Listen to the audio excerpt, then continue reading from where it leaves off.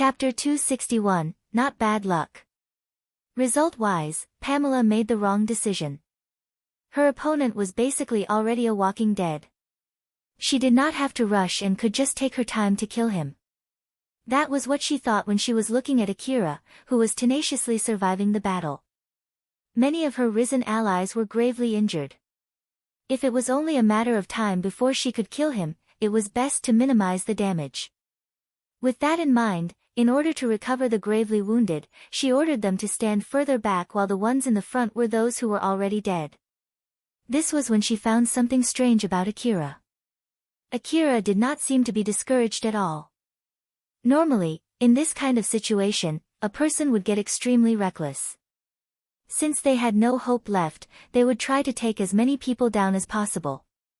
It would be a suicidal rush, which was not what Akira was currently doing. He must be waiting for something. She thought that it was because he was trying to buy time, but that did not seem to be the case at all. Akira did not seem to be waiting for reinforcement. As a matter of fact, he was fighting like a madman, taking any opportunity of victory, trying to overcome this battle with only his own strength. That was what Pamela judged watching Akira, who was close to the precipice of death, fight. Seeing that he was still alive when she had arrived, showed that Akira was far stronger than she had thought. The cautiousness that came up from that caused her to believe that he had another trump card in hand. A trump card that could turn the tide the moment she was close to victory. This possibility caused her to approach the issue even more cautiously. In the end, Pamela decided to take a slow and careful approach to finish him off. With enough time, Pamela would have a surefire way to eliminate him. The dead corpses continued their assault. Those who had lost multiple parts of their bodies, even their heads, aimed their rifles at him and started shooting. Meanwhile, some tried to cut Akira down with their blades. As expected, they were way weaker than when they were still alive. Nonetheless, with their numbers, they were still at least able to put Akira under pressure. Although they were moving as if they did not care if they died or not while they were still alive, in the end, it was a decision that they made to prioritize their objective. Of course, if they could win without killing anyone, then they would do that. Back then, there were still some hesitations on the effectiveness of their move compared to the risk they took on. Even if they were ready to put down their lives, they still wanted it to be utilized to its utmost, which created a gap. However, with Pamela in control, they had completely thrown away that reservation and the difference from that was big. Thanks to that, they were able to compensate for the difference in their diminished fighting strength. Akira was doing all he could to face that assault. He swung his LEO multi-rifle to sweep across his surroundings. He kept evading the bullets while destroying his opponents. But there was no question that he was getting increasingly cornered. Akira did not show any sign of slowing down. Even the thought of giving up had completely vanished from his mind. If his fighting power could be solely determined by his willpower, he would not have that hard a time fighting against them in the first place. In the middle of the chaotic battle, Pamela was waiting for an opening to shoot Akira. If he avoided her shot, he would not be able to evade the other's bullets. Suddenly, Akira's augmented suit made contact with the enemy's blade, releasing a flash of light. This marked his energy cell getting critically damaged. Due to its low energy reserves, his augmented suit moves started to become duller. As he had to avoid the opponent's blade that was coming at him like a suicidal rampage in his dulled augmented suit, Akira had to jump away. At that moment, just as Pamela had predicted, she sniped at him, and the bullet struck him. Akira was blown away by the bullet. He flew horizontally like a rag doll and bounced a few times on the ground before landing hard on a collection of rubble. But even so, he was still alive. The moment he understood that he could not avoid the bullet, he used all the remaining energy to receive that shot. Although he did not lose his life, he lost all his ability to fight. His augmented suit went inactive. Due to the damage on his body, it would not even listen to his command to move. Pamela finally let out a sigh of relief. She then aimed her rifle at Akira's head and declared, "Finally. Don't worry, I won't even tell you to stand up first. I will also at least let Milady know how hard you fought." The others also aimed their rifles at him. Just one shot would be enough to finish him off. If they started firing, there would not even be a trace of him left. Now then, good night. The moment Pamela was about to pull the trigger, her vision was suddenly filled with white light. The source of that white light was the AF anti-material cannon on Akira's bike. Since it was shot from far away and its spread was maximized, it completely filled the area in blinding light. It enveloped both Akira and the rest of his opponents. But Pamela and her allies quickly activated their force field shields to defend themselves. Thanks to that, they were spared. As for Akira, the light was blocked by the rubble and wreckage between the cannon and him. Naturally, this was not out of luck, it was a carefully calculated shoot made so that it would not injure him. The bike kept shooting its AF anti-material rifle toward Akira while heading straight at him. The moment Pamela noticed that it was nothing but Akira trying to buy time for himself, the bike had already reached its target. Right at that moment, Akira used all the might he could muster to get onto the bike. At the same time, the bike quickly accelerated and left the area. Of course, they quickly started shooting at Akira, trying to hit him. With their augmented suits, if they focused on racing after Akira, they would be able to catch up to him. However, the bike was already set to use its full power to fly off with maximum acceleration. Moreover, the LEO multi-rifles on its arms, as well as its AF anti-material cannon were used to hold them back. The area was filled with lasers and bullets. The rubble evaporated and exploded, filling the area with pieces of debris. The destruction to the area was severe. As expected of the annihilation ray that worked even against the powered suits that attacked the intercity transport. However, Pamela and the others were fine. Those who were already dead, quickly stepped forward to create layers of force field shield, sparing Pamela and those who were still partially alive. Even so, Pamela was knitting her eyebrows. The bike had left at max speed through the clear sky. It was already way outside her reach. What a blunder. He got away. Pamela was somehow able to hold back her frustration by reminding herself of her duty to her master. She then immediately called Lottie's to let Chloe know the result. Due to Pamela being too careful, she had failed to kill him. If she had thrown away caution and prioritized killing Akira, she would have been able to accomplish it. Even in that hopeless situation, Akira was tenaciously scouring for an opportunity to win, even now. That abnormal tenacity caused Pamela to be careful, which in turn caused her to make such a major blunder. Determination and willpower alone could not win a fight, but those things allowed him to turn the tide from a hopeless situation. Akira was clinging to his bike as it flew through the sky. In his still hazy mind, he could hear Alpha's voice from his bike. Akira. Hold on tight. I don't have the leeway to pick you up if you fall, Alpha. I know, but, wait, where are you? We need to get away from here as soon as possible first. Make sure to hold on. It was as if Alpha could not hear him at all and Akira found that strange. My telepathy can't reach her. No, this is. Now that he had already gotten away from the battle, and could hear Alpha again, Akira regained some of his cool. He finally noticed that his connection to Alpha had been cut off. Right. But my augmented suit has already run out of energy. As long as you're on the bike, it'll charge your augmented suit through a wireless connection. We modified it so that it can do that, remember? Your augmented suit current can only utilize minimum power, and since I'm not connected to you right now, I can't control your augmented suit. So, make sure not to faint, Roger that. Inside his hazed mind, close to fainting, Akira somehow managed to stay awake and kept clinging onto the bike. The augmented suit had already charged enough to function in casual mode. So, he was able to move his body, though he hardly had the strength to move his body on his own. The bike kept going on just like that and left the ruin. Eventually, Alpha returned back to Akira's vision. Alright. We've connected again. Just leave the rest to me, alright. Akira said so in relief and finally lost consciousness.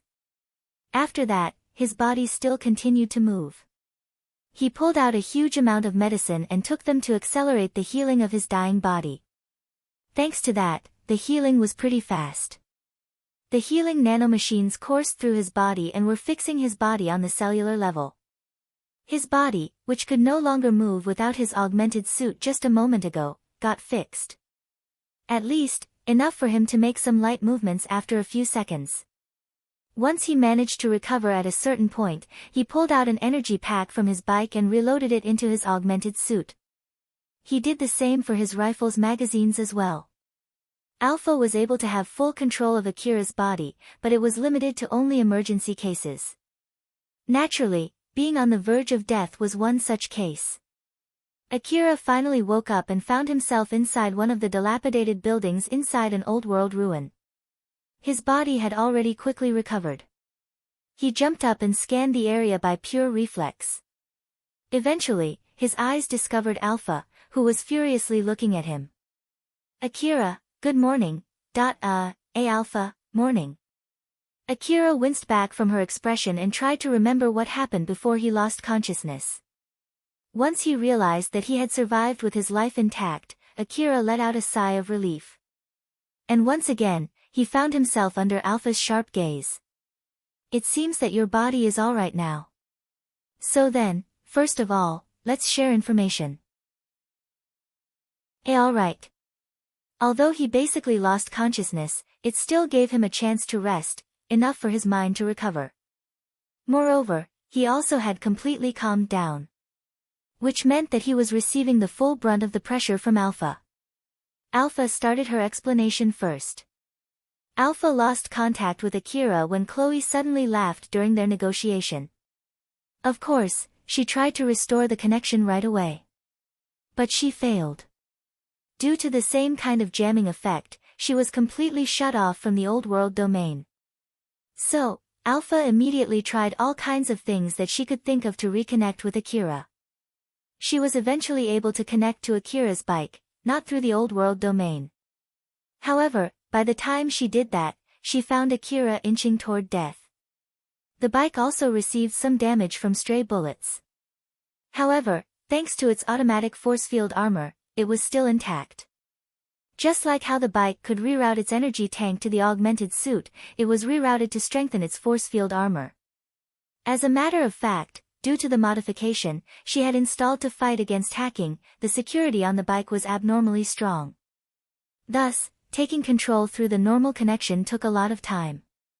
After that, due to the bad connection, although she could not control the bike well, she managed to reach Akira and rescue him.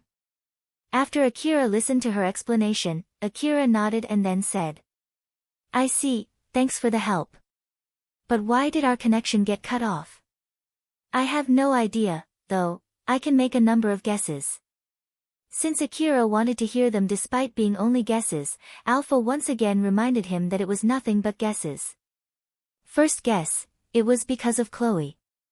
To keep the content of their negotiation secret, it was completely understandable for them to use extra potent, thick jamming smoke. After all, if negotiations broke down and it turned into a fight, as long as no one knew the details of what had happened, she could come up with all kinds of excuses. Dead man tells no tale. If they could kill Akira and erase the information, both records of the negotiation and the issue with the ownership of the card would all be erased. The ones who survived could claim without dispute that Akira was the one who attacked them first. They had no other choice but to fight back. It was not a strange ending for those who picked a fight against a large company. That would explain why they would use jamming smoke to cover the area. I see. But I thought that jamming smoke does not work on old world domain connection. Those had their effect weakened. With the correct device, you could even block old world connection. High-ranking hunters tend to have communication devices that use the old world domain connections. That is why they usually use jamming smoke that can even block off old world connections, just to be safe. Well, it could also be that they are in a position where they can afford to use them. It could also be that they're using that kind of equipment all the time to fight the monsters further to the east, since those monsters are also using the old world domain connection. Even after he got away from the area in the middle of the battle, it still was jammed.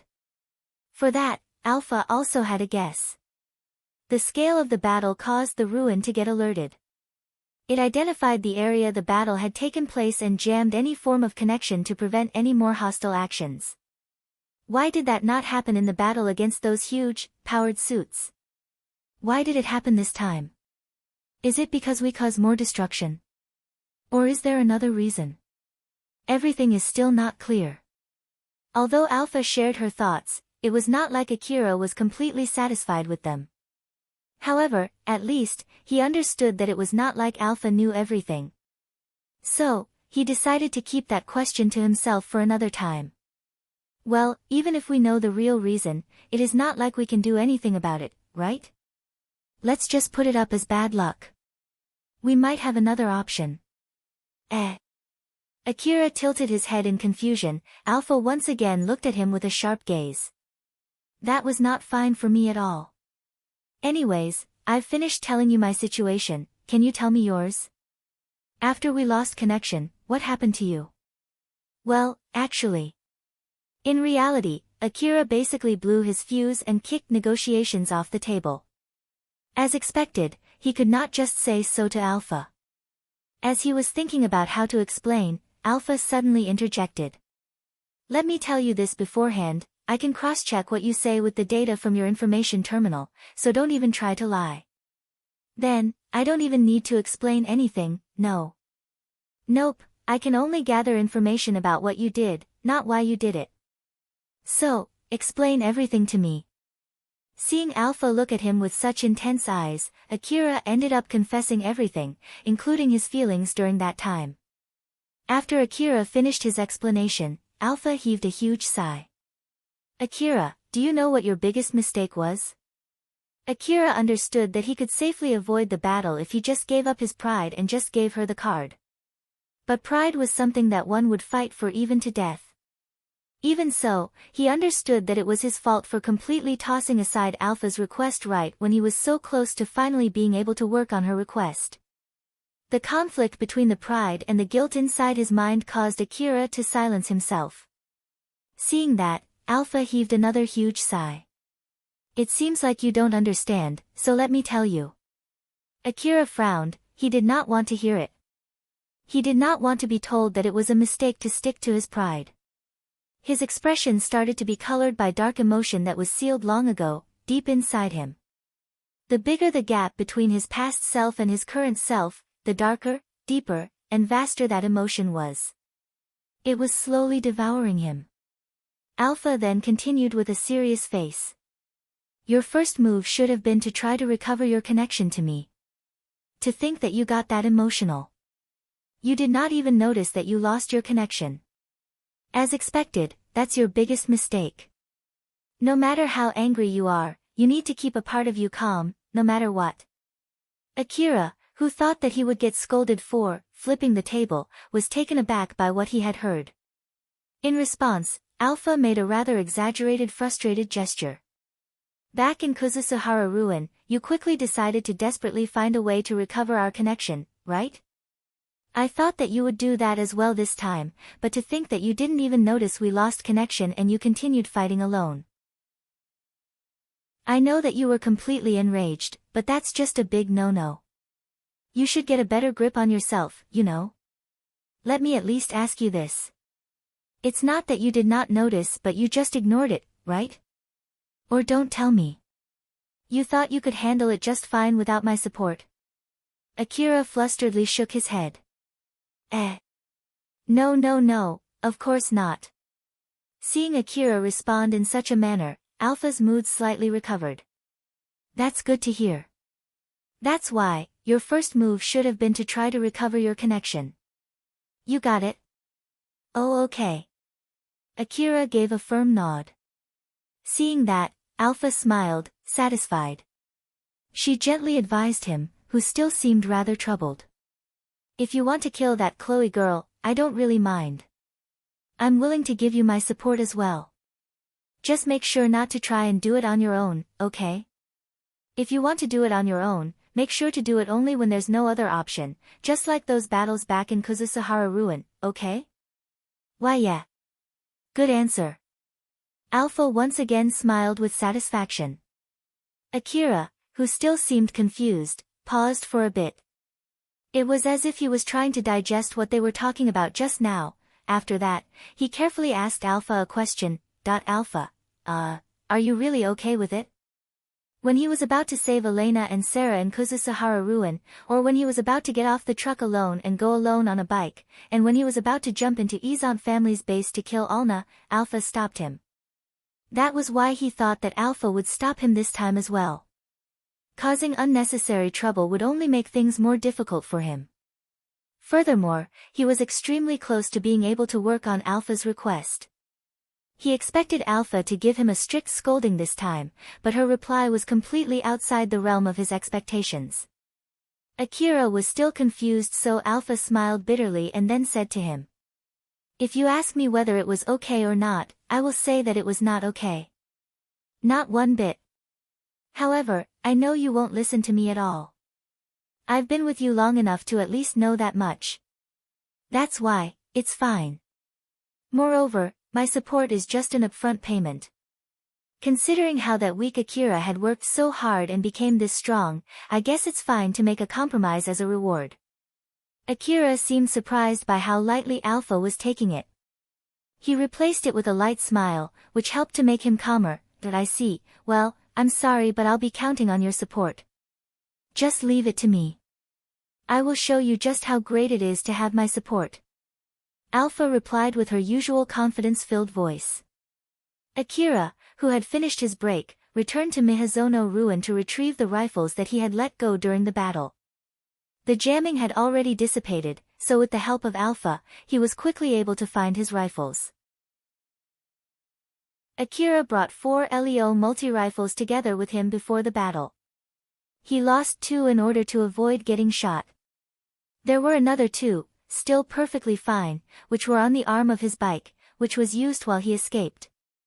After picking up all 4, only 1 was still okay. 2 of his rifles were completely wrecked, with no possibility to fix them. Since they were protected by force field armor, once it was gone, those rifles were easy to break. Pamela did very well to make sure that they were not salvageable. Seeing the destroyed rifles on the ground, Akira let out a huge sigh. They were so expensive. If you had prioritized recovering your connection to me, this would not have happened, you know? It did cost you quite a lot, didn't it? I know. Alpha was stating that in a teasing manner, and Akira smiled bitterly in response. His mood had at least recovered enough to respond in such a manner. "So then, what do you plan to do next? Even if you're planning to look for her, I recommend you search for a hint about her location first. If she ran further to the east, I hope we won't be chasing after her. The monsters there are too strong even for your current equipment, you know?" "I know that, but..." As expected, Akira also did not like the idea of going around attacking Lion Steel's facilities one by one. Moreover, it would be a huge waste of time if he did not make sure that there was a good chance Chloe was there. As Akira was giving a long hum while looking at his options on how to find Chloe, his face suddenly perked up as if he came up with something. "Alright, I guess I'll ask her first." Akira hopped onto his bike and paced it toward the person that he had in mind. The information-gathering device that was continuously scanning his surroundings showed 2 blips that came out from the nearby Hunter office. They were Carol and Viola. Carol, Viola, and Babalod looked around and were surprised by what they saw. The Hunter office was completely fine since it was protected by force field armor, but most of the buildings around it were decimated. After the battle outside had calmed down, the hunters inside the Hunter office came out to search the area as a part of their emergency request. They were to make sure that the area was safe. Thanks to that, they could confirm that the battle had ended. However, they could not confirm if the reason for that battle was completely over. The reason why Carol and Viola came out rather late was because they did not take the emergency request and waited for the broadcast to announce that it was safe. Carol looked around with a worried look. Akira, who should have been waiting for her outside, was unreachable. Either he got involved in that battle or Akira was the reason for that battle. A lot of things were going through her mind. Whether he was still alive, or already dead, and much more. Viola, I want to ask for your help. Can you look for Akira? Sure. Though, it seems that he's at least alive and kicking. Carol looked at Viola in confusion. How exactly did Viola know without investigating first? However, when Carol looked in the direction where Viola was looking, she immediately knew the reason why. Akira was on his bike, heading toward them. Akira then parked his bike next to them and hopped off. Akira, you're all right. Yeah, somehow. Seeing Carol smiling happily knowing that he was fine, Akira looked worriedly as he apologized. Carol, I'm sorry, but I need to quit the job you gave me. A few things happened and I'm rather busy right now. A few? What's going on? Sorry, can we put it aside for later? I also don't exactly know what's going on. Akira only said so and shifted his attention to Viola. He then frowned as he was thinking about how to ask his question. When he had decided, he once again looked at her. This time, with a deadpan expression, he pointed his muzzle at her. I'll be straight, is this your doing? Viola was going to answer that question with her usual smile. Even if you ask, that's just so out of the blue, what exactly are you? Akira's muzzle was directed right on top of her temple to shut her up. Let me tell you this, right now, I'm not in the best of moods. So, give me an answer, straight, honest, clear and concise. I'll ask you again. Is this your doing? If she did not give a straight answer, she would be dead. If she said yes, she would be dead. If she did not say anything, she would be dead. There was no hesitation, and no doubt this time. Viola at least already knew that much. To hide her anxiety, something that she could not hold back, she made a stern look and turned to Babalod. Akira followed that and looked at Babalod too.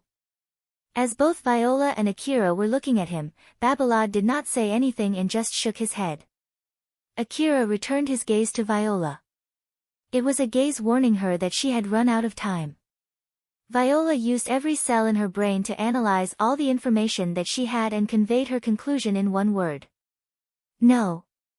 Akira still did not lower his rifle and asked Alpha. Alpha. Leaving aside whether it is really the truth or not, she is not lying. Wait. So, you can tell the truth while also lying? The definition would be different from one person to another depending on their principles and moral codes. That's why there are no absolutely correct answers. I'm sure she believes that, at least, she had enough reason to convince herself that it was not her fault. Judging from that point of view, she was not lying. Even if we don't come to the same conclusion from our point of view. Ah, I see. Akira hesitated, but he eventually decided to lower his rifle. Viola let out a huge sigh of relief. If it's not your doing, I have something I want to ask you. I'm looking for Chloe right now. If I'm not mistaken, she's affiliated with the Lion Steel Eastern District 3rd Ward branch. You're a good info broker, right? Look for her. Viola tried to return back to her usual attitude. Even if it was only on her lips, she twisted out a smile. Oh, a request for a job then? I don't mind looking for her, but if it's for some kind of negotiation, you can let me take care of that part as well, you know? So, what do you plan to do after finding her? I'm going to kill her. That short sentence was filled with determination. The others there winced back. Even Viola, who had often faced suffocating pressure of killing intent during negotiations, and even Babalod, who was a high-ranking hunter, both inadvertently winced back in the face of Akira's strong emotion that they knew was not directed at them. So then, can you find her? Viola automatically tried to act normal and replied. I already know about her. She's from the same house as the founder of the Lion Steel Company. Were you aware of this when you said you're going to kill her? So, does that mean that you're not going to help? Akira's gaze toward Viola changed ever so slightly. It was as if he was only trying to discern if she was an enemy or not. Viola, who noticed it, immediately gave her answer. What I am saying is that it won't be cheap. I am an information broker. So, it's not like I can just give away information for free, it will be pretty expensive. It's not cheap trying to collect information. Especially when it comes to important people like her. That is why, it'll cost at least a few dozen billion aurum, depending on the case, it might even be more expensive. I don't mean to offend you, but can you pay for it? After Viola told him that it was only a matter of money, Akira's gaze returned back to neutral. He then titled his head and said, That's pretty expensive. But well, that does make sense to be that expensive, I guess. Considering that it was a piece of information to help him kill someone, a person who had personal maids and butlers protecting her, it would not be strange for it to be that expensive. But Akira did not have the funds. So he started to hum, pondering what else he could do instead. On the other hand, Viola sighed in relief. She did not expect Akira would react that strongly. It was true that depending on the way he interpreted it, it might sound as if she was telling him that it might be better not to try to kill Chloe. That was why she flusteredly tried to emphasize that she was talking about the price. If it was a matter of money, she thought that Akira would not show any hostility, and thankfully, her guess was correct. But unfortunately, it was unclear whether it completely saved her or not. Akira's face then lit up as if he just thought of an idea. In that case, let's do this. If you give me information about Chloe, depending on how valuable it is, I will consider letting you live as beneficial. Unfortunately, I can't really say how much that would be if converted into money, so you can just give me enough information that you think is worth the same amount of money as that. So, what do you think? Unlike Akira, who was obviously showing the sign of willingness to negotiate, Viola knitted her eyebrows in deep worry. During the battle in the slums of Kugamiya City, Viola had caused Akira trouble and was once killed by him. After that, based on her deal with Akira, she ended up having to help Cheryl's gang. That deal caused Cheryl's gang to greatly develop with her help. Moreover, Viola had also solidified her position inside the gang. Basically, the gang would be in trouble without her around. Since then, time passed and it had become vague if she had fulfilled her part of the bargain or not. But Akira casually brought that up. Even after helping Cheryl's gang that much, it did not seem to be enough from Akira's point of view. Viola was able to confirm it, though to her, this was not good news. What if I say no to that? Are you going to kill me? Not really. I just thought that I might be able to use it in place of money. If you don't accept it, you can just say no. I won't force you. I see. Seeing Akira reply so calmly, Viola sighed. Half in relief that the negotiation proceeded as she had planned. So, she then continued to confirm the other half thing that worried her. By the way, since you brought this up, does that mean that you're still thinking of killing me? If I may, can you give me a precise explanation as to why? Even if you ask me, well, if something bad happens? It's not like I've decided on the specifics. Basically, if something comes up and I want to kill you, then I will. If I have to mention a particular example, then if Cheryl asks me to, I guess. I see. Just to let you know though, I'm well included in the management of Cheryl's gang, the gang would basically crumble without me, you know? So. Viola's smile distorted with anxiety. If it had been a short answer, which was akin to a threat, she had thought up ways to counter it. Such threats were a regular thing in many of the negotiations that she had faced, so she already had a list of ways to handle them. But this time, it was a pure question from Akira. That told her that Akira basically had no idea how that had anything to do with not shooting her in the head. For him, it did not give him any reason not to kill her. It was as if that was not worth even a dime, especially when negotiating for her life. Akira had said that he would not kill her even if she said no. That only meant that he would not kill her because she refused. However, the moment she refused, Akira could think that it was meaningless to let her live and just outright killed her right this instant. Viola had at least predicted that much. Including the fact that he was most likely unaware that he was issuing a threat. Viola basically had no other choice but to compromise after receiving Akira's unintentional threat. I basically just need to find where Chloe is, right? After that, we're even, right? That depends on what information you can give me.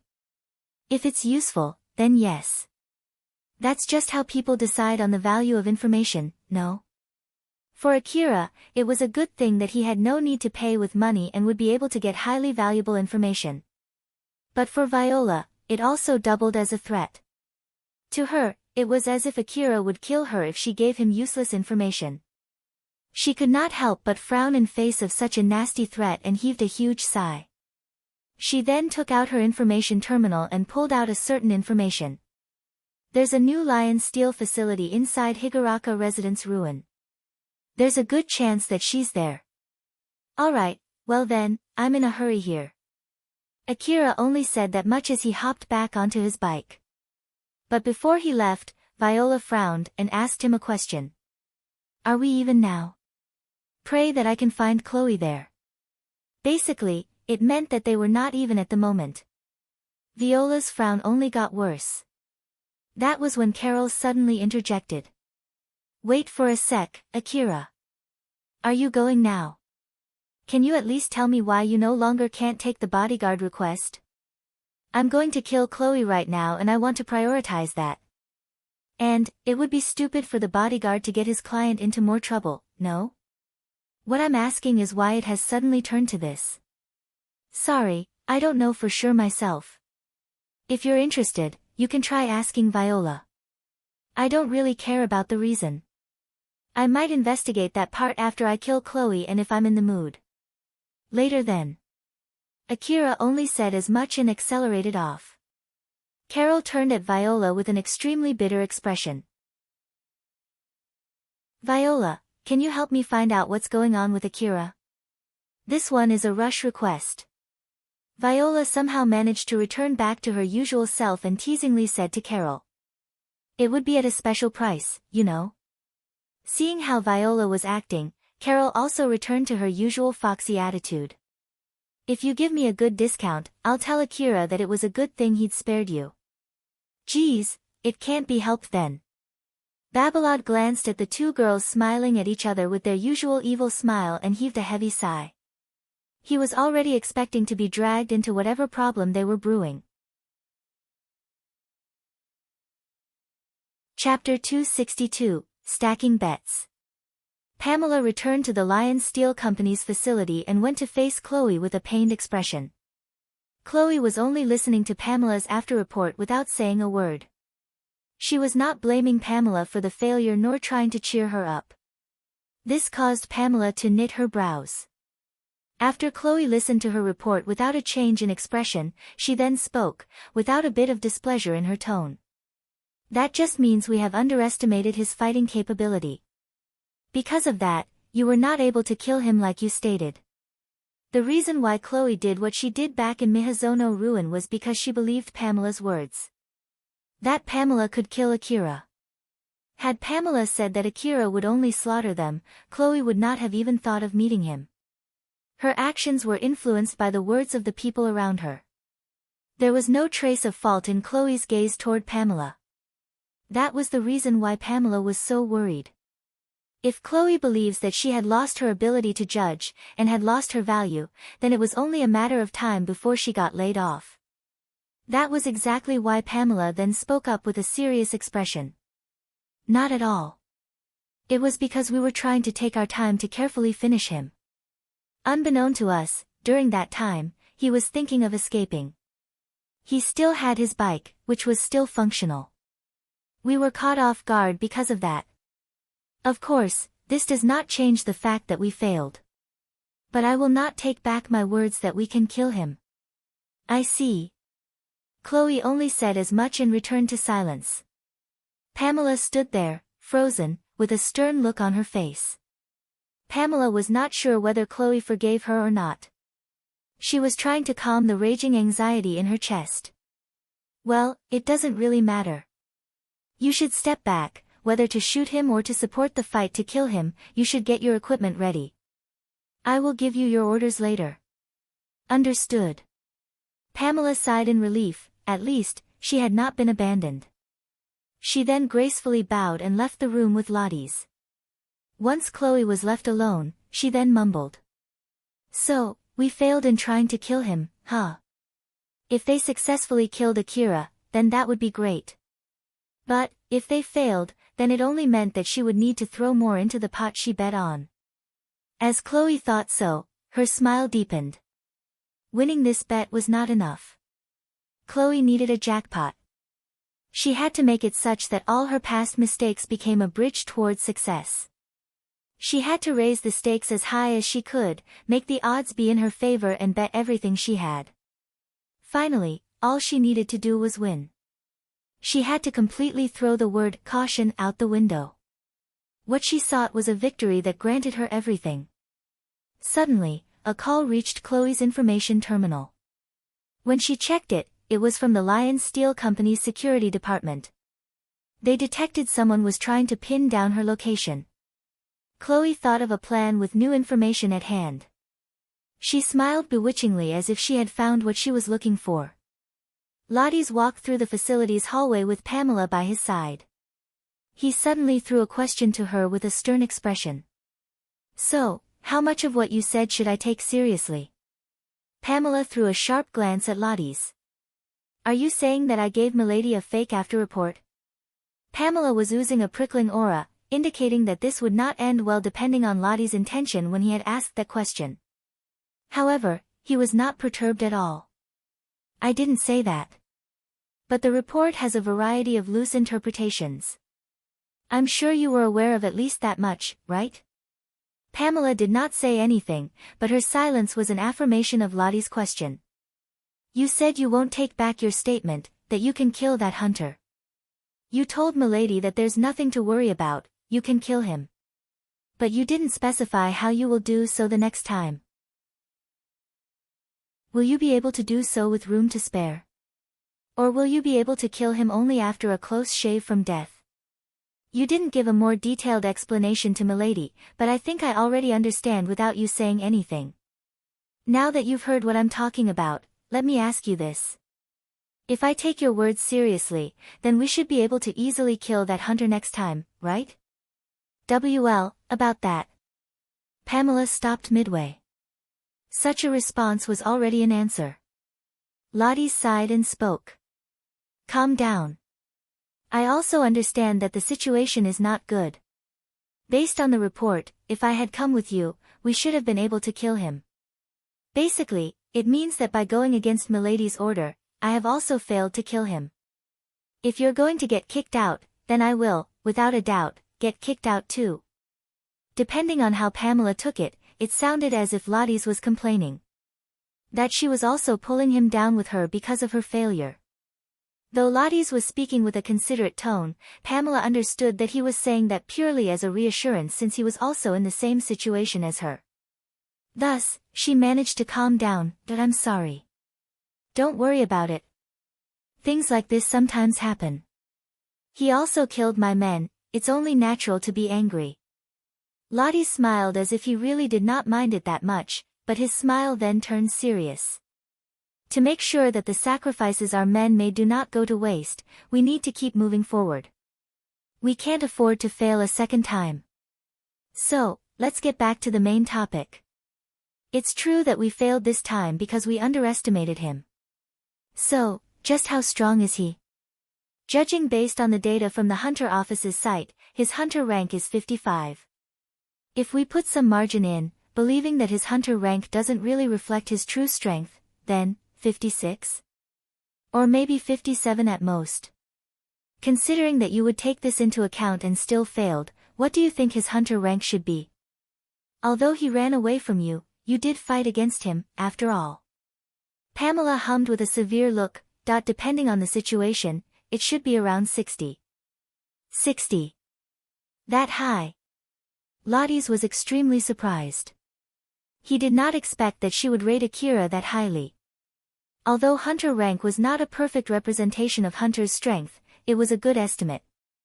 Though, the higher the rank, the better that rank indicated the Hunter's true might. That was because as they reached a high rank, more achievements were needed. It became increasingly more difficult to go up a rank higher. Because of this, Hunters of the same rank could have widely different battle prowess. With that in consideration, a 5-rank deviation was completely abnormal. That was why Lottie's was flabbergasted. As Lottie's unconsciously looked at Pamela with doubt in his eyes, she turned at him with a serious expression and stated, "Our men are not weak. They had fought to their very end. But he essentially killed all of them even before I arrived. Although it was due to my blunder, he still got away from me. It's well under reason to say that he is around rank 60, you have a good point. And, next time, we wouldn't even have the chance to surround him first before starting a fight, huh? It was a good thing that we had asked Milady for permission to use the emergency equipment." As Lottie's and Pamela arrived in front of the warehouse's door, it opened. That warehouse housed a powerful weapon, one enough to kill a rank 60 hunter. Lottie's and Pamela went to put on their respective equipment, and suddenly, a notice from Chloe reached them. It contained an order from her. Lottie's and Pamela looked at each other, confused after they checked the content of that order. Akira paced his bike through the roadless wasteland into Higuraka residence ruin. He was surprised to see something that was not there the last time he visited that ruin when he arrived. He stopped and looked around the ruin. As he was about to head straight to the Lion Steel facility, Alpha suddenly stopped him. "Akira, you're going to raid a facility owned by a company this time. Since it is built in the middle of a ruin, it's only to be expected that it's armed. So, let's not break in from the front door." "Alright, so, what's the plan?" "Shoot the AF anti-material cannon from afar. I don't have much ammo left for that cannon, and it's not like we can kill Chloe by randomly shooting at that building, you know?" What he knew from Viola was only that there was a good chance Chloe was in this building. Viola did not specify where exactly she was.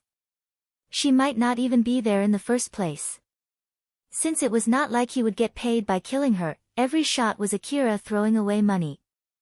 Now that he had substantially calmed down after reconnecting with Alpha, he was calm enough to consider the ammo expense. He did not wish to take on any more unnecessary expenses for his objective. Normally, the moment he showed hostility toward the Lion Steel Company, he would be facing trouble more worrisome than mere ammo expense. But Akira did not care about that at all. Alpha hoped that Akira would be more worried about that part as well, but since she did not want her relationship with Akira to sour, she focused on her second best option, which was to help him. "Let's leave the bike behind and sneak in using the camouflaging cloak. Then, we can find her, kill her, and escape." "Optical camouflage, huh? I'm pretty sure they'll be able to find us though." Although Alpha's words reminded him that he had that option as well, he thought about how he saw through their camouflage. Thus, it was likely that they would be able to see through his camouflage as well. If that was indeed the case, then it was better to raid the facility on his bike. But Alpha expressed her confidence. "It should be no problem with my support." "Is that so? Alright then." Seeing Akira obediently step off his bike, Alpha released a sigh of relief. For Akira, he did not care as long as he got to kill Chloe. He did not see the whole Lion Steel Company as his enemy. Even if he got discovered trying to sneak in, it would be fine as long as no one could prove that it was him.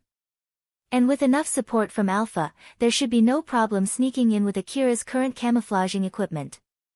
As such, sneaking in should be a much better choice rather than barging from the front door. That was why Alpha made that suggestion to him. But that plan turned out completely useless. A huge armored APC suddenly jumped out from the Lion Steel facility. It quickly went past the ruin and out to the wasteland. Akira, who had received the notification about the passing vehicle, quickly jumped right back on his bike and immediately chased after that APC.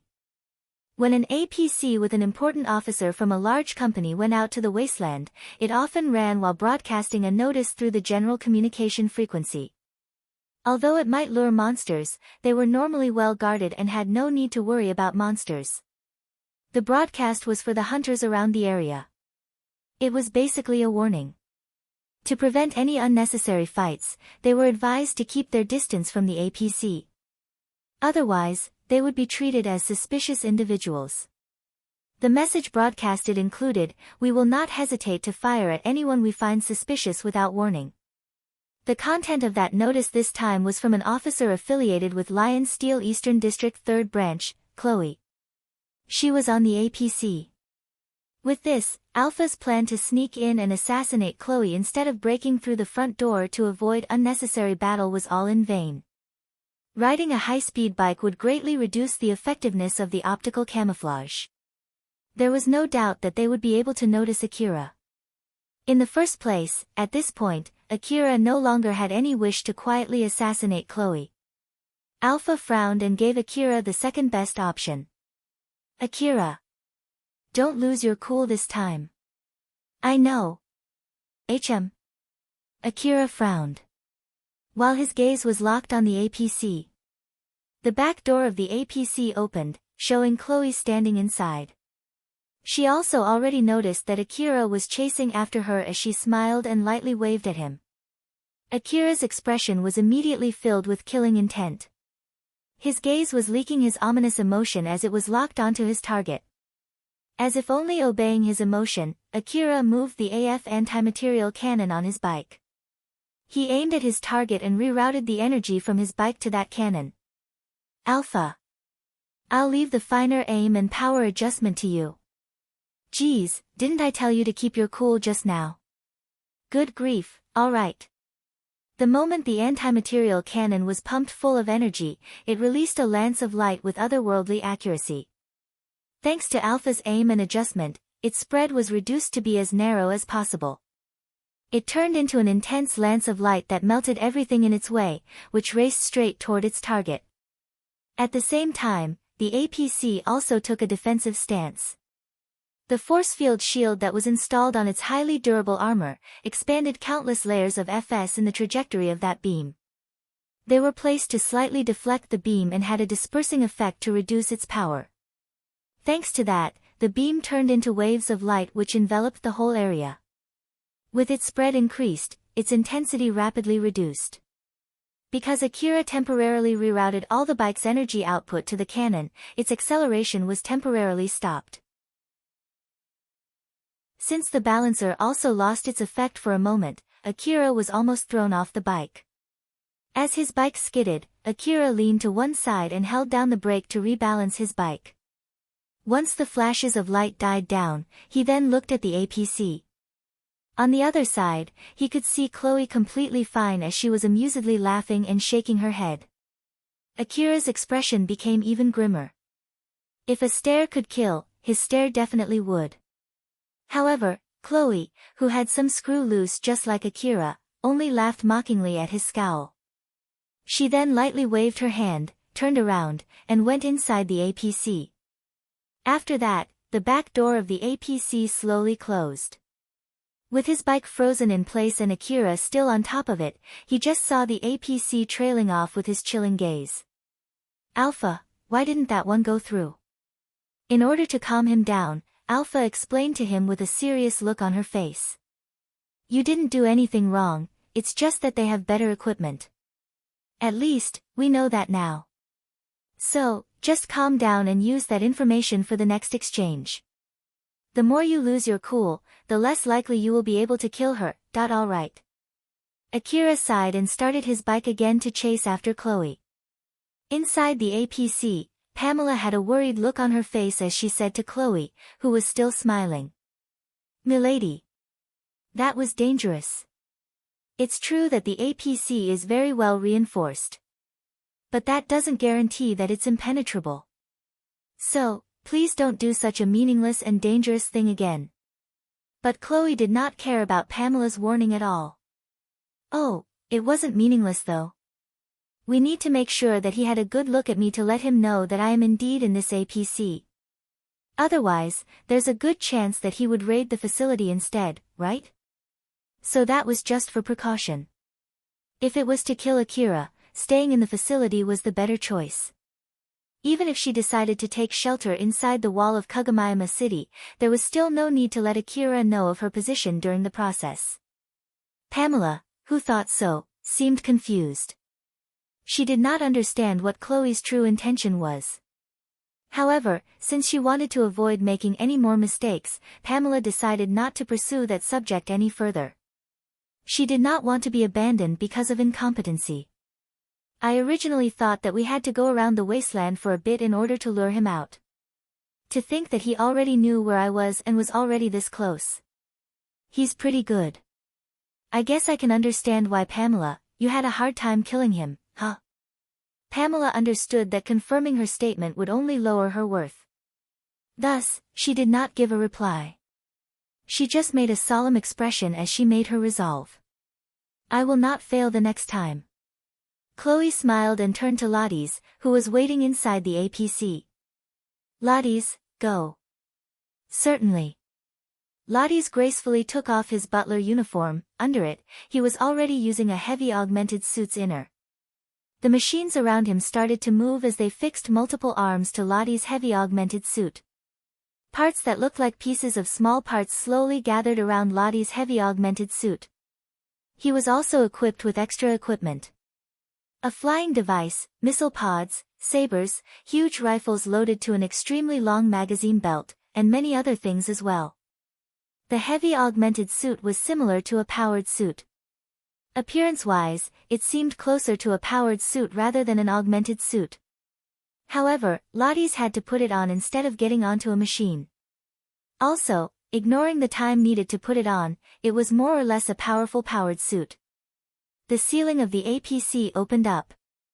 A loud sound was produced. It came from the flying device of the heavy powered suit that had taken off. Lotties used a force field shield to protect the area around him before takeoff. Due to the sheer amount of energy that was pumped into it, the force field shield created solidified air, which was like a glowing wall of glass. Beyond it, Lotties bowed to Chloe. Well then, I shall now go. I shall bring back good news for Milady when I return. But Chloe only lightly replied. Yeah, also, if you want to give me a good after report, then I have one order regarding the fight, do it grandly. Grandly, huh? Yep. It's important to kill him.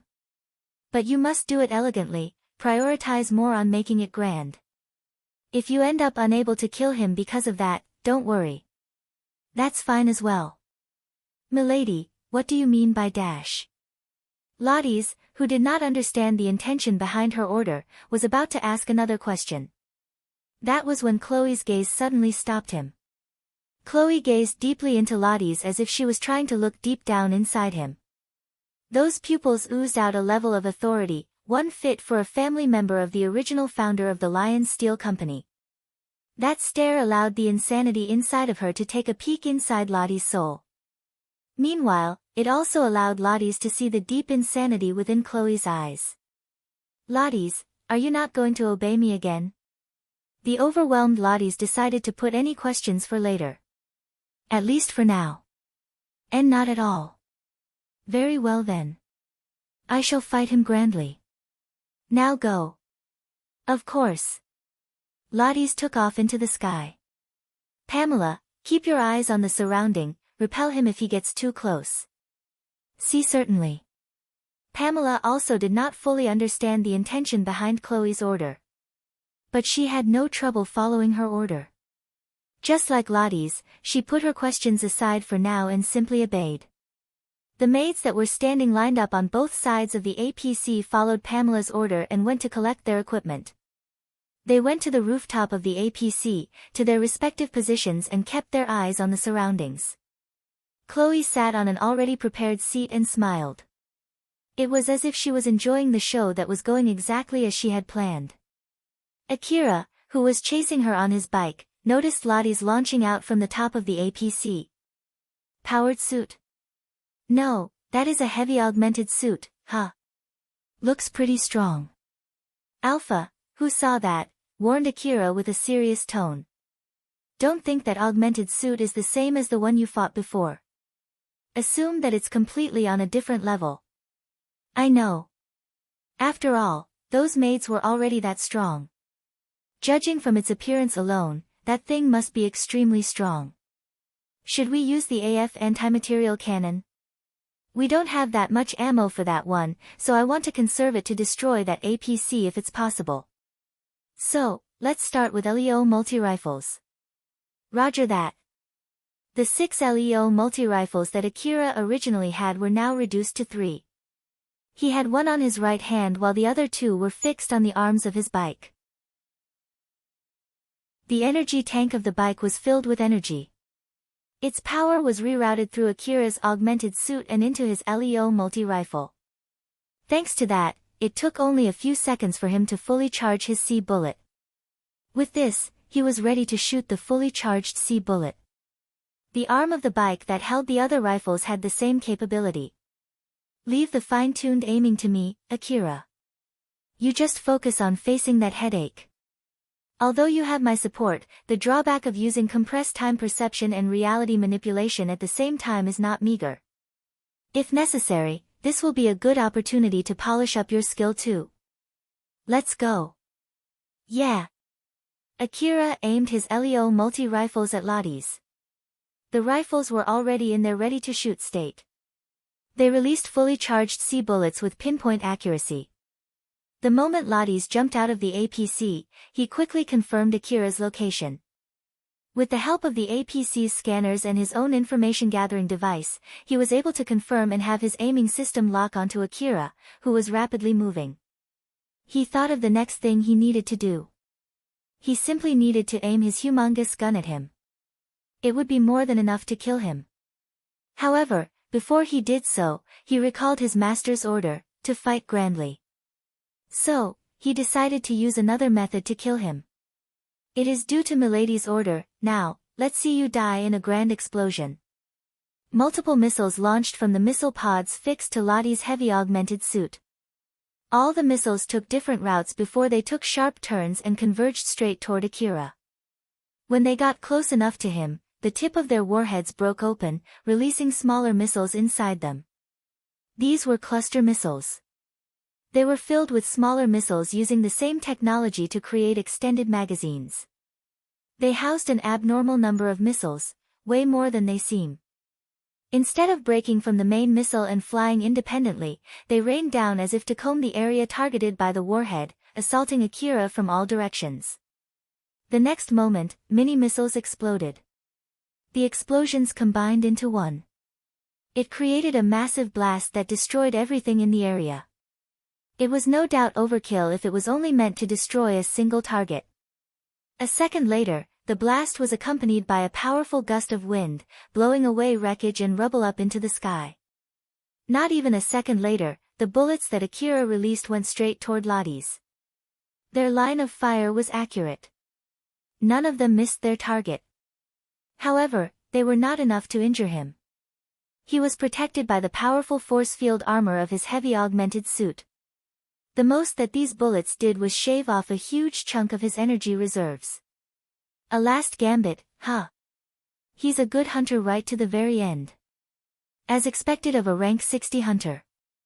Lottie's lightly complimented Akira. He had already concluded the boy to be dead.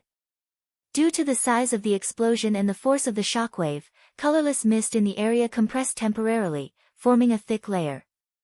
From the outside, the colorless mist looked like a translucent film that wrapped around the explosion and smoke that was raised. Those from afar would only see and feel a normal shockwave. However, that area trapped inside that condensed layer of colorless mist was burning and melting from the heat of the explosion. It was no different than an inescapable scene from hell. Lottie's thought he only needed to wait for the colorless mist to disperse and for the explosion to die down before confirming and reporting back to Chloe. If he could not find anything, he could report that Akira had been blown to pieces. Either way, he was certain that he had already won. However, his confidence was shattered. A massive light blade suddenly extended out as if to cut open through the flames and explosives. From there, Akira jumped out. What? Lottie's was completely flabbergasted. Alpha understood that it was impossible to evade the countless mini-missiles raining down on them. Thus, she quickly took action. She gave her order to Akira. She leaned the bike on one side and the moment its tire lifted off from the ground, she accelerated the bike. The bike that was laying on its side continued to create force field armor under its tires as it spun like a spinning top. The quick spins created layers upon layers of force field armor. While the bike was spinning, Akira quickly pulled out the metallic liquid blade container fixed on his bike. He pulled the handle out of the blade container and liquid metal gushed out of it. Normally, the liquid metal would harden into a thin blade. However, with Alpha's control, it turned into a wide, extremely thin blade, still covered in liquid metal. Akira then swung it, matching its timing with his spinning bike. The force of his swing caused the liquid blade to bend like a fabric. It was then painted around with his bike as its center. After the liquid metal was sufficiently spread, the force field armor helped to temporarily harden it. Right after that, the missiles exploded and engulfed Akira in it. He was only able to survive that thanks to the multi-layered force field armor plates and the hardened liquid metal that enveloped him. Of course, this should not have been enough to fully withstand the might of the explosion. However, the protective structure was arranged with Alpha's advanced calculation. It deflected and dispersed the force from the explosion. It thus greatly weakened the explosion before it reached Akira. In that short time before the blast reached them, Alpha had made numerous complex difficult calculations. This included all the effects and changes when each individual explosion compounded into one. Only then did she come up with this move. Even so, the explosion still engulfed and hit Akira. Thankfully, those protective layers had softened the blast to the point he did not get hurt. He used half of the remaining liquid metal that survived the explosion to form a blade, which was used to cut open the thick layer of colorless mist. Using that opening, he accelerated his bike to jump out of it. As he jumped out from that small opening, the explosive force contained behind him made him get pushed out even quicker. A moment later, the colorless mist layer broke and crumbled into pieces. The explosion that was compressed and held inside of it spread out as if there was a second explosion. After Akira escaped such a dangerous situation, he could tell that it was a close call. He then said with a frown, "That was dangerous. Just what is with that guy?" Alpha looked at him with a stern expression. It was both to let Akira know how dangerous that situation was and how powerful the opponent was this time. To confirm it, she issued a warning. "It seems that he's using a pretty powerful heavy augmented suit. It's strong enough to be posted in the front during the intercity transport escort request." "That's strong, huh?" "Well, it indeed looks to be that strong. Though, it makes me raise the question, why didn't he use it back then?" I guess they really just wanted to negotiate before, huh? To show the willingness to negotiate, it's important to hide one's weapons. If they were planning to kill Akira right from the start, they would have used this heavy augmented suit. Akira reflected on the situation. It was thanks to their blunder that he survived that battle. He could not help but smile with self-mockery. "Well, thanks to that, I'm still alive right now. I guess I have at least sufficient luck needed for that, huh? Akira, if you combine that small luck that you still have left with my support, you could have fought better, you know? Even that attack just now. You would have been dead if it was not because of my support. If you think that you have bad luck, make sure that you can compensate for it with my support. Make sure to prioritize recovering our connection." "I get it already, sorry about that." Akira smiled bitterly and apologized to Alpha, who seemed to be angry. In the middle of their exchange, he was still moving forward with his bike. Akira then put that thought aside for a moment and focused on what was in front of him. "So, any idea how to shoot him down? First of all, let's check if we can chase the APC while ignoring him. If it's possible, I want to try a close-range AF anti-material cannon or zero-range slice. If we get closer to the APC, I'm sure that they will have to be careful so as to not shoot that APC as well. So, let's go with that." "Roger that." Akira accelerated the bike toward his target. To maintain his calm, he did not use his urge for murder to fuel his anger. Instead, he used it to fuel the cold calculating side of his as he blazed through the wasteland. Chapter 263, Assault. Even after receiving such an assault, seeing how Akira did not die and instead was closing in on the APC, Lotties could not hide his astonishment. To tell me that he is a rank 55 hunter. You gotta be kidding me. Even rank 60 is not high enough. He might as well reach rank 65. The way Akira raised his hunter rank caused it to not be properly reflected. Even Lotties could tell that Akira's true strength was not something reflected on his hunter rank. Whether by selling relics or hunting monsters, normally hunters raised their hunter rank slowly over time. Even when a rank 55 hunter defeated a monster only a rank 65 and above hunter could take down, that did not immediately raise their rank to 65. Under normal circumstances, hunter rank would rise through selling valuable relics multiple times or defeating powerful monsters multiple times.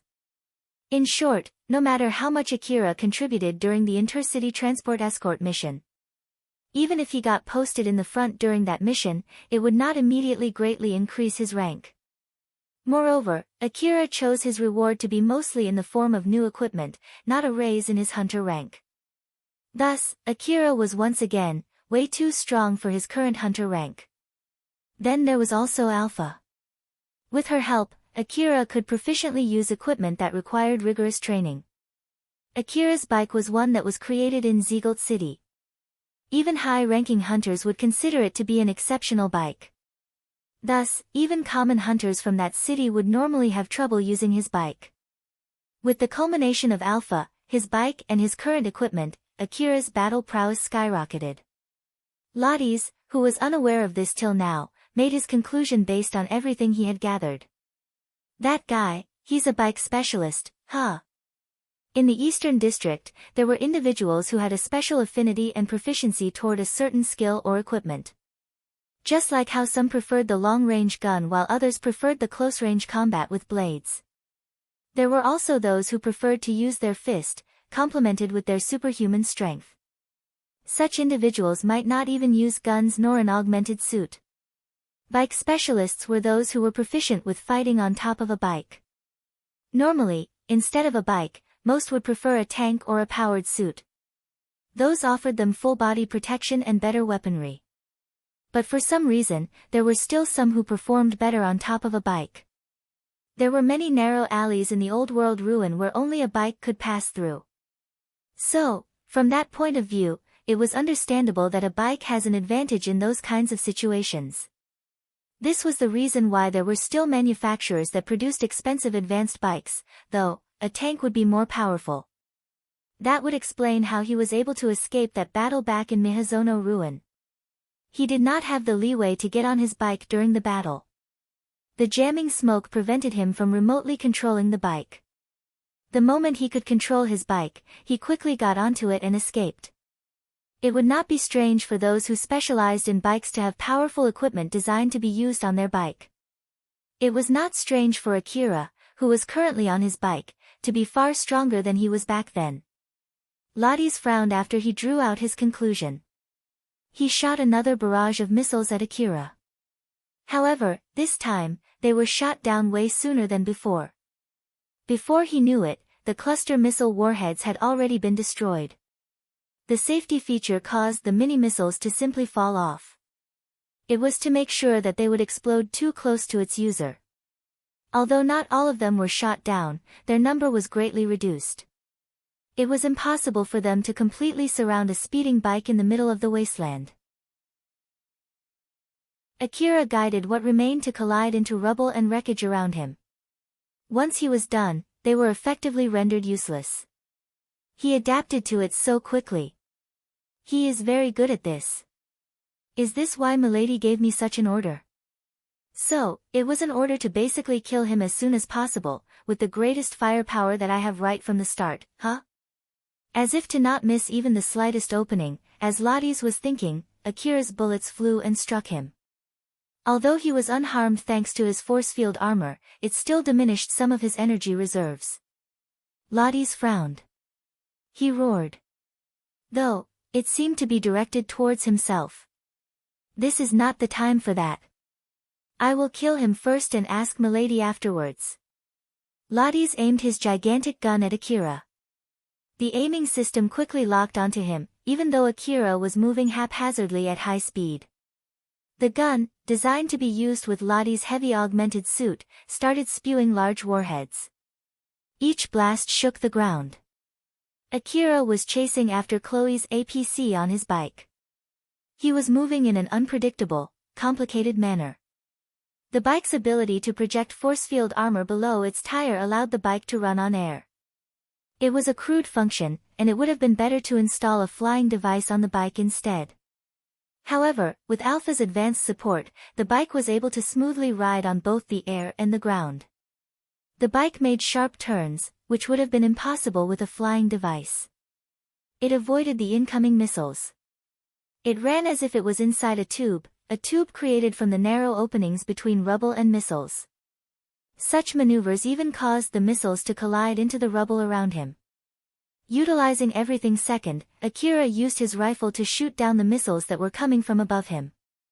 With his advanced skills to evade, even when missiles were raining down on him, destroying everything around him, he was still able to slip past them unharmed. It would not be strange for Akira to get thrown off his bike, considering that it was moving around rapidly. It was only thanks to his augmented suit that he was able to stay on top of his bike. Even so, this was still not a comfortable situation. Akira frowned from the pain. It's still the usual battle. Thanks to that, Akira was able to stay calm even while his body was pumped with adrenaline. He even had room to complain, just like usual. Alpha. Can you do something about this? You said that you would show how good your support is, right? Thanks to his time perception compression, Akira was barely able to keep up with how fast the scene in front of him was changing. If it was not for his extrasensory sense, he would have completely lost orientation, unable to tell where was left or right. I'm pretty sure I'm showing you just how good it is right now, no? The next one is from the top right.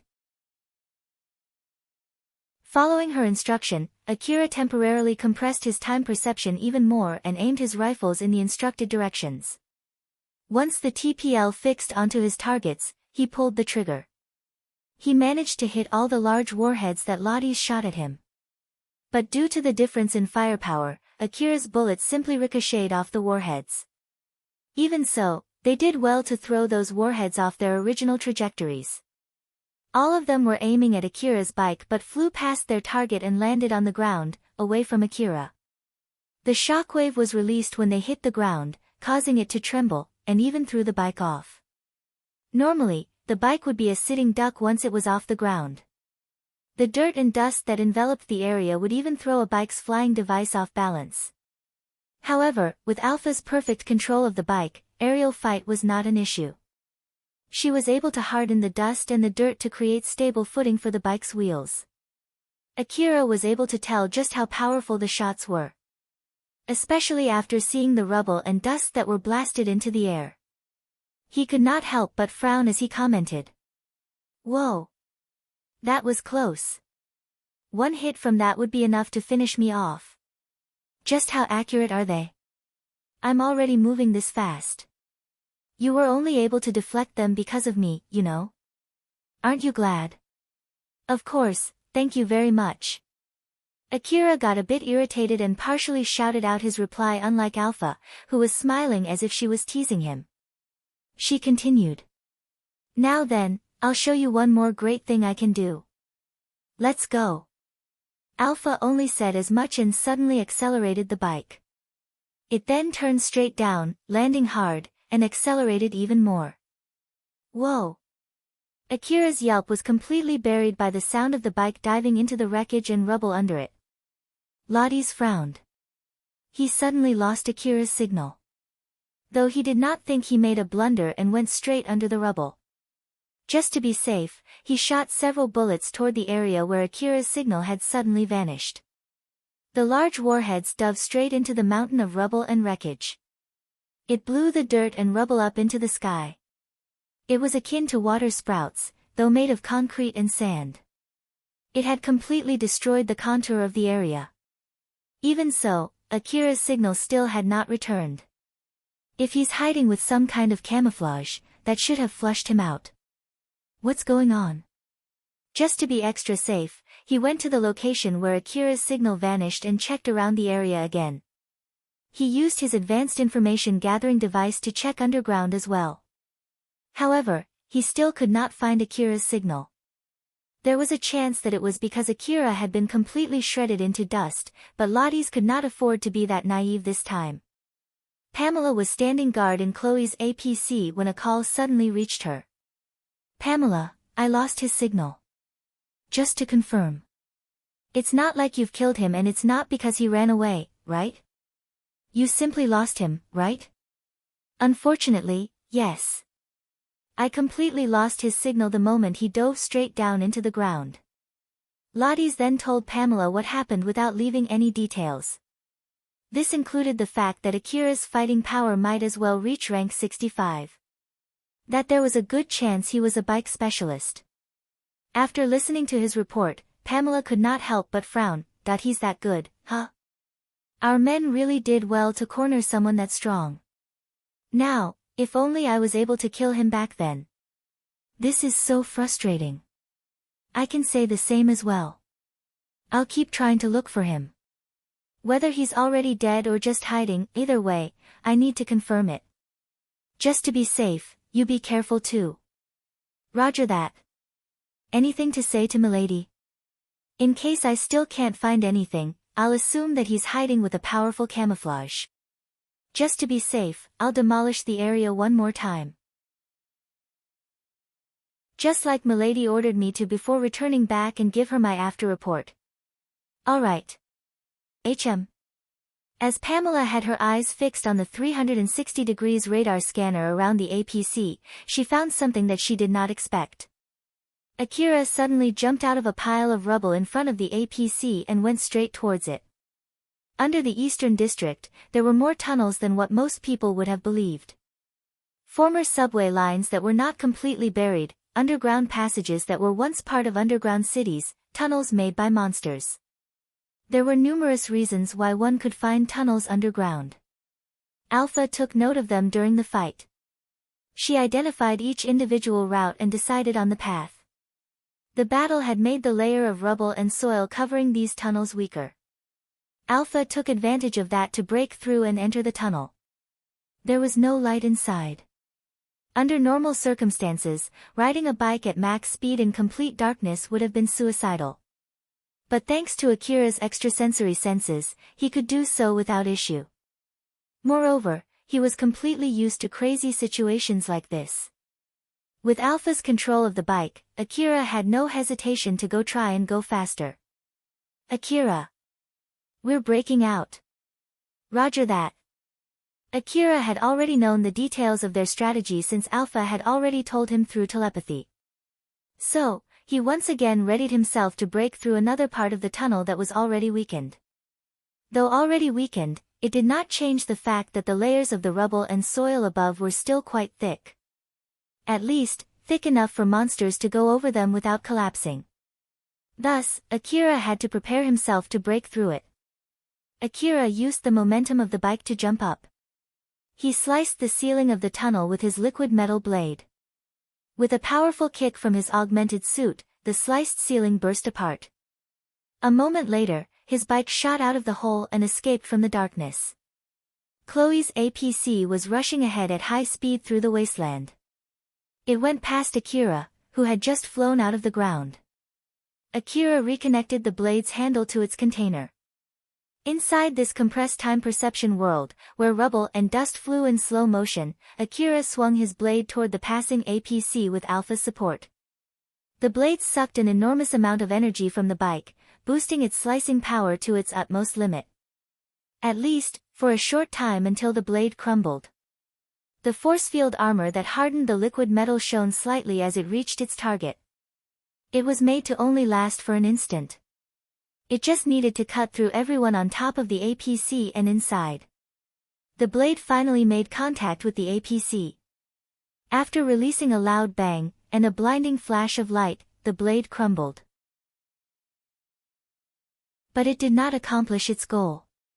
During its clash with the APC's defenses, the blade lost. The hardened liquid metal slowly reverted back to liquid as it fell and splashed over the ground. The people on top of the APC had already started their counterattack. They barraged Akira, who had just passed by them. Even when they could no longer see him, their barrage continued. With the help of Alpha's advanced driving skill, Akira was able to slip out of that barrage as he accelerated away from the APC. Although he got hit, the force field armor of the bike completely neutralized those attacks. Akira, who had expected that slash to splice through the APC, could not hide his surprise. That thing is really hard. Forget the APC, the people on top of it are still fine, you know? Those who were in the path of the blade quickly raised both of their arms to block it, even before it touched them. The blade managed to slice through their arms and legs, even the weapons that they had. However, it did not slice through all of them. Alpha frowned and told Akira the reason why they were that strong. Their force field armor has assimilated with the APC's force field armor to strengthen their defenses. They are also remotely controlled bodies.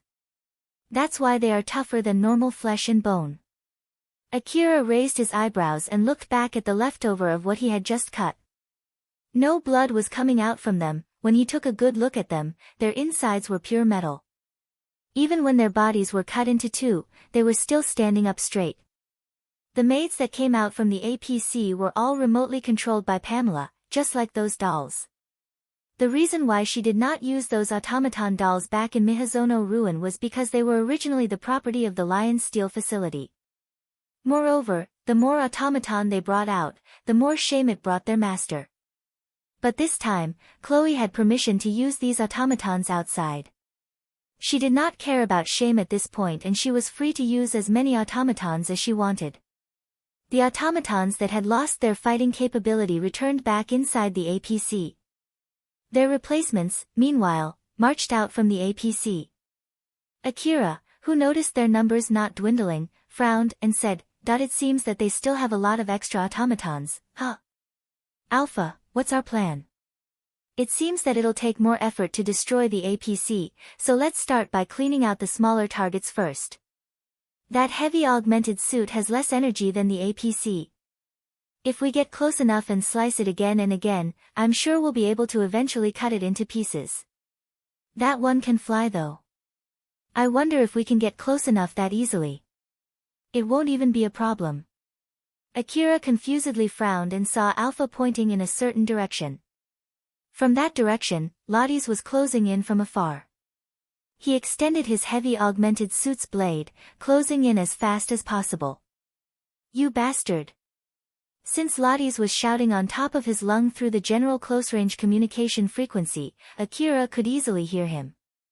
However, he simply gave a firm nod toward that chilling shout. "Ah, I see, it seems that it really won't be a problem, huh?" Akira readied the liquid metal blade on his right hand and used the LEO multi-rifles in his left hand to shoot Lottie's. Although the bullets landed on their target, Lottie's kept charging forward, undeterred by them. He is pretty tough as well. "Alpha, I'm counting on you. Leave it to me."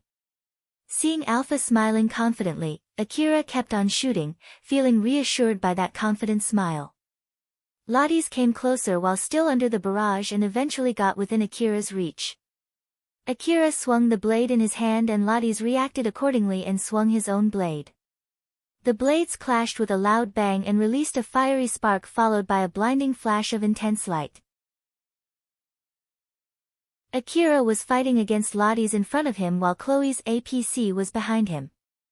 Lottie's had powerful weapons, which meant that he could not afford to miss his shots. The advanced aiming system of his weapons could automatically lock his weapons the moment the APC got into its line of fire. He could also set the aiming to automatically lock when the trajectory line was a few millimeters away from the APC. However, there was still fear of Akira deflecting his shot. Thus, Lottie's could not afford to use long-range weaponry. The only option left for Lottie's was to use his blade. He knew that Akira had the ability to accurately predict his shots. If he tried to shoot Akira from afar, who kept positioning himself to get the APC in the trajectory of stray bullets, there was a good chance his shots would hit the APC. Even if he tried to move over to Akira's side and try to shoot him, Akira could just reposition himself. Therefore, his only option was to challenge Akira in melee combat. With his blade, he could push Akira into a position where he was free to use his big guns. Because of that, Akira and Lotties kept trading blows while circling around the APC. They were locked in an intense high-speed melee combat. The blades sparked every time they made contact. One of the blades had force field armor to harden its blade, while the other had anti-force field armor to cut through the other's protection. To defend themselves while they attacked, they were both using a huge amount of energy. Because of that, the path of the blade reacted with the particle in the air and drew arcs of light. Right at the next moment, they were erased by a flash of light when they clashed with each other. One of them was a heavy augmented suit equipped with a flying device, while the other one had the abnormal skill to fight with a blade while on top of a bike. They kept exchanging blows with uncommon sword fighting styles. To cut down the opponent, to avoid the slices, to block the incoming attack. They swung their blades in all kinds of disorienting positions. It was as if there was no meaning in the words up, down, left and right.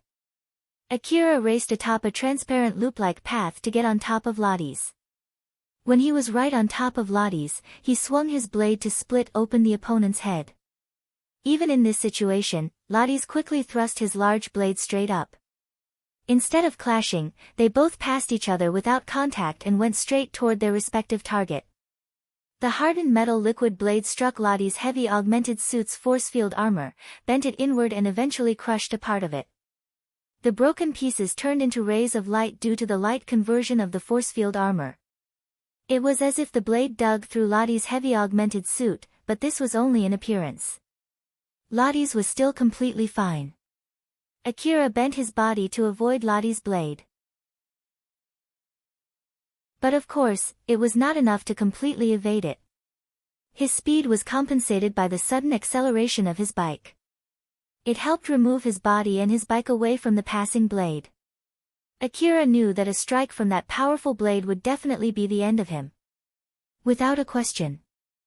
Thankfully, it just slashed empty air. Although the resulting shockwave alone was strong, with the combination of the bike's energy tank and Akira's augmented suit, he was able to withstand it. Lotties was more skilled in melee fighting than most of the hunters. As a butler from Lion Steel, he was trained to fight in a room filled with speed filters where rifles were not effective. Even so, at this moment, in terms of trading slashes, he was losing his ground against Akira. The sword fighting style that Lotties had learnt was to engage with his opponents on the ground. Although it was still usable to some extent in this case, it was not the most optimal fighting style against someone who was flying around. The blade that the heavy augmented suit had was also, in the end, just a reserve weapon. The structure of the heavy augmented suit was not ideal for him to make full use of the skills that he had learnt. More than anything, with the help of Alpha's support, Akira was not just swinging his blade around while on his bike. It was as if his ability to use blades was made specifically tailored to when he was on a bike. It was as if Akira and his bike had become one, and he had full control of his bike. Lotties thought that this was going to be easy. After all, Akira and his bike were basically one big target. Therefore, he naively thought that at the very least, he would hit the bike. This was even after considering the novelty of fighting in his current heavy augmented suit. Naturally, his expectation was completely overturned. Even when they were exchanging blows with their blades, they were also exchanging shots. In a range where a swing of their blade would normally reach their opponent, they were also trying to shoot at each other using their rifles, powerful enough to kill any monsters in one shot. Akira used the LEO multi-rifle on his left to shoot a fully charged C bullet at Lotties. Moreover, the rifles on the arm of his bike also used the openings in between each slash to shoot at Lotties. Thus, countless bullets were exchanged in close proximity during that battle. But even after receiving that barrage, Lotties was still standing strong. His equipment was special, only to be used inside the Lion Steel facility, and it was not something that he could freely use without permission from the upper echelons. There was no surprise it was an extremely strong piece of equipment. The generator he had was as powerful as those used by expensive powered suits. Such a generator was paired with a mighty force field armor suitable. As such, it was able to withstand a barrage of sea bullets without issue. But, as expected, Lotties could not just receive that barrage and shrug it off as nothing. Although only slightly, he was thrown off balance. Akira did not let that opening slip away and moved in to finish him off. However, Lotties managed to evade it. Just before Lotties managed to aim his large gun at Akira, Akira quickly prevented it from targeting him using the LEO multi-rifle in his left hand as he leaned his bike to one side and accelerated away. He swiftly moved away from the warhead that the big gun spewed out at him. The other arms of the heavy augmented suit were also carrying rifles, which were also trying to shoot him down. Although they were smaller compared to its main gun, they were still bigger than Akira's LEO multi-rifle. A barrage of bullets was coming at Akira, each containing considerable destructive power. Akira, who understood that it was impossible to completely evade every single bullet, kept repositioning himself in between Lottie's and Chloe's APC. This caused the gun's security system to lock itself, which in turn, allowed Akira to produce gaps. He then took the route where there were the least bullets and limited the bullets that hit him. However, that meant that he took some shots. Alpha, with her advanced calculation ability, accurately predicted where those shots would land and strengthened the force field armor on those particular locations. She temporarily increased the suit's power consumption and output when receiving those shots. If it was purely their equipment, Akira had zero chance of winning. But with Alpha's support, Akira was somehow able to manage to fight evenly. But even with Alpha's help, Lottie's still had the upper hand. One direct hit from Lottie's was enough to kill Akira, but that was not the case for Akira. As a matter of fact, Lottie's was completely fine after all this time. Akira has been desperately evading his attacks while he had been taking on Akira's attack head-on. This was the difference between them. However, Lottie's was the first to waver. He knew that he only needed one clear hit to kill Akira, but that just would not happen. He thought that if he kept attacking, it was only a matter of time before one of his attacks went through. He was also trained in patience as well. Therefore, he was not that weak as to start getting impatient in this kind of situation. But even so, his mind still wavered. The reason being, that Akira was slowly overwhelming him. Every time Akira blocked his attack, Akira's moves became sharper. As time went by, he was becoming faster, sharper, and keener as he kept evading Lottie's attack and launched counters of his own. Against Akira's unexpected fighting capability, in order to withstand his assault, the energy of the heavy augmented suit was being rapidly shaved away. At the moment, he still had the upper hand, but at this rate, it would not take that long before things would change. That knowledge only made him even more anxious, causing panic to rise.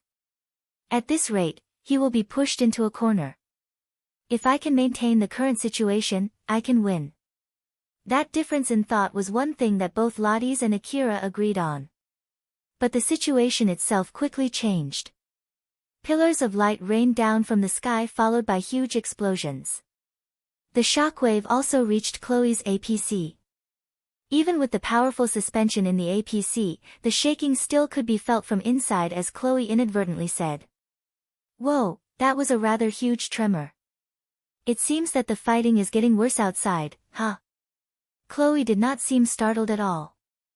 As a matter of fact, she was smiling as if it turned out exactly the way she wanted. That was why she could calmly give Pamela, who was flusteredly running to check on her, an order. Chloe was smiling as if she was immensely enjoying the situation. Pamela, who saw that, felt a shiver because of that smile. The pillar of lights from the sky were chasing Akira and Lottie's. But right before they rained down, Akira suddenly sensed a disturbance and immediately drove away from the area. Alpha also accelerated the bike away as fast as she could in order to get Akira away. Thanks to that, the light pillars, which seemed like never-ending walls to Akira, did not hit him. A moment later, somewhere far away from them was blown apart. A powerful gust of wind hit Akira, but the bike's force field armor quickly projected out before it truly reached him, thus neutralizing them. Even so, it still blew him and his bike away. Akira somehow managed to regain his balance while clamping down on the brake on top of the invisible footing. He could not help but get surprised by what just happened as he exclaimed. Alpha! What was that? A monster. The fight must have attracted one of those flying monsters that roam the sky. It was normal for monsters to get attracted the more they fought. Of course, normal monsters were also attracted to that area, but they were blown away by the stray bullets and explosions. That was just how intense their battle was. Both Lotties and Akira were equipped way beyond the difficulty level of the area around Kagomayama City. But even so, they did not hesitate to use them in their high-speed battle. They threw stray bullets all over the place. The shockwave from the explosions of the mini-missiles used by Lotties also reached the sky. Thus, there was no surprise that their fight attracted one of those flying monsters. Akira inadvertently looked up. He could see floating points from where the light pillars came from. He then scanned in that direction using his information terminal. The thing on his display caused him to frown. The monster above him was a 50 meters long wasp-like monster. The wasp was partially mechanical and was equipped with powerful weapons. The flying device that extended from its body looked like a layer of wings made of light. Its body and limbs were equipped with a large-size Gatling gun and missile pods, while its stinger was replaced by a large-caliber laser cannon. Akira, who was basically overtaken by the frenzy to kill Chloe, regained some of his calm after seeing such a monstrosity. Since it was an insect-like monster, it reminded him of the giant bug swarm that he had to fight against during the intercity transport escort mission and thought that it was futile to try and fight it. Alpha, what's the plan now? Should we call a temporary retreat? That sounds like a good idea, but that's only if it will let us go. My bet is that it came here because of the explosions caused by the mini-missiles. So, its main aim should be not you. Well, it should at least let you go, but... Akira glanced at Lotties and frowned. He was already shooting at that huge monster using his heavy augmented suit while moving closer to Akira. Lotties was also able to evade the pillar of lights that were raining down from the sky. He noticed the monster above him and quickly thought of his options. Although it was weaker than the monsters further to the east, it was a monster that came from the upper region. There was no doubt that it was still a formidable opponent. As expected, he could not fight Akira and that monster at the same time. The best option would be to get that monster to fight Akira, but it was not strange if Akira had the same idea. It was enough of a reason to worry that they would end up trying to push the monster to each other just to get killed all the same. Lotties also thought of working with Akira to fight that monster, but he quickly canned that idea. If Akira was that composed and clever enough to accept the deal, he would not be here in the first place. He kept analyzing his options. The worst-case scenario was that both of them tried to get the other side to fight the monster and Lotties was the first one to fall. Afterwards, Akira would lure that monster to attack Chloe's APC. If that happened, he would bring more danger to Chloe. That was the one thing that he needed to avoid no matter what. If he ignored his own safety and kept focusing on Akira, Akira would not have the leeway to deal with the monster as well. Once that monster killed them both, there was a good chance that it would have accomplished its goal and just leave. It came down most likely because it was seeking to eliminate both Akira and him, or maybe only him. Therefore, in order to keep it away from Chloe's APC, he could not afford to return back with this monster in tow. I guess I have no other choice. Double suicide it is. Sorry, Pamela. I won't be coming back. Lotties quickly made the decision to throw away his life. Although he did not want to die, if it was necessary, there was no hesitation to do so. Just like how his men had died fighting Akira because of their conviction, Lotties made the same decision based on the same conviction. The difference between Lotties and his men was only how bad the situation was until they were forced to make such a decision. Right now, it was what the situation demanded. If by doing so, he would be able to guarantee Chloe's safety, kill Akira, and fulfill Chloe's order, then there was no place for hesitation. With the decision in mind, Lotties went straight at Akira, but suddenly a call from Pamela reached him. Lotties, this is an order from Milady. I know. I leave the rest to you. No, that's not it. Lottie's thought that Pamela understood him without him even needing to tell her everything. Although he was not mistaken, the reply from her surprised him. After he listened to the content of the order, he was even more confused as he asked her. Pamela, if I do that, there's a good chance that monster will come over there as well. But Pamela replied firmly. Lottie's, I'll say it again. This is an order from Milady. Understood. Since he had failed once after disregarding Chloe's order, he was not in a position to go against her order again. Lottie's replied with affirmation while putting aside all of his still lingering questions and worries. He could hear Pamela sigh in relief before she closed the call. Lottie's was a bit bothered by that reaction, but for now, he put it for later and focused on executing his master's order.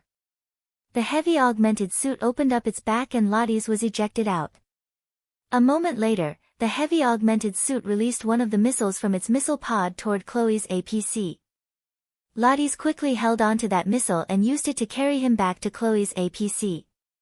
The unmanned heavy augmented suit then just kept on going. The autopilot controlling the suit moved to empty its ammo toward Akira and the monster as if it was covering for Lottie's retreat.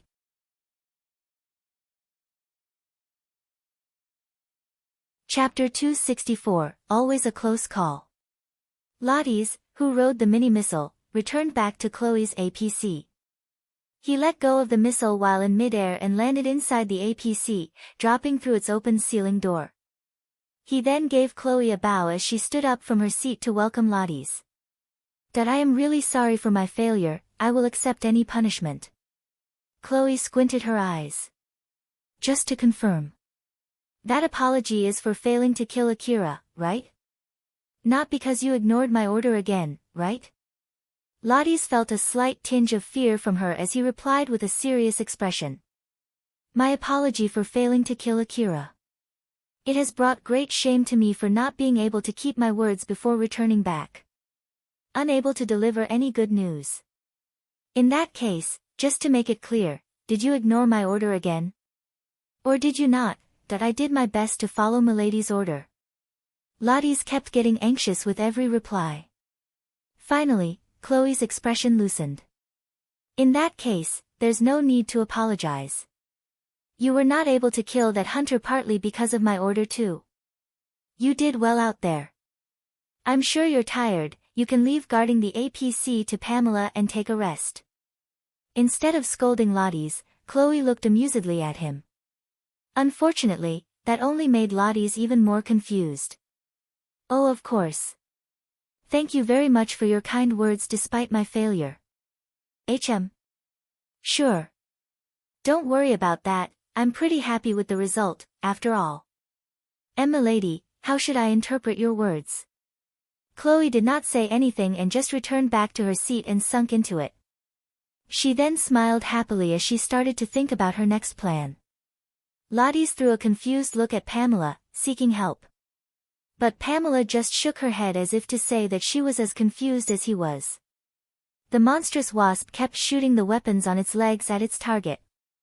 The unmanned augmented suit shot countless missiles from its missile pods and kept shooting its guns at that monster.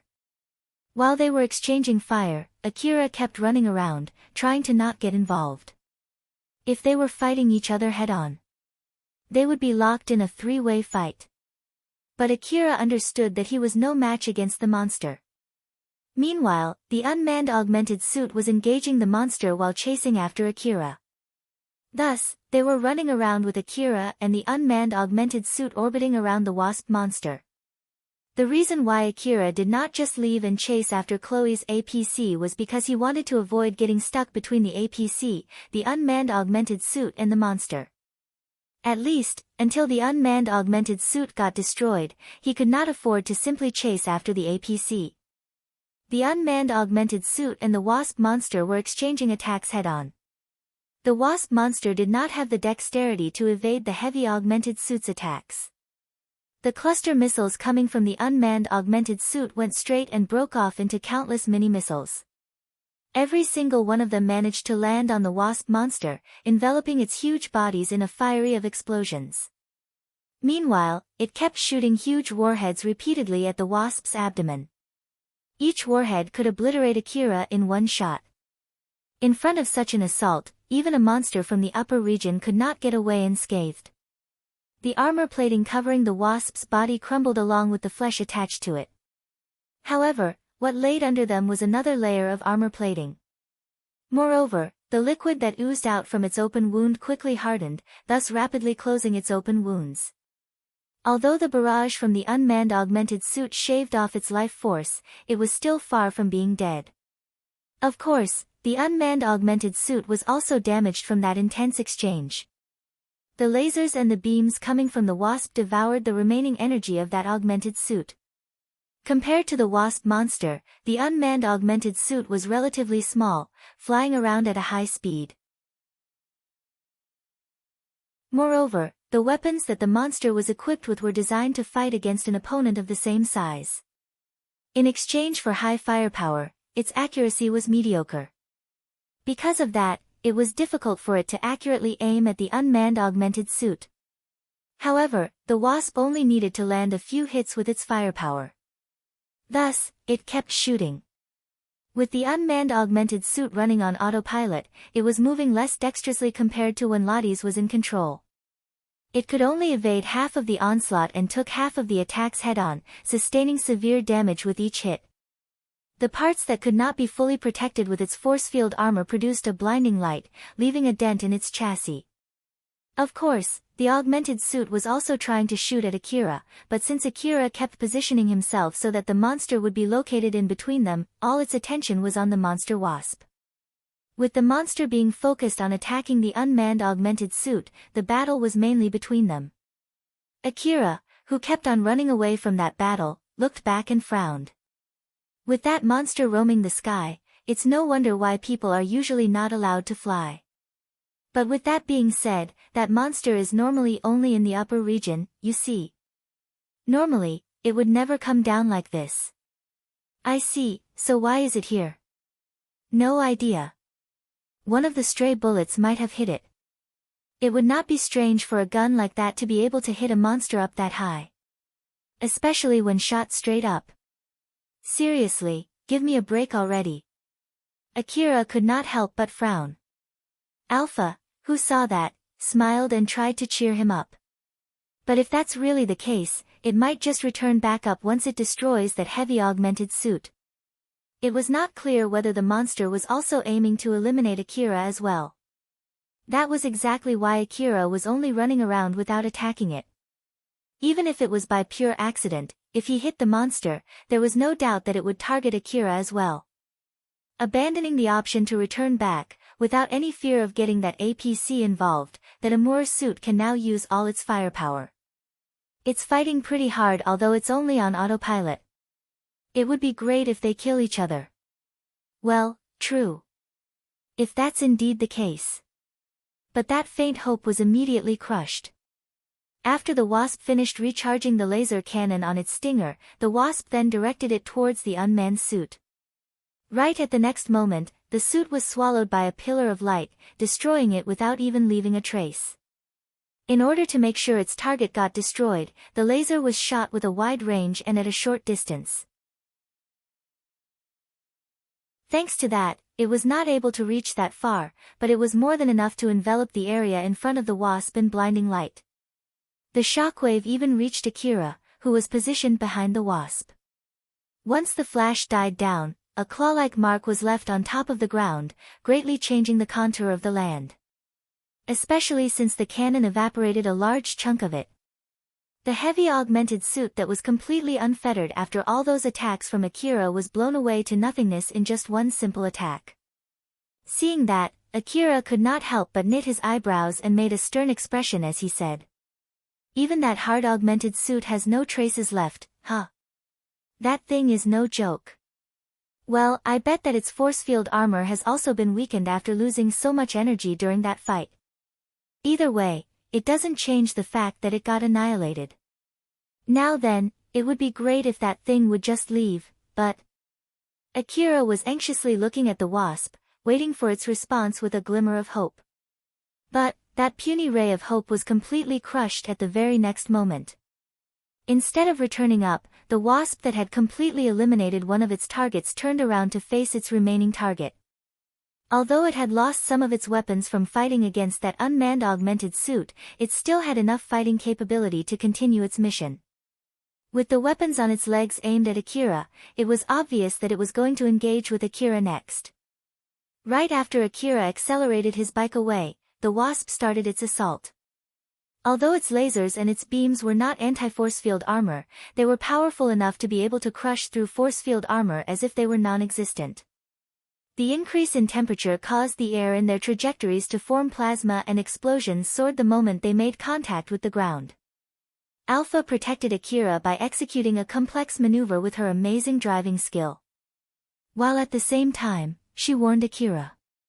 "Akira, we have no other choice. We need to shoot it down." "Roger. But, with that augmented suit out of the picture, we can first catch up to that APC, right?" "No." "What? Why?" "With that much firepower, if he could bring that monster to the APC, even the APC would not be able to get out from an attack completely unscathed. That unmanned augmented suit stayed behind to make sure that would not happen, but now that it was gone, Akira thought that he was free to do that now. Furthermore, the APC should get desperate and try to shoot the monster down as well. But outside of his expectation, Alpha rejected his idea. Alpha looked at Akira with a solemn expression which caused Akira's frown to deepen. "We're approaching Kagomayama City. If we try to chase that APC with that monster following us, city management would see it as us bringing that monster over to the city. If that happens, they will never allow you to return to Kagomayama City." Those who brought swarms of monsters back to the city were often eliminated together with the swarm. The decision to kill them with the monsters relied not on the number of monsters, but on the strength of the monster they brought with them. If it was only a handful of weak monsters, they would not dispatch their main defense squad and just let the guards stationed in the slums to handle them. But that was only because they would cause minimal damage to the city's lower district. This meant that if it was a powerful monster, even if it was only a single monster, they would dispatch the defense squad. After all, a powerful monster would cause considerable damage to the lower district. In the worst-case scenario, they might even damage the area close to the wall. If Akira brought this flying monster to the city, it might even cause damage to the inner district.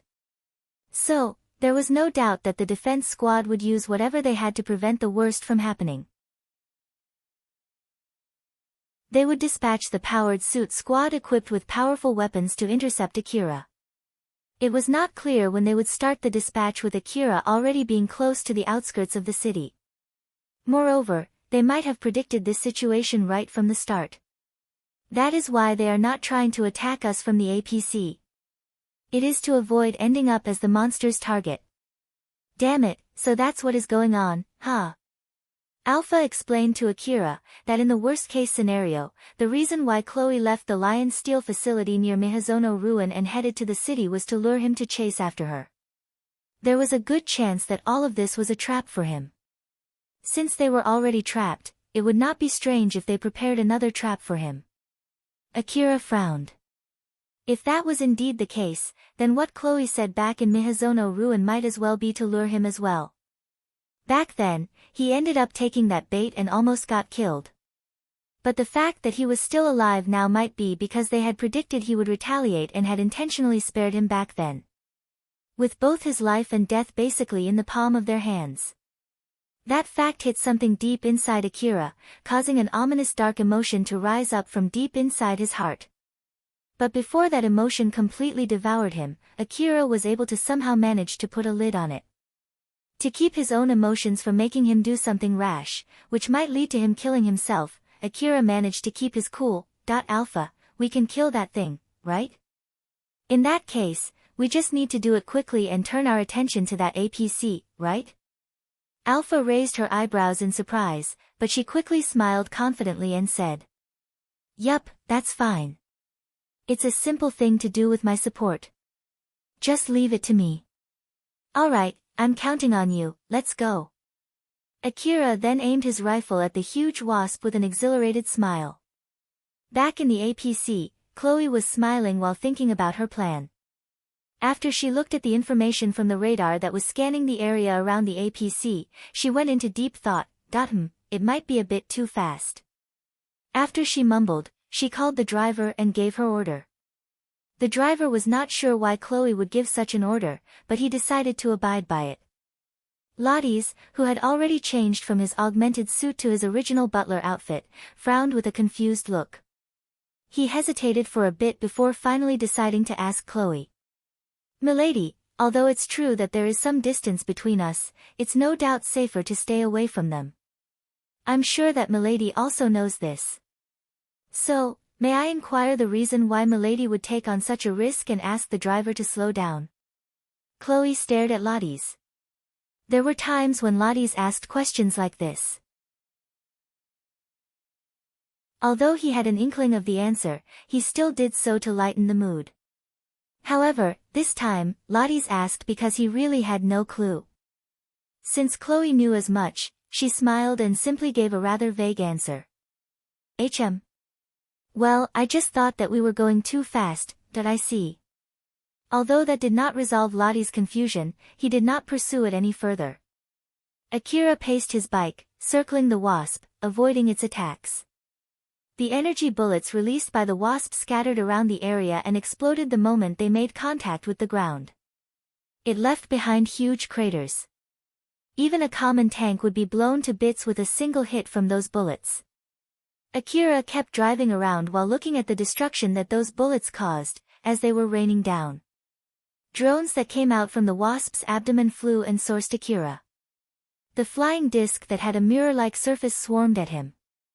Although they did not directly harm him, they bounced the laser shot by the main body's laser cannon toward him. Furthermore, they surrounded Akira as they envelop him inside a storm of energy bullets. Of course, Akira did not just stay silent, he desperately tried to counter them. With the help of Alpha's advanced driving skill, the bike slipped through the opening between the barrage of energy bullets. Meanwhile, Akira would shoot at the drones to change the direction of their reflective surfaces. He did not stop shooting even as the scene of the energy bullets rampaging around him made him knit his eyebrows. Once Akira charged his charge bullet to its max, he quickly aimed it at the wasp and released a barrage of sea bullets that engulfed it. Given how large the wasp was, none of the bullets missed their target. However, it hardly damaged the wasp. It quickly replaced any of its armor tiles that were shot down. It could do the same for its weapons that Akira had managed to destroy. Its flying device was protected by layers of force field armor, which projected a layer of light all the time. Thus, Akira's bullets could not reach it. Alpha. That thing seems completely fine even after taking that barrage. How are we going to take it down? Well, it's a monster from the upper region, after all. No surprise that it is this resilient. But don't worry, we can defeat it. Also, it's about time it finishes charging its main cannon. Akira was reminded of the laser cannon that evaporated Lottie's heavy augmented suit. It was so powerful and covered such a wide area that it seemed impossible to evade. Because of that, Akira could not help but frown. Alright, I'll be careful. Okay then, get yourself ready, Akira noticed from that exchange that it sounded like they were talking about something different. But since the wasp moved to aim its main cannon, Akira quickly dropped that thought and focused on what to do next. The wasp started to fly higher to open distance between them, focusing on getting Akira within its main cannon's range.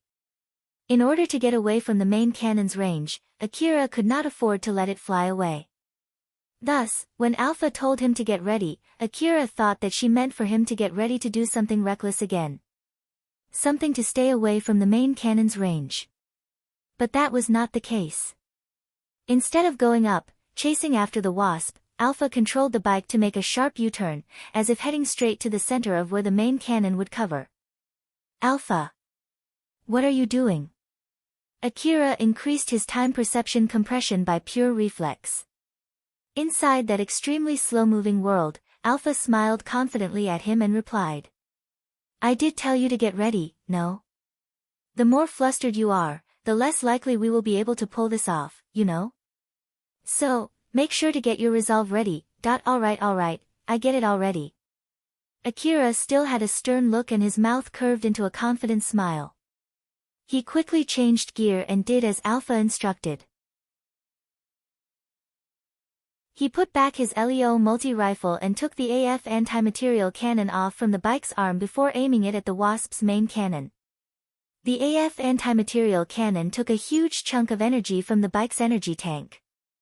Alpha completely deactivated its safety lock, as it took in as much energy as it could to its braking limit.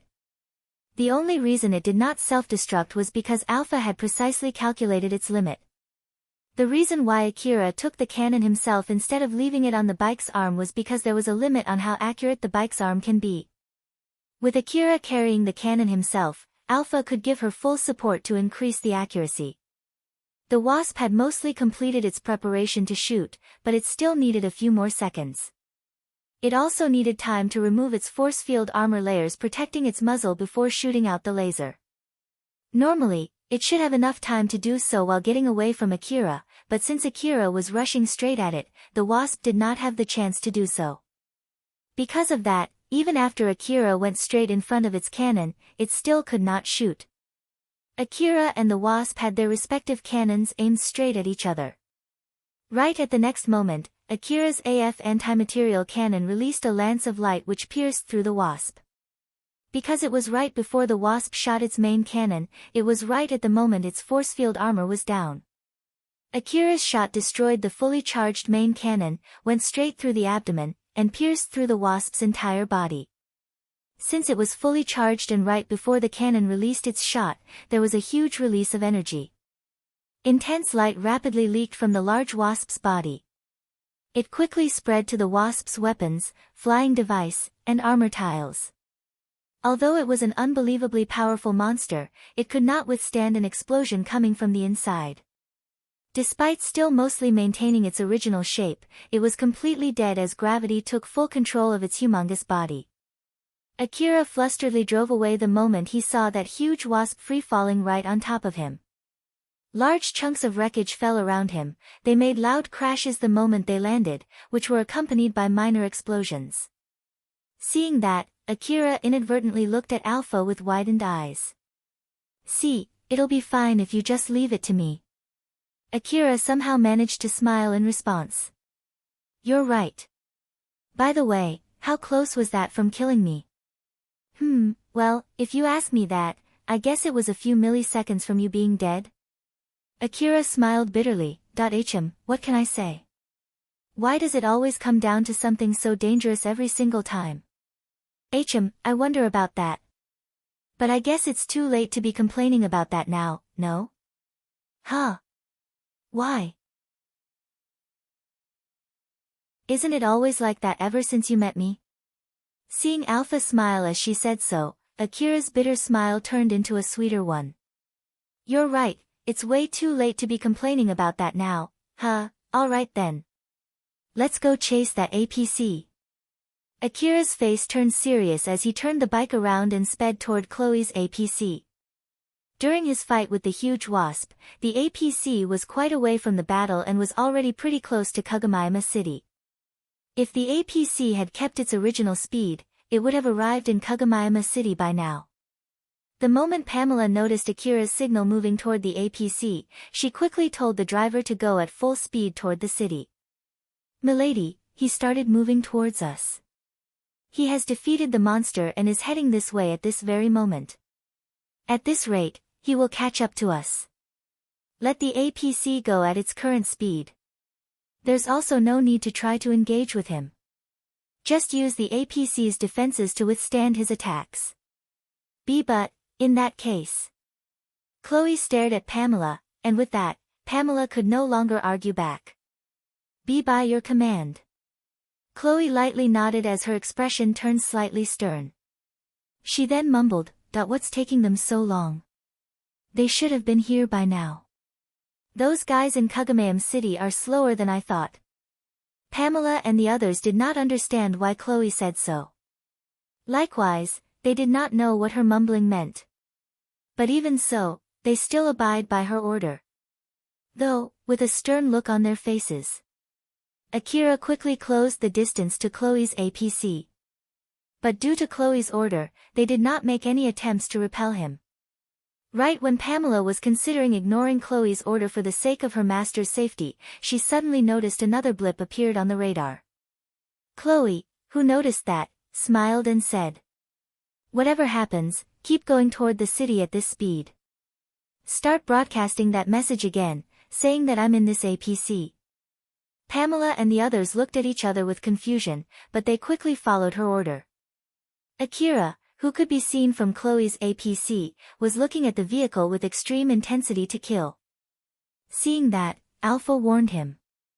"Akira, keep your calm, okay? Did I know?"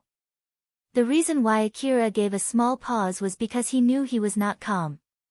He took deep breaths to calm his nerves and then frowned as he looked at the APC, confused. They're not attacking back. Is this another trap? Even if it is indeed a trap, if you're going to kill them, it's best to do it while we're still in the middle of the wasteland. After all, if one of their stray bullets went and damaged the city defense squad would attack them as well. You have a point. I guess we have no time to waste then. Let's go. Akira accelerated the bike even quicker. The APC was not even trying to repel him. So, he was free to go as fast as he could to catch up to the APC. Akira felt extremely suspicious since he was not facing any resistance. Nonetheless, he kept chasing after the APC. At this rate, Akira would be able to get on top of the APC and would be free to start slaughtering them. He knew that it would be a matter of time before the defense squad arrived. There did not seem to be some kind of change within the APC. Thus, Akira could not help but get more cautious and suspicious. That was when Alphas made a stern expression and warned. "Akira, be careful." Right at the same time, suddenly, the area around him was rained down with explosive warheads. Large, countless warheads were falling like rain, wiping out everything in the area. The barrage was accompanied by a warning broadcasted through the general communication line. "This is Kagomayama City Defense Squad. Lower your weapon. Any form of resistance will be seen as hostile action towards city management. Repeat. Lower your weapon. Any form of resistance will be seen as hostile action towards city management." The source of the broadcast as well as the explosive warheads were the powered suits dispatched by city management. The barrages were to serve as a warning to Akira, as well as Chloe's group. A large battle near Kagomayama City was enough of a reason for the city management to dispatch its defense squad. Due to the scale of the battle just now, it had sent heavily armed powered suits to suppress the battle, instead of first scouting. The analysis of the signal by city management showed that there was a good chance a powerful monster was involved in that battle. Once the gigantic blip vanished, they noticed two signals moving away from that battle. The city defense squad thought that there was a good chance they were the ones responsible for bringing that powerful monster this close to the city. Thus, they went to suppress and arrest them. However, there was an issue regarding one of the signals. To be more precise, the ones in the APC. The APC that ignored their warning to surrender was broadcasting a message saying that it was carrying an officer from the Lion Steel Company. As such, they needed to be extra careful with them. If they somehow killed her by mistake, it might cause a full-blown war between Lion Steel Company and Kagomayama City. Thus, they had to be careful when trying to suppress Akira and Chloe. Even so, the APC ignored them and kept on going. They went past the powered suits, towards Kagomayama City. The commander of the squad told some of his men to go ahead. Units 7, 8, and 9, chase after that APC. Try to minimize the damage on the APC while you try to stop them. The 3 units that received the order went to chase after Chloe's APC. Unit 6, go check the battleground. Unit 1 to Unit 5, surround the guy on the bike. Don't let him get away. The 5 units obeyed that order and went to surround Akira. After facing that barrage, Akira immediately directed the bike toward the ground, landed, and parked. Although Akira understood that they were not trying to kill him, since the barrage close to him was obviously much more intense than the one close to Chloe's group, he knew that it was impossible to force his way through all those explosives. After he stopped, the powered suits surrounded him. Akira frowned and looked at the APC that was trailing away from him. At this distance, the APC already seemed like a blip to him. Since his sight was zoomed in with the help of his augmented vision, he could see Chloe smiling while waving at him. Normally, they would not be able to look at each other from that distance. However, it was obvious that Chloe was looking at him and knew that he was also looking at her. Akira went to reach his AF antimaterial cannon by pure reflex. However, he reminded himself. Doing this while being surrounded by the city defense squad is stupid. As he gritted his teeth and held himself back. Chloe was looking at him with her eyebrows raised. She smirked exasperatedly and shook her head before returning into the APC. The back door of the APC then closed. The captain of the squad once again warned Akira. Lower your weapon. Any form of resistance will be seen as hostile action towards city management. Akira shouted back. I refuse. The calm part of his mind reminded Akira that putting down his guns and letting them arrest him would not fix the situation at all. Meanwhile, the emotional part inside him was telling him that anyone who got in his way was an enemy. Akira tried his best to calm down while he obeyed the logical voice inside of him and refused to lower his gun. The powered suits aimed their weapons at Akira this time. Lower your weapon. Any form of resistance will be seen as hostile action towards city management. Absolutely not. Akira's voice was harsher this time and he still had his AF antimaterial cannon in hand.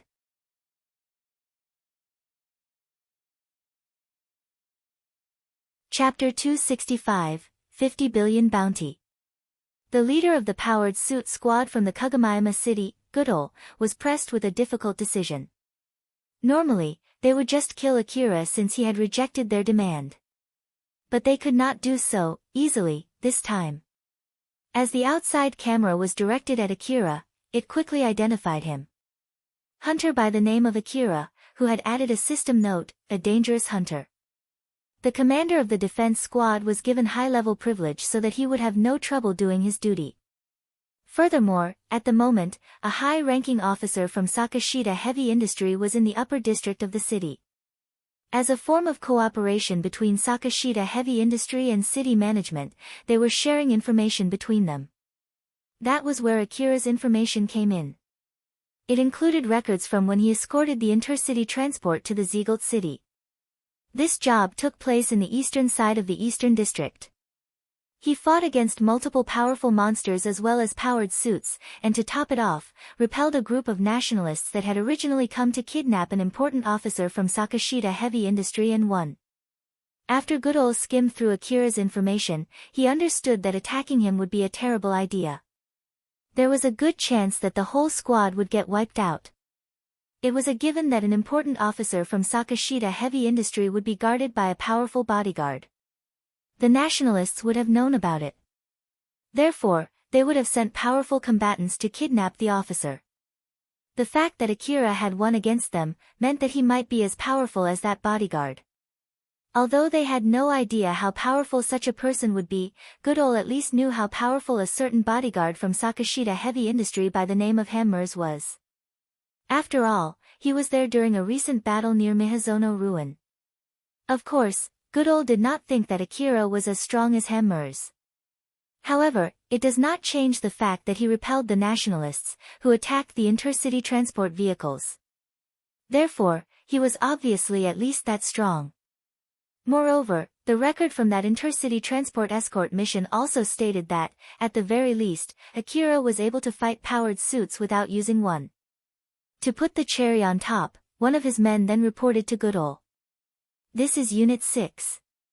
Commander, we've confirmed that the monster, which might be the source of that large battle signal just a moment ago, is dead.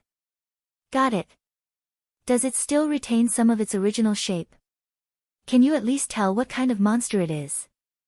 This is just my guess, but... It seems to be a type of giant insect, a cyborg soldier wasp. Its length must have been around 50 meters. What? Even a common intercity transport vehicle would be destroyed in no time against that thing, you know? Why the heck is it doing here? They should be only way further to the east or way up. Damn it. What the heck is going on here? Personally speaking, Goodall wished that it was a mistake. However, that monster matched the predictive size from its signal during that battle. Since it was already dead, it meant that someone must have killed it. Adding to the information that he had received about Akira, it was impossible not to suspect Akira of killing it. He made sure to keep that in mind as he made his resolve and once again returned to his main duty. This is my last warning. Drop your weapon. I refuse. Goodall ended up having Akira's muzzle pointed in his direction. That simple move showed zero hesitation, which caused Goodall's worry to get closer to reality. Goodall knew that Akira did that not due to a spur of emotions. Akira pointed his weapon at Goodall because he knew full well he could win. He thought the only reason why Akira did not shoot right away was because, as expected, he was hesitating to pick a fight with the whole of Kagami City. In the case where they really ended up fighting, there was a good chance Akira would get swayed by his emotion and go a step further to actually attack Kagami City. Of course, Goodall had the resolve to forfeit his life in order to protect Kagami City. But given the option, he would still pick a better situation to fight. He could not afford to endanger the city. However, that did not mean he could just back off. Akira was not in a calm state of mind. He could not allow Akira to go back to the city in his current state. Goodall was really stuck in between two hard choices. Akira was also close to pulling the trigger. He wanted to avoid any unnecessary fights. But it was not like he could simply back off either. He already believes that lowering his rifle now would only lead to nothing good. Moreover, even if he decided to escape, those surrounding him did not seem to be willing to just let him go. As his thoughts gradually moved towards fighting being the only choice, then it was better to make the first strike. Although Akira's logical mind was still functional, deep inside him, he could hear a voice screaming at him to kill everything in his way. While listening to that voice, even Akira's calm side was looking for a good reason to start a fight. He frowned and was close to finally making his resolve. But suddenly, Goodall said to Akira. "Alright, I get it. You don't need to disarm." Akira did not expect that at all. However, Goodall did not stop there as he continued with a stern tone. "But you'll have to tell me exactly what went on. And you have to do it here. Until we understand what's going on, we can't let you get any closer to Kagami City. If you can't accept this, we will have no other choice but to arrest you with force. So, what say you?" Right after that, Alpha immediately interjected. "Akira, let's stop here for now. You need to rest and resupply, and also, calm down so as not to make any more unnecessary enemies. We can ask Viola to investigate her whereabouts again later and properly prepare to kill her. They've basically withdrawn, so you should withdraw as well." Alpha then smiled gently at Akira to help him to calm down. "Fine." Akira lowered his AF anti-material cannon and sighed, "Sorry, it seems that I'm not as calm as I thought I was." As Akira obviously showed no wish to engage in battle anymore, the powered suits surrounding him also lowered their weapons. But none of them moved from where they stood.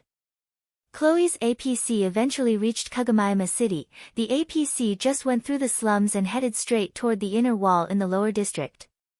However, the powered suits from the city defense squad quickly interfered. Although they could not use their weapons, they had the power to stop the APC with force. Although it was a heavily armored APC made to protect an important officer of the Lion Steel Company, as expected, it did not have the horsepower to go against 3 powered suits. It did try to force its way through as it recklessly went through buildings, but it eventually came to a halt. The reinforcement from the city defense squad that the powered suit had called beforehand quickly surrounded the APC. The doors of the APC opened, and the moment Chloe and her servants stepped out, the city defense squad aimed their rifles at them. Lottie's quickly took a fighting stance, but Chloe stopped him with a waft of her hand. The leader of the squad saw that and immediately decided what to do. I hope that you will cooperate. Be thankful that we are not arresting you. Chloe was not perturbed at all as she simply smiled and said, Thank you. So then, can you lead the way? This way then. The man speaking was a bit surprised by how calm Chloe was. However, he still led Chloe into the inner wall. At the same time, he sent a glance to his men. His men understood what they had to do as they immediately proceeded to arrest Lottie's and the others. At first, Lottie's and the rest were uncertain whether to just let themselves get arrested or to fight back. Chloe then lightly shook her head, so they decided to stand down. If you could have instructed your men to calm down with just that, couldn't you have done it sooner? My apologies. It's a complicated matter related to the main company, you see. Also, it's different here and there. Here, we are in the city while over there is the wasteland, I see. He could not tell if Chloe purposely allowed her subordinates to act out because her safety as an officer from the Lion's Steel was only guaranteed when she was within the lower district of the city. It could be because of something else. However, it was not like he could figure it out now, so he proceeded to take Chloe inside without saying anything. On the other hand, Akira was basically just standing by in the middle of the wasteland with the city defense squad's powered suits surrounding him. Since it started getting rather boring without anything to do, he eventually sighed and asked, Hey, just how long do I need to wait here? The leader of the powered suits squad answered through the short-range communication line. You still need to stay here. We're still awaiting decisions from those back at base. So, just wait here and don't try anything funny. If you don't want to wait, feel free to go to another city. As a matter of fact, we can escort you there. My house is over here, you know. No. We can't let you get any closer to Kagami City. Akira heaved another huge sigh. Goodall, who heard that, also sighed and exasperatedly said. Seriously though, do you really understand what you are doing? You're basically picking a fight with the Lion's Steel Company. Normally, no one would do that, you know. Akira's bored face turned sour. Hell if I care. They attacked me first, so I'm just paying back the favor. That's not the point. Akira already told Goodall what he knew. After listening to his explanation, Goodall believed that this matter was something he could not handle. This issue far exceeded his authority to deal with. Therefore, he bounced what he had learnt to his superior and now was awaiting a reply. After all, no normal person could handle a hunter that broke down negotiations with the Lion's Steel Company and survived a full-blown fight with them. More so, attract a monster from the upper region to come down and kill said monster. Either way, I bet they can't really decide before listening to the other party's side of things. It seems that at this very moment, they're talking about this with someone by the name of Chloe. We can do nothing but wait until they compile all the information and make their decision regarding this matter. Hearing that, Akira raised his eyebrows. So, Chloe is basically under arrest? Of course, there's no way we will let them get away, I see. Since it seemed like city management would not simply let Chloe go scot-free, Akira relaxed a bit and decided to wait a little longer. Back in Kagami City, Chloe was arrested and brought to a city defense squad's facility for further investigation and questioning. Even so, she was given a room meant for visitors and was treated like a city officer. The reason being that she was a part of the founder family of the Lion's Steel Company and was cooperative. Therefore, they believed there was no need to take her to the interrogation room. Considering the status of her family, she was someone with high standing in Kagami City. They might even have to send an officer from the city to deal with her. After a short discussion with the company, the officer who was responsible for questioning Chloe, Yudajima, went to check with those who arrested her. As he went into the room, he was relieved to hear that she was not just another brat with too much power. But that relief was immediately crushed. The moment Yudajima started questioning her, she started screaming back, exactly like a spoiled brat with too much power. Who do you think I am? I'm from Lawrence House, you know. The founder family of the Lion Steel Company. Do you really understand who you are talking to? A bad spoiled rich brat just barked out her privileged lineage. It showed exactly how spoiled she was. Although she was adorned with an expensive dress, she had no shred of grace. She acted just like any foolish spoiled brat, who thought that raising their voices would get them anything they wanted. Udajima's face twitched as he tried to calm her down. Please calm down. We just want to know what exactly happened. Didn't I tell you before? Were you not listening? When you said a monster who would not listen to reason, were you referring to the hunter named Akira? Or is it that cyborg soldier Wasp? Were you even listening? He was trying to kill me. So, he's no different to a monster, you know. It was important for the city defense squad to make sure whether Chloe was running toward the city because she was being attacked by a hunter or by a monster. They needed to make that one thing clear. However, Chloe kept referring to that wasp monster and Akira as the same, making it difficult to differentiate them. Furthermore, she kept blaming it on the listener's lack of ability to understand. The way Chloe kept bringing up the Lion Steel Company and looking down on Kagomayama City made it immensely annoying to Udajima. He no longer had that much patience left. Seeing how she kept calling Akira a monster, Udajima had a good idea. It sounds like you're running to the city since you're being chased by this monster, Akira. Did I get that right? Chloe immediately raised her voice and got angry as if to hide the fact that Udajima's hit the bull's eye. Are running away. We're just keeping our distance from him. And also, what's so bad about running away, anyway?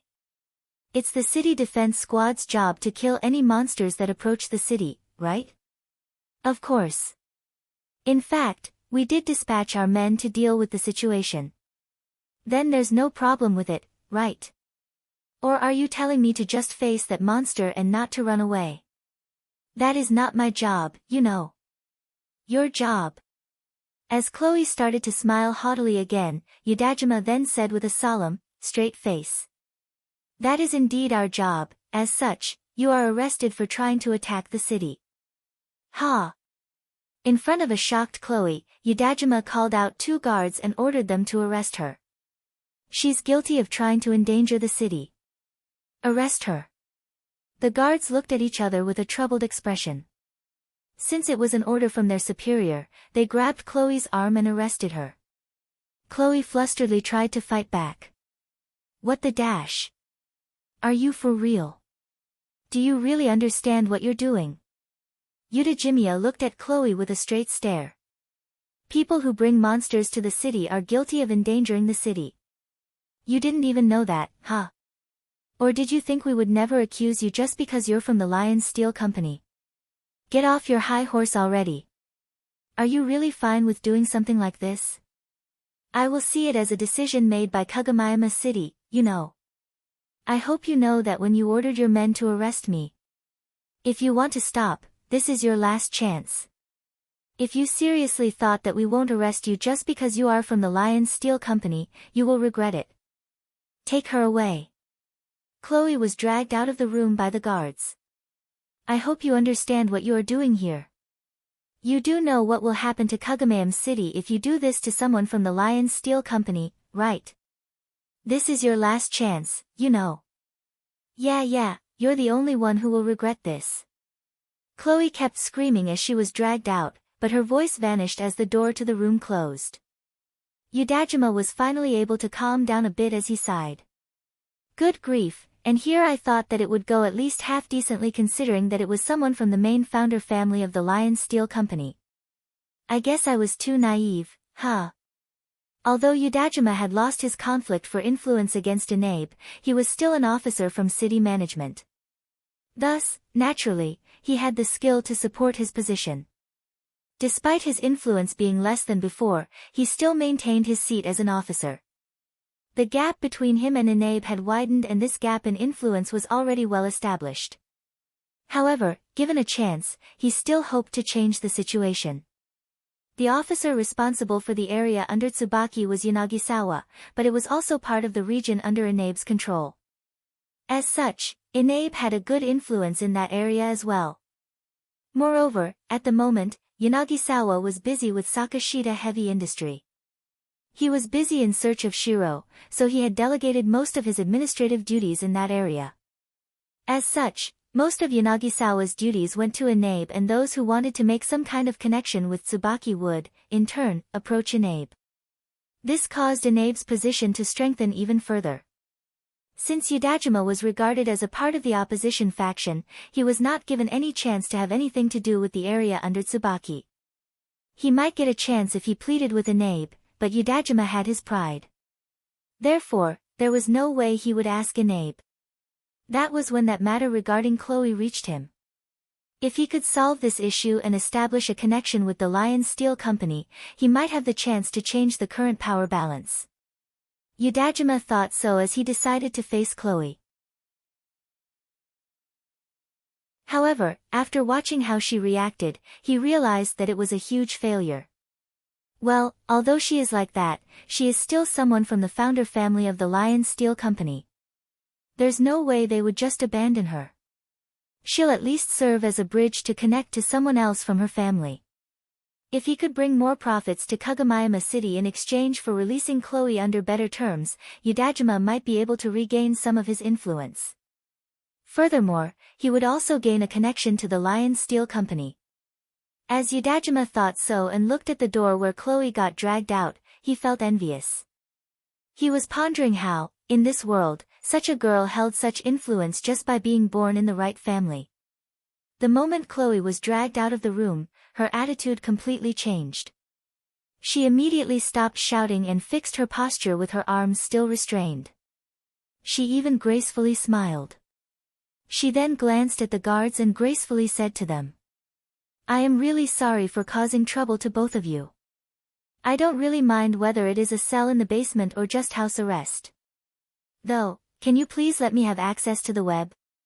Of course, a general line would be fine as well. I don't mind recording it as well." Well.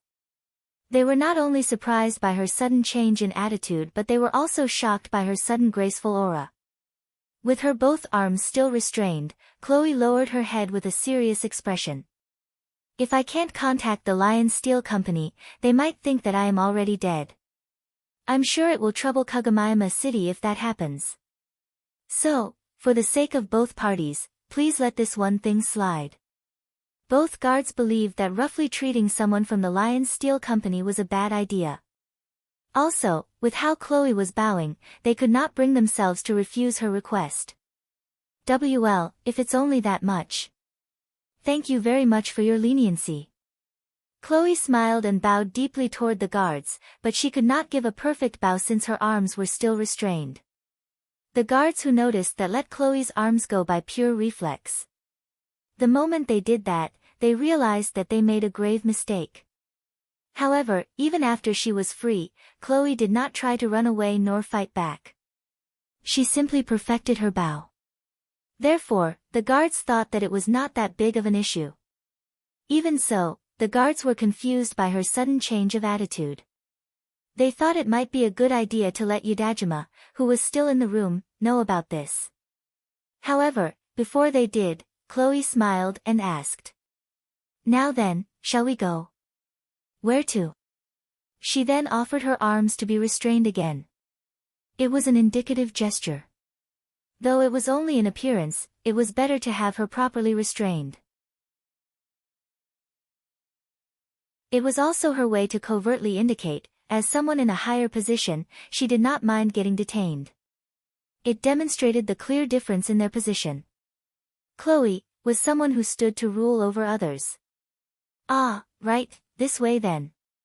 The guards were carried away by the mood and restrained her arms again before they continued to take her away, completely forgetting to report back to Yudajima. Back in the wasteland, as Akira was still waiting. Suddenly, a message from the Hunter office reached him. He took out his information terminal to check, but Alpha stopped him and warned him with a solemn expression. "Akira, before you open and read the content, make sure to keep calm. That was out of the blue. Anyway, make sure to maintain your cool no matter what happens. After you read it, no matter what, don't panic. Don't go flying off the handle. Just keep calm, okay? Surrendering yourself to anger would only get you killed like back then in Miyazono Ruin, remember? You get what I'm saying, right? Alright. Alpha already knew the content of the message since she was connected to Akira's information terminal. Akira, who was still confused, remembered that fact and wondered what it might have been. Judging from Alpha's reaction, it must be something big. Therefore, he readied himself and opened the message. The moment he read it, he furrowed his brows and frowned. If Alpha had not warned him beforehand, he would have flown off the handle. It was a bounty notice. The name, Akira. Reward, 50 billion Aurum. Requester, Lion Steel Eastern District 3rd Ward Branch.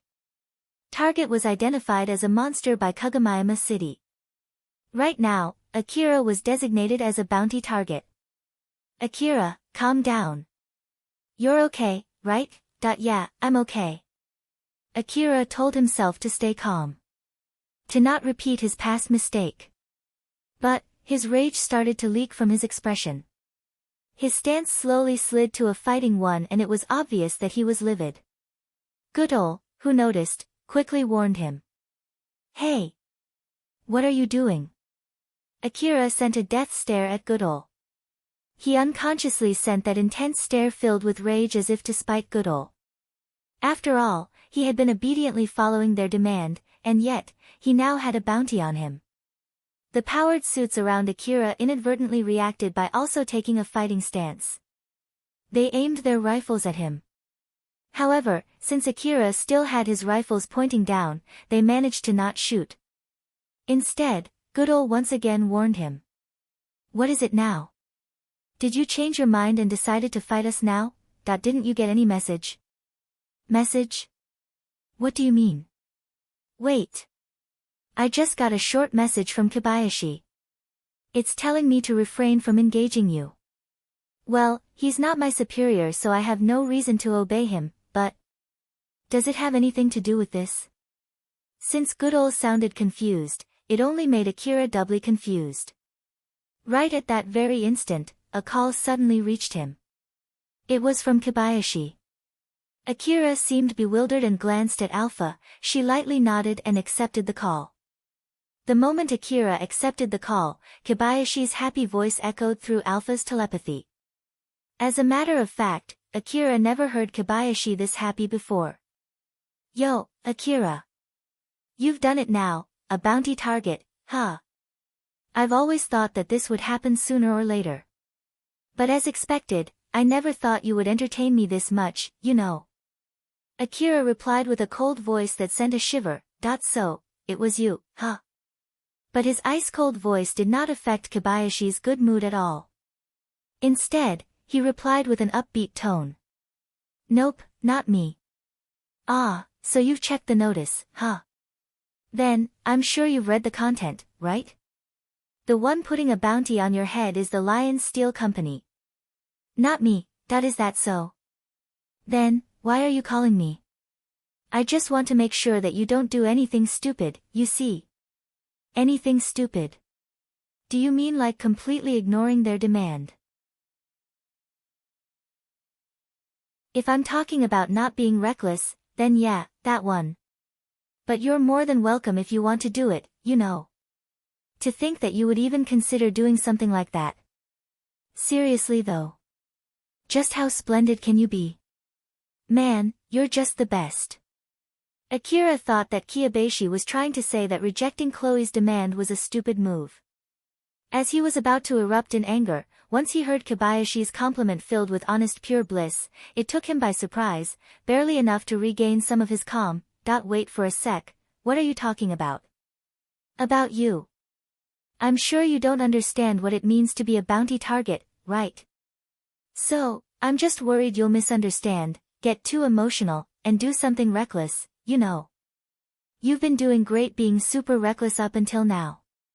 So, it would be such a waste if you die in such a stupid fashion, you know. If you're going to die, make sure you die in glorious battle. I see. Akira was weirded out by how excited Kobayashi was. Listen. I'm heading there right now to explain to you what's going on. So, just wait there for me, okay? I'll tell you how to wage a full-blown war against the Lion Steel Company. You got it. Alright. Nice. And also, about the powered suits that are already over there, you can think of them as your bodyguard until I'm there. My bodyguard? Why? I'm a bounty target, you know. I'll tell you everything later. I'm heading there right now.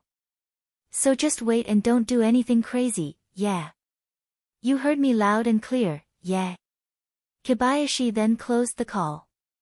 Akira's rage had already vanished. It was replaced by the same level of bewilderment. He then glanced at Alpha and she had the same confused look as him. Well, one thing for sure, I think he was not lying, that one was pretty obvious without you telling me. Should we just wait then? Yeah, let's just do that. Akira then waited for Kobayashi with a continuous confused look plastered on his face.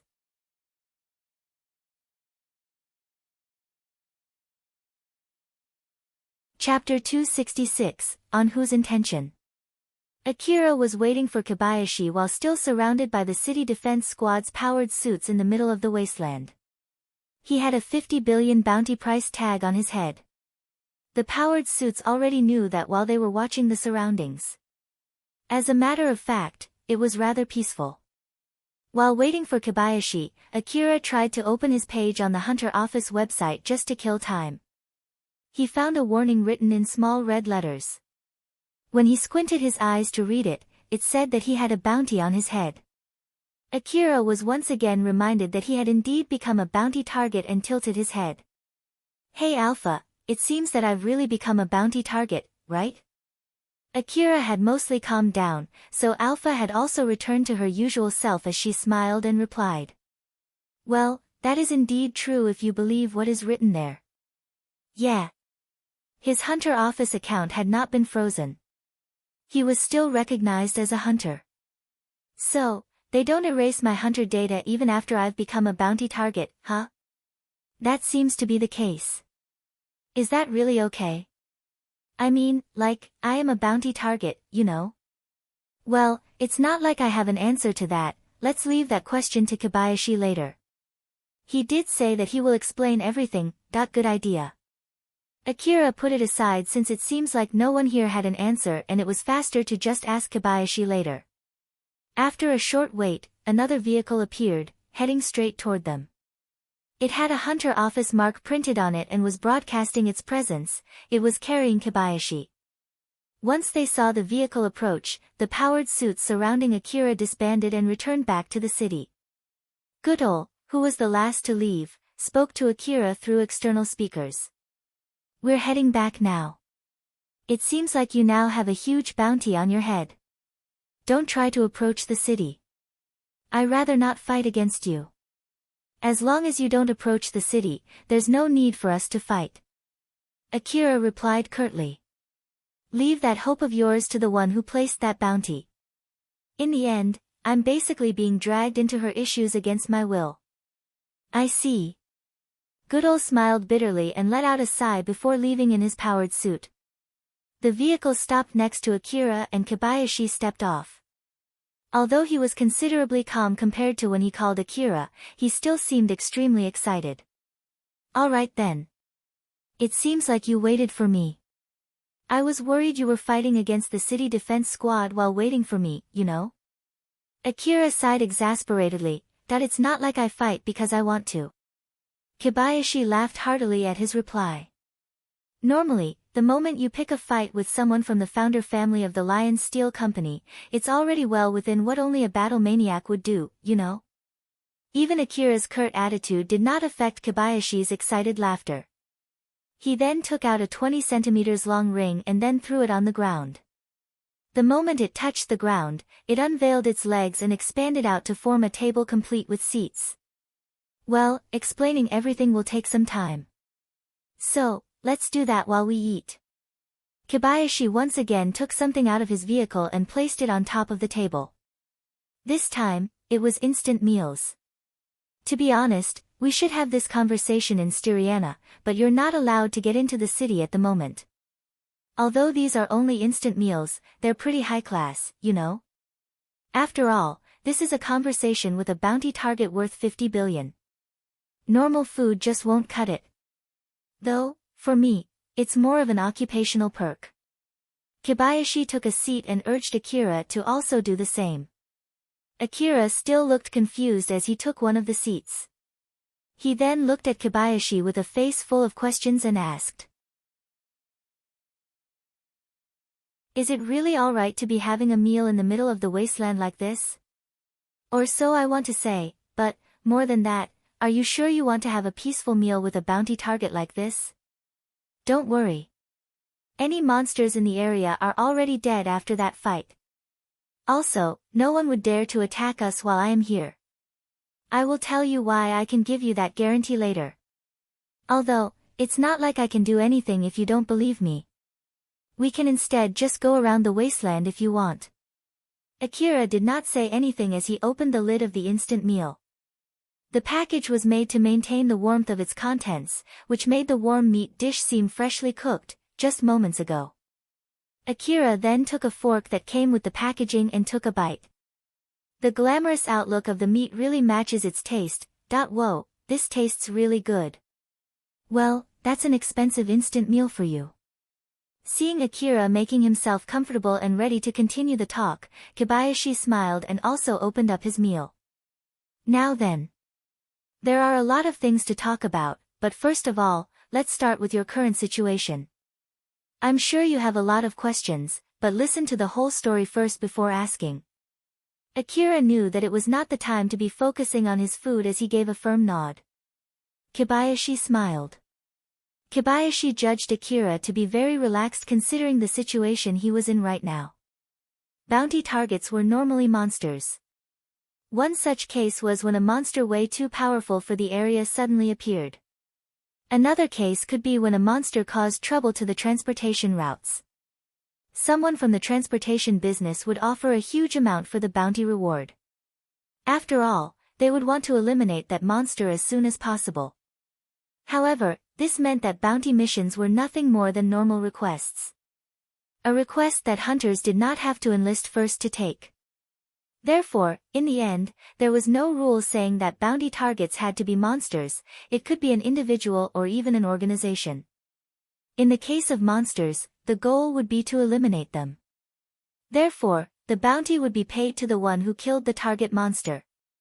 Sometimes, there were cases where it was not a target for elimination. For example, a capture bounty for research, which would warrant the target to be captured alive. Thus, it was also possible for the target to be a person. Likewise, it was important whether the request wanted the target dead or alive. There might be clauses stating something along the lines of, elimination of the target is deemed appropriate if escape from capture. Naturally, in such cases, it was preferred to capture the target alive for interrogation. However, the death of the target would still yield rewards.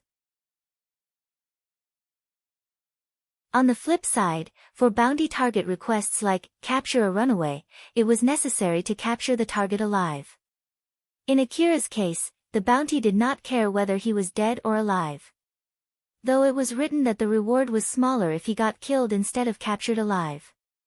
However, Akira knew it was intentionally set in order to attract those who had some kind of aversion to killing another human. Moreover, although Akira had become a bounty target, he would not lose any rights or privileges just because he had become a bounty target. Even if someone actually managed to kill him. Although they would receive the reward from the bounty, they would still be sanctioned for the crime of homicide. As a matter of fact, they would be hired murderers. There was no doubt they would be fined for disrupting public order and causing fear in the inner wall. Even if they were from the outer wall, the private security corporations in the outer wall will treat them in a similar manner. They could avoid such issues by asking for permission from the administrators of the area.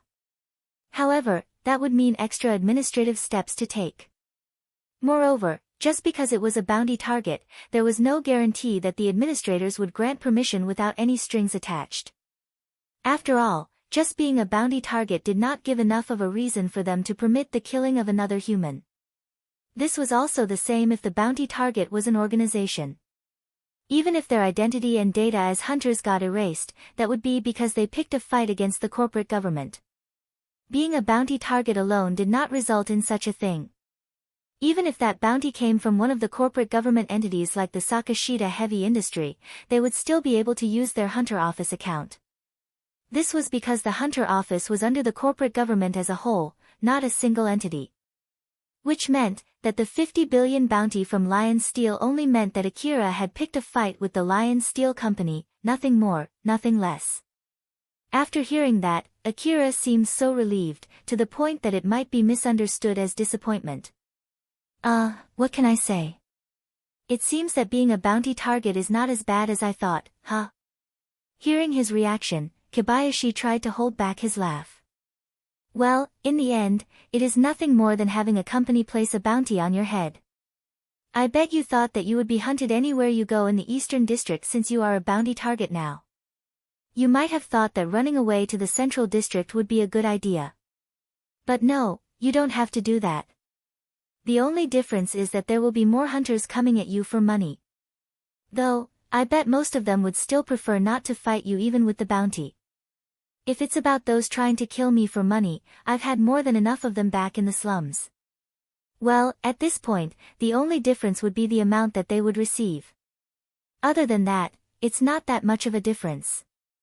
Kobayashi placed his hand on his mouth so as to make sure that he did not accidentally spit out his food. So, you're saying that those hunters who want to kill you for 50 billion orum are not that different from those robbers in the slums, huh? That's great. Really great. As expected of you. You really never cease to amaze me. Relative to the common sense of those in the Eastern District, this way of thinking was no doubt crazy. Kobayashi was immensely amused when Akira said something this crazy with a straight face. With this, Kobayashi had finished explaining the matter regarding Akira being a bounty target. The next matter would be about Akira being recognized as a monster. In truth, that matter was much more troubling for him. Thanks to that, the City Defense Squad and the other security organizations of Kagamaima City would have to treat him as if he was a monster. Thus, this not only affected the City Defense Squad, but also the security companies under contract with Kagamaima City. When someone recognized as a monster entered an area under their watch, they would have to remove that person. Of course, killing someone recognized as a monster would not cause trouble from the city's point of view. After all, they were still humans recognized as monsters. Originally, recognizing someone as a monster was only allowed to be done by the Eastern District's corporate government.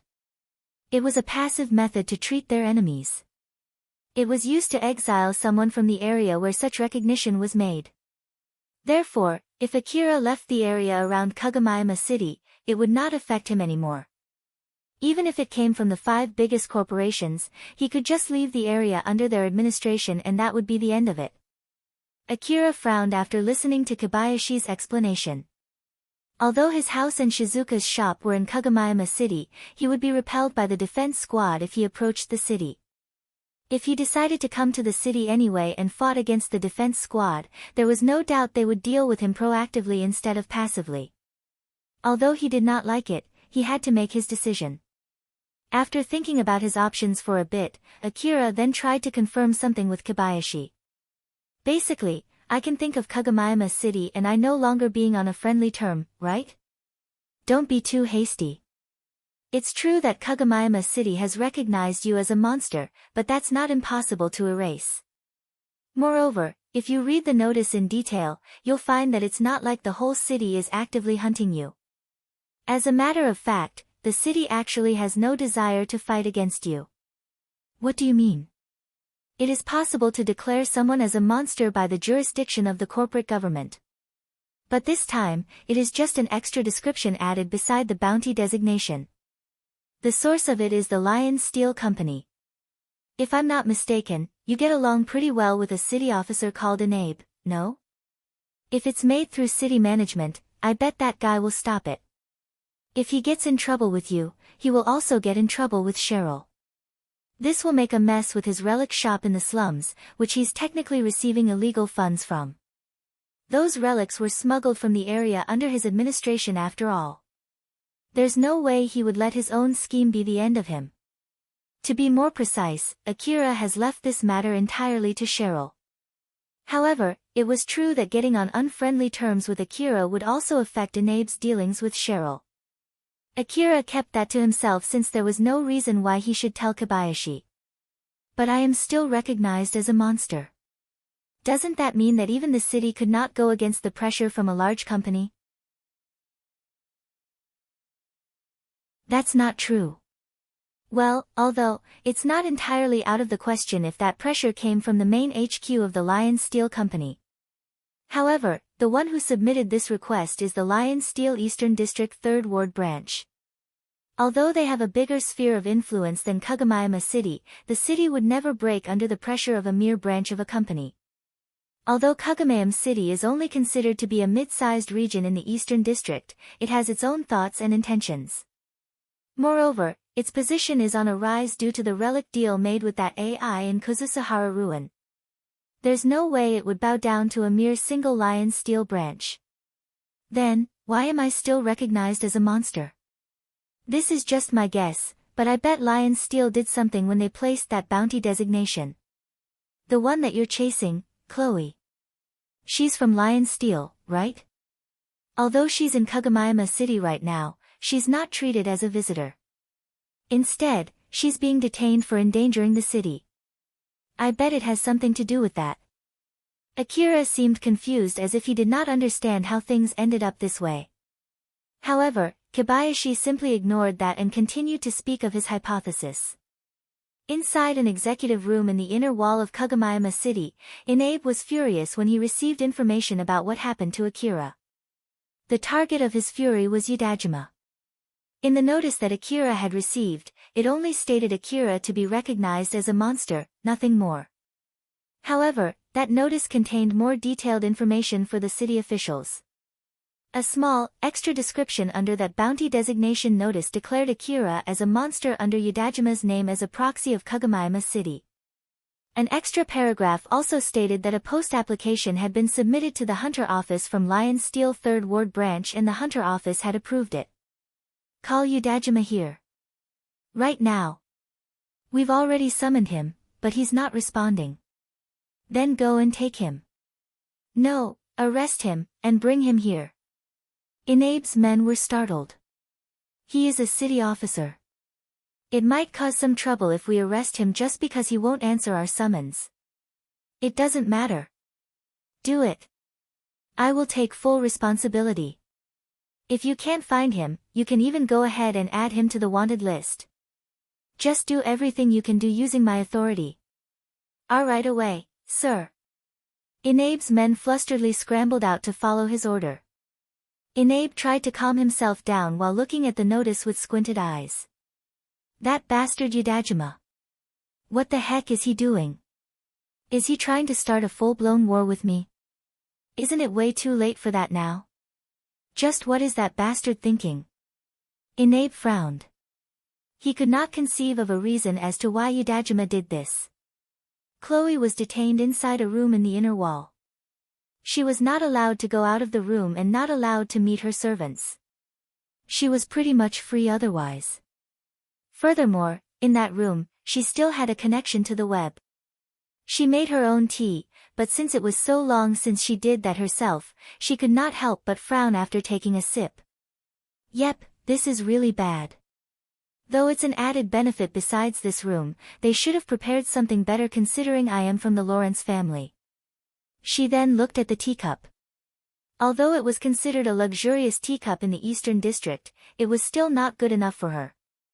The cup and the saucer are both cheap too. They should treat me better. After she mumbled her complaints, she then smiled, amused. Well, it's not like I can do anything about it, I guess. Let's just take this as proof that they're seriously treating me as a criminal who endangered the city. The tea inside the cup was from a relatively expensive tea in the Eastern District. But after taking a sip, Chloe had no plan to take another sip. Thus, she placed the teacup back on top of the table. The moment she did that, the door suddenly swung open with force. Looking at the man she expected to storm into the room, Chloe smiled and asked. "I know that I'm basically in your place, but you can at least knock first." Seeing Chloe, Yudajima tried his best to hold back his rage. He already realized that she was just acting back during her questioning. The moment he saw her smile, his anger started to surface again, which was not easy for him to hold down. "You've done it this time. What's the meaning of this? What are you trying to accomplish?" Chloe understood what Yudajima was referring to, but she still played coy. "What do you mean? Just cut the crap. I know you know what I am talking about. Even if you say so, even if this is some kind of second questioning, it would be great if you can give me more specifics. I don't want to answer questions after such vague leading questions, after all." Yudajima grabbed Chloe's collar and hung her up. Although her feet had left the ground, her smile did not crumble. "This is within the wall. It would be best for you to not use any violence. Well, that is, unless you are fine with being kicked out of the wall." A Kagamayama city officer grabbed an officer of a large company by the collar inside the inner wall of Kagamayama City. It would create a huge scandal, which could be seen both as a city officer picking a fight inside the city. Furthermore, it was a rude action towards someone from a large company which held greater influence than the city. Yudajima knew that, but he could not hold himself back. If he hit Chloe, it would only worsen his already horrendous situation. He might get himself exiled from Kagamayama City. That thought managed to help him hold himself back. He then released her and took a deep breath to help him calm down. In contrast to Yudajima, Chloe straightened up her dress with her usual smile plastered on her face. "So then, what do you want to ask of me, again? The one who made that monster designation for Akira was you, wasn't it?" "Yes, that's me. To be more precise, I submitted that together with the bounty designation through the Lion Steel Company. That's why, in the end, the Hunter office approved it." "I already know that. What I want to know is why did you use my name without my permission? Why did you do that?" "Well, that is not exactly false. After all, you said it during that questioning, right? It's not like we did that without your confirmation first, you know." "What are you? Is it okay to take your decision as Kagamayama City's decision? Are you sure about making me a criminal, charged with the crime of endangering the city? Are you sure you do not want to take that back? I believe I did ask you all of this back then, right? And I'm sure that the Hunter office gave its approval after checking the application. They assumed that you understood the contents when that application was sent. That's why the monster designation was approved together with the bounty designation. Though, to be honest, I think there was no need to check that part." Yudajima gritted his teeth in rage. In contrast to that, Chloe was casually smiling. "If you have anything you don't like about the Hunter office's decision, I prefer you to convey it to the Hunter office." "I'm sorry. It's not like I can do anything about it even if you ask that of me. Unfortunately, I don't have the influence to veto the Hunter office's decision." Yudajima glared at Chloe. However, he understood that it was impossible for him to get out of this situation on his own. His expression turned stern and desperate. "What do you want then? What exactly can you get from driving me to the corner like this? With the power of the Lion Steel Company, you can just put a huge bounty on his head. I bet that would be enough to push that Akira to the edge. And now that he is recognized as a monster, you can just ask for formal assistance from city management. There's no need to drag me into this mess. It is unnecessary to pick a fight with the city management like this. I'll just answer that statement by saying that I decided to do so after considering many things. Moreover, personally, I don't hold a grudge against you. As matter of fact, I'm hoping we can work together." "What do you mean?" Yudajima was taken aback. He did not expect that at all. Chloe slightly bent forward and smiled. You lost most of your influence after losing to Enabe, right? What are you talking about? I know you're looking for a chance to turn your situation around. If you help me, I will also help you regain your influence, you know? Udajima did not expect Chloe to have investigated him to that extent. He was shocked at how she was smiling at him, as if he was already her accomplice. He could not help but inadvertently flinch back. That was when a sudden message reached him. It was from the Public Safety Department of the city and its content was a summon from Enabe. There was also a warning: if he kept ignoring the summon, the Public Safety Department would arrest him. Udajima turned pale. Even if he gave himself up, Enabe would just demand him to take responsibility. He might try to plead, stating that he got tricked. However, even if Enabe believed him, it would not change his situation. On the other hand, if he ignored the summon without a good reason, he would be arrested. In the worst-case scenario, he might even be identified as the enemy of Kugmiyama City. Udajima was at the end of his rope. Seeing that, Chloe smiled and said to him, "To be honest, I've been summoned from those in the upper echelons. But since I'm detained, we will have to end up holding a remote VR meeting. We will start soon, so you can join if you want, you know. Starting from the head of the Lion Steel 3rd Ward's branch, there will be other important figures attending this meeting. This is a good chance for you to get acquainted with these important people from my company, you know. This will also give you an excuse to not answer that summons, no?" Udajima's expression was a combination of shock, confusion, doubt, and desperation. How do you know all of that? Udajima was referring to the fact that he had just received a forced summon from Enabe and needed a reason to not answer it. Putting aside how Chloe knew about the summon, Udajima's question was more directed towards how much she knew about him, and how she acquired this much information. Chloe simply smiled as if she already knew everything. "It's just a guess.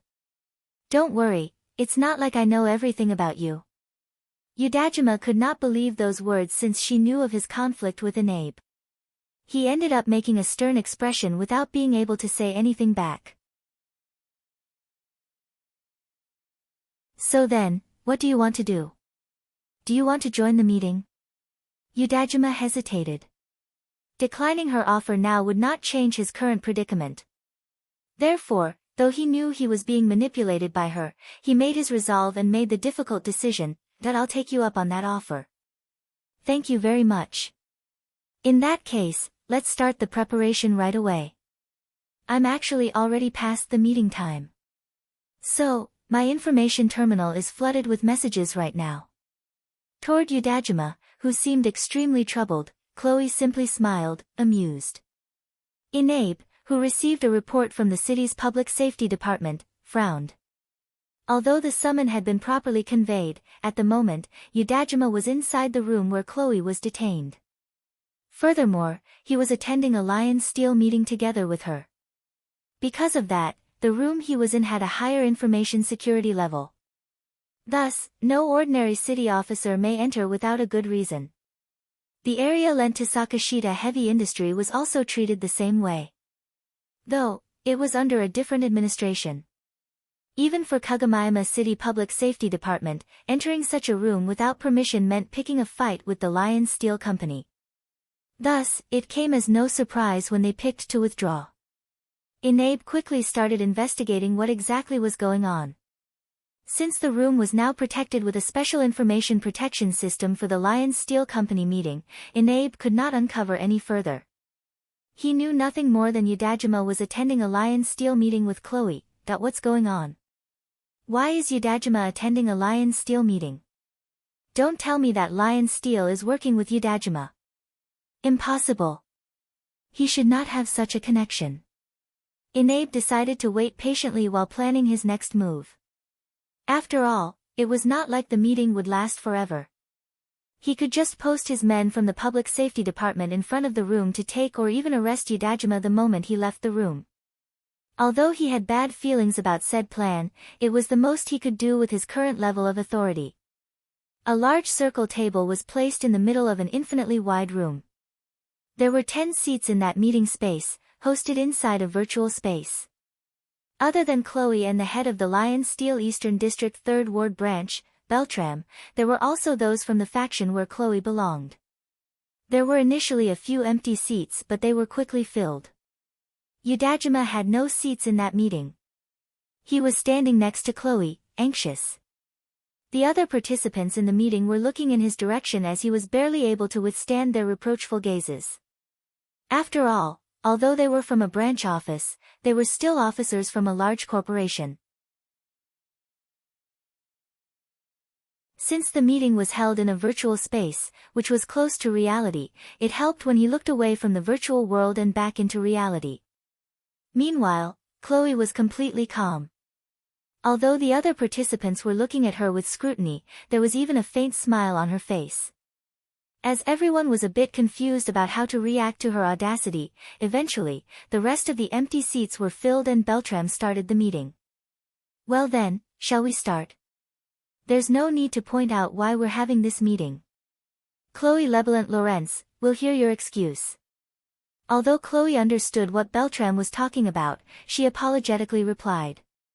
My deepest apologies for being late in reporting this matter and ending up delaying this meeting. At the moment, I'm being detained under the charge of endangering Kagamayama City. As such, I hope you understand my situation. Now, regarding that charge, it originated from Udajima-sama over here. Udajima-sama is an officer from Kagamayama City, thus, regarding this matter, I hope that everyone can understand. However, one of the officers harshly interjected. We're not talking about that. Do you think this is a joke or something? Chloe shook her head. Not at all, I don't think so at all. I understand that it's my fault for delaying the meeting and wasting your precious time. Your response is exactly what I refer to as a joke. Are you seriously going with that in this meeting? As others were clearly getting agitated. With the eyes directed at her getting harsher. Chloe tilted her head and seemed confused. Seeing that, Beltram then spoke up. I don't know what your intentions are, but if you insist on keeping that up, I don't see any reason to continue this meeting. There will be no need to meet you ever again. You can just rot and die out there in the wasteland. So, this is your last chance. You may deliver your explanation. Given her last warning, the meeting immediately returned to total silence. Depending on her next words, Chloe might get exiled. Everyone in the meeting, including Chloe herself, understood that. Even so, Chloe then spoke up. My apologies, but I don't see a need to give an explanation for anything. If it is about the incident regarding Olivia-sama's card and what happened with a hunter by the name of Akira, along with the related matter including his bounty and the monster designation, I do believe that there's no need for me to explain anything. As the meeting returned to total silence, Beltram sent a gaze at her. It was as if he was looking at a death row convict. I see.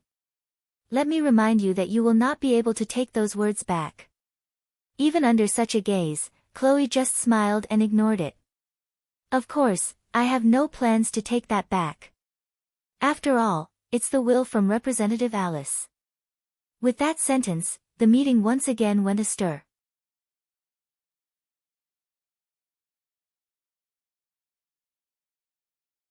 Chapter 267, Chloe's Interpretation. Chloe's statement sent ripples through the meeting. Beltram stared at her with ferocious intensity. What do you mean by that? If that statement is false, exiling you out from the inner wall will not be enough, you know? As someone from the Lion Steel Company, crime done using the name of its highest authority was severe. Those who did not believe her words already looked at her with hostile eyes. However, Chloe did not waver at all, instead, she smiled and explained. I believe that it's already pretty clear. It is exactly as I said. I am just doing my best to obey Representative Alice's order. As such, I don't see any need to explain my actions. Chloe's straightforward declaration, stating that she was completely innocent, caused them to be confused. Beltram's gaze changed from a hostile one to a questioning one. I see.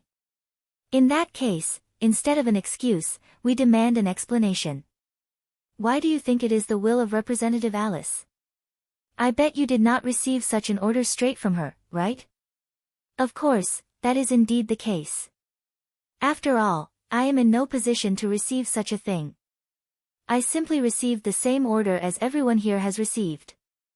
As a matter of fact, I don't understand why no one here has taken any action regarding said order. Well, I guess it's because of my lack of competence. I do not understand everyone's stance. What do you mean? If that question is nothing more than your main question and not a leading question, for the sake of the Lion Steel's future, I recommend you relinquish your seat, branch manager. The mood in the room suddenly turned cold. It was obvious, rude intimidation from Chloe to someone of a higher position. The other officers started to doubt her sanity. Otherwise, she might have really done everything under Alice's order, which would explain her courage. The silence continued. Chloe and Beltram were looking straight at each other without looking away. The mood started to get tense. As the other officers started to get anxious, Beltram suddenly loosened up and said, "Very well. In that case, as the representative of everyone here, I shall ask for your guidance. After all, that's just how important Representative Alice's will is. If there's a chance that the situation is due to our ignorance, even if slim, there's still a need to completely eliminate such a possibility. As such, I ask for you to explain it in detail, for someone as clueless as me. I won't let you wiggle your way out of this one." Beltram said the last part, dead serious. As the others were waiting anxiously, Chloe smiled and replied, "Of course." Chloe then told the participants of the meeting her thoughts. As the meeting progressed, the participants had troubled and shocked expressions on their faces. It seems like half of them believed her while the other half did not. In other words, Chloe's explanation did make sense. It was something they could not laugh off. One of the officers then interjected. "Isn't this nothing more than your personal wish? You have made so many blunders. It wouldn't be an exaggeration to state that due to your desire, you're currently trying to find a way to make up for your mistakes. I don't deny that some of it are my subjective interpretation. After all, I do want to find enough leverage to raise my rank in this company. But that's the same for all of us. Either way, you are denying my explanation by stating it to be out of my personal interest. You have no other reason nor evidence to state that my opinion is incorrect, right? But still. If I might add something else, I'm sure that everyone already knows that Representative Alice told us to take care of this matter until she arrives." Chloe then continued to explain her interpretation of Alice's order. The officers who heard her interpretation started to get agitated. After that, I managed to contact Olivia-sama. I'm sure that everyone has been well informed about this. And at that time, Olivia-sama said that there won't be a next time. From there, Chloe explained how she interpreted that warning. This time, it caused confusion between the officers. Thus, one of them questioned Chloe with a stern expression. "Did I understand your reasoning? But in the end, it's nothing more than your interpretation, no? You can't just say that it is the Representative Alice's will." Chloe looked pitifully and slightly mockingly at the officer. "Even if you say so, in the end, I am not Representative Alice. So, I can't really say that it's indeed her will. But if you need confirmation no matter what, you might as well ask the branch manager for help to contact Representative Alice. It is impossible to ask for an audience with Representative Alice with my position. But it might be possible if it's with the branch manager's authority." Everyone turned toward Beltram. After that, Chloe continued. "Well, even if I could, I still won't do it though. After all, I don't want Representative Alice to think that I'm incompetent. Asking her for such a simple thing." Hesitation and confusion caused the officers to lose words. They frowned with a stern expression without saying anything. Alice was going to come to Kagamaima City soon to deal with the matter regarding Olivia. Because of that, this meeting, which was originally meant to question Chloe's action, was now in an uproar. It had already lost sight of its original goal and leaned toward whether to believe Chloe's words or not. whether it was to go against Alice's will or to obey it. This affected not only the fate of the Lion Steel Eastern District 3rd Ward branch, but it might also affect the other branches as well. For the better or for the worse. Whether to proceed carefully or boldly. Either way, they would have to make a decision, one that they would never be able to take back. Beltram eventually made the decision. I will end this meeting here today. Let's resume this tomorrow. I will contact the rest of you later. With that closing remark, everyone seemed to calm down. They were delaying making the conclusive decision. It was true that they did not have all the necessary information to make such a crucial decision. It was obvious that everyone would do their best to gather as much information as they could after this. Therefore, delaying it was preferred for the rest of the officers. Beltram's gaze then shifted to Yudajima. Yudajima-san, was it? Yudajima flinched back from that gaze, one cast by someone of a high position from a large corporation. Why yes. I'm sorry that you didn't get to say anything during this meeting. Although you've managed to join in for a while. But if I may, I hope you will also join the next meeting. If it's about how you treat her, I'm thinking of leaving that to you for the time being. It's not like I'm doing this to compensate for your efforts. I will give you my contact number and contact line. If there's anything you want to report to me, you can do so straight through that line. You will not need to go through her. After Beltram said so, the other officers also proceeded to give their contact to Yudajima. It was their covert way of hinting Yudajima to send them information without going through Chloe. Nonetheless, it did not change the fact that it gave Yudajima a direct connection to Lion Steel's officers, which would strengthen his position as a city officer. Now then, please let me excuse myself. Beltram turned off the connection and disappeared from the meeting. The other officers also followed suit, leaving Chloe and Yudajima alone. Chloe smiled at Yudajima and said, "Once we leave, city management would take notice that the meeting has ended. At that time, I bet there will be men stationed outside the room waiting to get in. So, let's talk for a bit first. With this, I hope that you will believe me when I declared I would help you if you help me. Alright, I'll believe you for now. So then, what do you want?" Well, there are a lot of things that I want. But first of all, I want to be able to contact Lottie's and my other servants. I actually tried to make tea by myself, but it just won't come out right. I'm just not used to it. Seeing her smile, as if it was a joke, Yudajima replied with a stern expression, "Very well. Thank you very much. Now then, do you need anything from me? Let's discuss about everything we need to keep confidential while we're still here." You have a point. Well, first thing first. Chloe and Yudajima continued their meeting inside that virtual space for some time after that. Outside the room, where Chloe was detained, those from the City Public Safety Department were waiting for the meeting to end. They were preparing themselves. The moment they received the notice that it had ended, they would first send another warning. If Yudajima continues to not comply, they would arrest him. The door opened and Yudajima stepped out. He then lightly smiled at the surprised City Public Safety Department and said to them, "Well, sorry to make you wait. The meeting took longer than I expected." One of the shocked men replied, "Well, that is completely fine. Yudajima-sama, we hope you will cooperate and let us take you to Inabe-sama. We apologize but we're allowed to arrest you if necessary." "Yeah, I know. Don't worry, I won't run away. I will come with you. Or if you prefer, you can arrest me, just to be safe." Yudajima smiled and offered both of his arms, but the guy just shook his head and said, "And no, that won't be necessary if you obediently come with us." "I see. Let's go then." Yudajima then went with them while showing no remorse. Although those from the Public Safety Department were confused, they still followed through with their duty. After listening to the explanation about his monster designation from Kobayashi, Akira pouted and said, "What do you mean? Infighting within city management has disallowed the decision to be revoked?"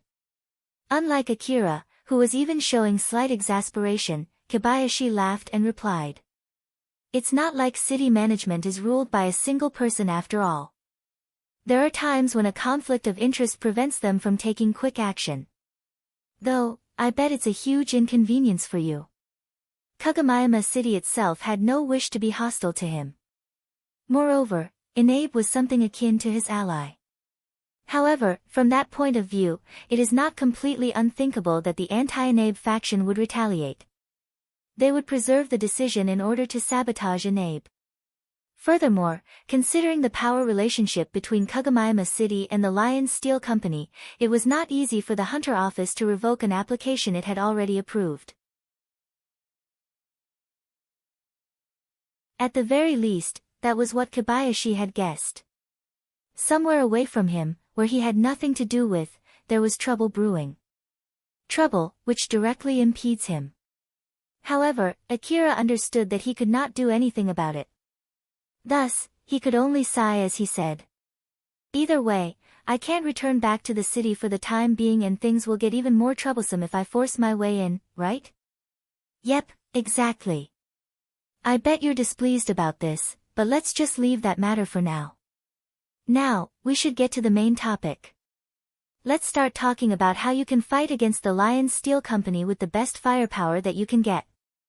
Since it was an important subject for Akira, he changed gears and became solemn. However, seeing how Kobayashi was grinning like a Cheshire cat, he could not help but frown. Even if I say the best firepower, in the end, it depends on whether you would do this alone or in a team. Either way, it's important to increase your own firepower. That's why I recommend you hold back from attacking Lion Steel for the time being. Wait for the equipment from Sakashita Heavy Industry. Is that route still viable? I have become a bounty target, you know. Akira was already half certain that was out of the question.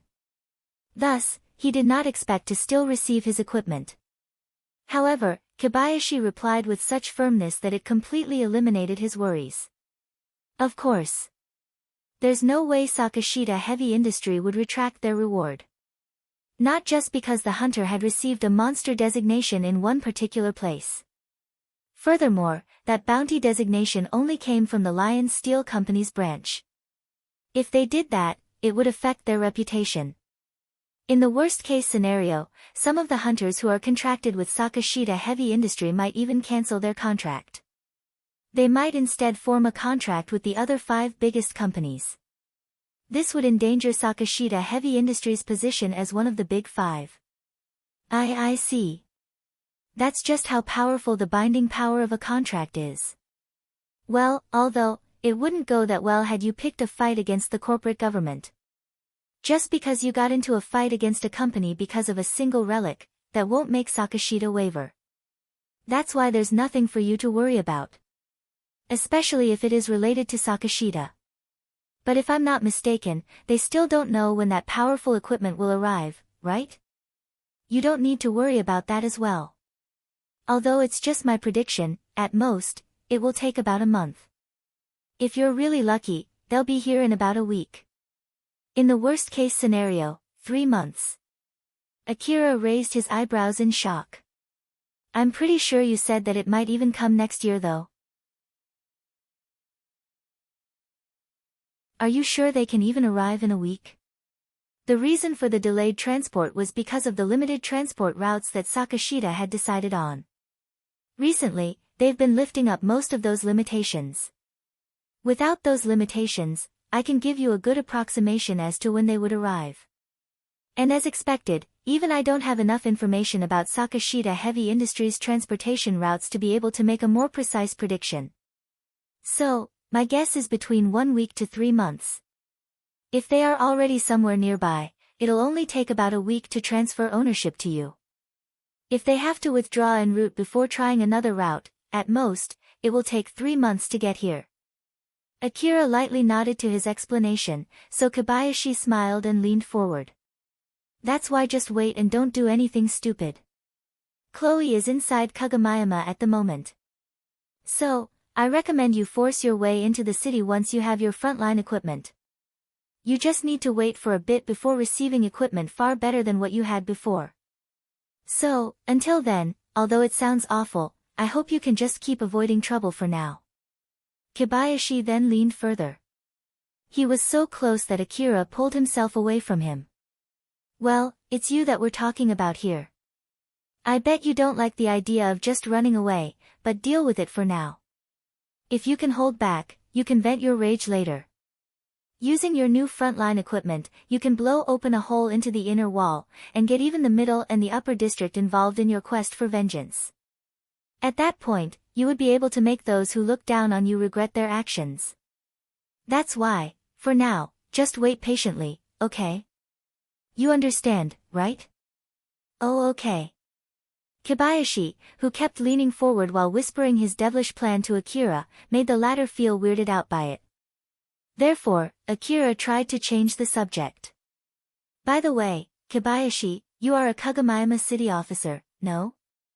Is it really okay for someone in your position to suggest a bounty target use frontline weapon to blow the city's wall open? Kobayashi, who already had both of his hands on the table, supporting most of his weight while he leaned toward Akira, returned back to his seat and calmed down for a bit. Well, if you ask me whether it's okay or not, I bet it's not. It's something that a city officer definitely can't do. I bet the punishment would be more than just a written formal warning. Seeing Akira looking at him with confused eyes, Kobayashi then pointed at the Hunter Office mark on his vehicle. But right now, I am here as a Hunter Office's staff member. That's why it won't be trouble at all. Although Kobayashi was a Kagomayama city officer, at the same time, he was also a Hunter Office staff member. He was well accustomed to partitioning his two positions, as well as using them when necessary. Thanks to that, he was able to avoid having to face repercussions, which might have led to his bad reputation. I know you are a bounty target, but there are many types of people who become bounty targets. If it's just a 1 million bounty, the Hunter Office would not even bother to deal with it. But if it's for 50 billion orum, not to mention it also includes monster designation from a medium-sized corporation, the Hunter Office would have to at least do something to prevent damage from spreading. Things like trying to calm the situation and get both sides to peacefully find a solution to whatever the problem they have between them. At the moment, I'm actually using that as an excuse to meet up with you. That's why you're safe while you're in the middle of a conversation with me. Well, at least, those who want your bounty would not attack you in this situation. Even if there is someone nearby waiting to kill you, they can only observe from a distance right now. They will not dare snipe you. So, there's no need to worry about that. Akira was a bit surprised by Kobayashi's explanation. Is that so? Are you sure? It's 50 billion orum, you know. It has nothing to do with the amount. Trying to attack someone who is in the middle of negotiations with the Hunter Office is the same as picking a fight with the Hunter Office. This also means picking a fight with the corporate government too. Even if they manage to kill you, they won't be able to claim the bounty. To top it off, their hunter data will get expunged. Their account would be frozen and the whole Eastern District will recognize them as monsters. Akira lightly nodded again. Kobayashi then continued. Attacking someone in the middle of negotiating means antagonizing everyone included in that negotiation. The reason why Kobayashi told Akira to just think of Gautol and the others as escorts while they were surrounding him was because it signified Akira being in the middle of negotiations with Kagomayama City. To be more precise, they were recognized to be negotiating regarding Akira, who had been designated as a monster, to not approach Kagomayama City. Naturally, there was no guarantee that no one would attack them considering that the bounty was 50 billion orum. Furthermore, they could gain a connection with the Lion Steel Company. That was why Gautol and his men were vigilantly watching the surroundings. Kobayashi told Akira to think of Gautol and his men as his bodyguards since, in reality, they were indeed protecting him. The city defense squad's duty was to protect the city, not to hunt a bounty target. So, as long as Akira kept away from the city, even if he was a bounty target recognized as a monster, they would not attack him. Moreover, Kobayashi had already informed Gautol, using his position as staff from the Hunter Office. Akira was closely listening to Kobayashi's explanation, full of interest. However, he also started to worry about the time as he said. Now then, let's get back to the main subject. It's not like I can keep this up for long as well. I guess I'll convey the things that I need to convey to you here. Although you will be just running around until your new equipment arrives, if possible, don't go too far from Kagomayama City. We will hand over your equipment once they arrive in Kagomayama City. However, there will certainly be information leaks somewhere. That's why, if it's possible, I want to give them to you as soon as possible once they arrive. It would be easier and faster if you were nearby. It's also safer since it'll reduce the chance of you getting attacked on your way back to collect it. Even if you say so, I'm sure there will be more people coming after me if I roam around Kagomayama City. As long as I can't get into Kagomayama City, I would have to find another city to get my food and ammo. If you're staying somewhere close, I will help you with that as well. Ha! Are you sure you're okay doing that? Toward Akira, who was obviously surprised by his offer, Kobayashi's smile widened as he explained. Well, about that, I can put up an excuse. I can state having no other choice but to supply you with food and ammo. Otherwise, you would be cornered and have no other choice but to raid the city. So, I will be doing that per my duty as a city officer. After all, as a staff member from the Hunter office, it might be best for me to take a neutral stance. It was a good excuse for Kobayashi. Even if it meant making Akira stronger in exchange for buying more time for peaceful negotiations. Even if negotiations fail and Akira ends up attacking the city with his greater firepower, Kobayashi could simply claim that he did all he could. Though, in reality, Kobayashi was hoping that would happen. Akira understood that very well as he looked at Kobayashi's wide unsettling smile. Afterwards, Kobayashi told Akira all kinds of things until their time was up. He then returned back to his vehicle and lightly warned Akira, who was already back on his bike. The moment I turn on this vehicle, you will lose safety insurance from the Hunter office. Well, you are a bounty target with 50 billion orum on your head. There will no doubt be hunters who will come after you. They will do so with proper preparation first. So, I bet no one will attack you for the time being. But still, be careful out there. Sure. I'll be counting on you for the ammo. Yeah. Don't worry about that. You can count on me. Do tell me if something happens. I will contact you if something comes up. Make sure to answer calls coming from the secret line that I just told you about. Well then, until next time, Akira. Good luck. Kobayashi smiled as he said so and headed back to Kagomayama City. Meanwhile, Akira accelerated his bike in the opposite direction. It was his first day being a bounty target, one who could not return back to his home in Kagomayama City. Inside a personal room located in the inner wall of Kagomayama City, Reina seemed calm. Though, she hardly appeared to be friendly. In front of her was a large display with Beltram in it. That image of Beltram heaved a sigh. That's not how you address a branch head, you know. But Reina still offered her apology after she was told. My apology. I've been living outside the wall for so long that it seems like I've forgotten some of my manners without realizing it. For that, I am really sorry. Beltram's gaze shifted toward Kane and Shirori, who were standing behind her. Reina was at least showing a respectful attitude toward him, someone who held a higher position. However, Shirori was not even trying to hide her stern gaze and Kane was even displaying hostility in her smile. Those maids too. That's not how you address an officer from the same company, you know. Where is your loyalty toward the company you belong to? My master is Milady after all. Milady is already showing her loyalty to the company. Of course, that includes Milady's attitude toward you, you know. Beltram-sama is taking a neutral stance as the head manager of Lion Steel Eastern District 3rd Ward Branch, regarding the infighting between the factions. Moreover, Beltram-sama is also taking a neutral stance regarding the attack on Milady, which might also be interpreted as abandoning Milady. As such, the barest of respect would be enough. After Beltram confirmed the maid's stance, his gaze returned back to Reina. There was a slight change in his expression. It was indicating how impressed he was with Reina. Not only was she able to hold on to Shiori's loyalty, but she could also tame a problematic maid like Kane. So, both Reina and Chloe changed this much outside the wall, huh? I once heard the reason why they drive out family members deemed incompetent outside the wall. It is because the conditions out there are much harsher than inside the wall. It was done in hopes of fostering their growth. I guess that's not all nonsense. Although they were driven outside the wall for different reasons, both Chloe and Reina were the source of the ongoing incident. Beltram could not help but feel impressed as well as cautious toward these two, who were both, from his point of view, still lacking.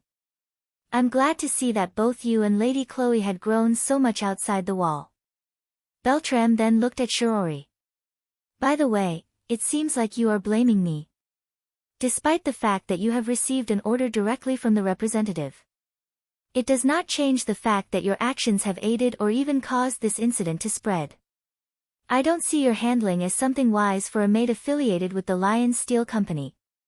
Representative Alice's order was for those at the scene to handle the situation until she arrives. And the one who manages those people should be you, no? Shiori replied with obvious sarcasm. It was clear that she was indicating that the source of this incident, including Reina and Chloe's actions, was all due to the incompetent control the head of the Lion Steel Eastern District 3rd Ward branch had over his people.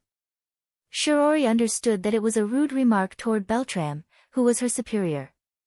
However, Beltram's decision to not punish Chloe, even after robbing that card from Reina, could be interpreted as approval of her actions. Therefore, Shiori could not possibly hide her anger. As Shiori prepared herself, expecting reproach from Beltram, he replied with something unexpected. Beltram made a troubled expression as he mumbled, "As I thought, that's what it means, huh?" Reina and the others frowned. They did not understand the meaning behind those words. However, the fact that Beltram did not reproach Shiori caused Reina to feel like something bad was going on.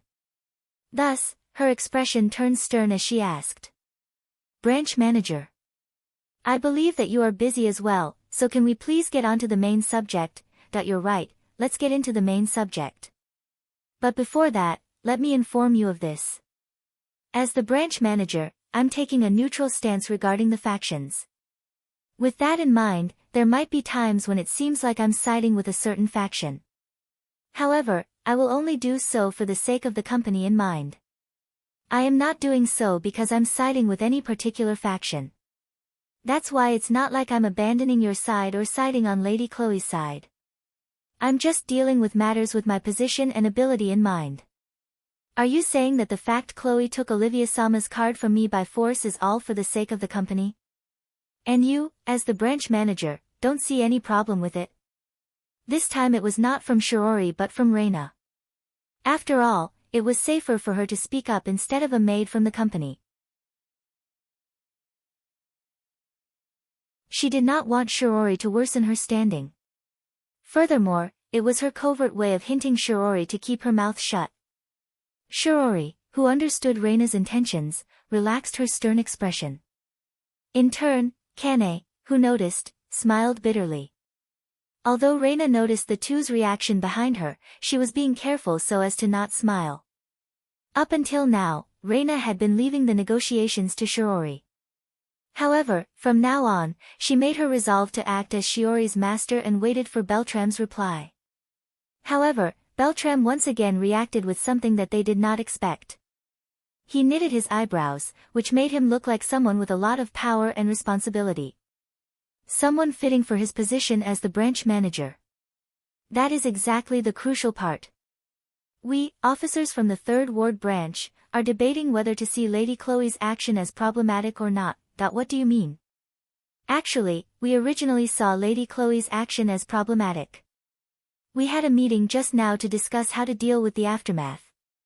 Although I can't really say what went on during the meeting, I will at least inform you of Lady Chloe's current situation. Chloe attacked Akira and failed. She then placed a 50 billion bounty on his head. Furthermore, she had Kagomiyama City designate Akira as a monster. And for the crime of endangering the city, she got detained. After hearing all of that, Reina could not hold back her surprise as to how the situation had greatly escalated in just one day. Lady Chloe's action had caused tremendous problems. As officers of the 3rd Ward branch, we can't ignore her actions. We only have 2 options, approve or reproach her action. However, we don't have enough information to decide at the moment. Because of that, I would hope you will share your side of the story with us, including the matter of Olivia Sama's card as well. This is an order from the branch manager of Lion Steel Eastern District 3rd Ward branch. You will tell me everything in detail. When Beltram said so, he was exuding an extraordinary amount of pressure. This allowed Reina and the others to grasp just how important this matter was.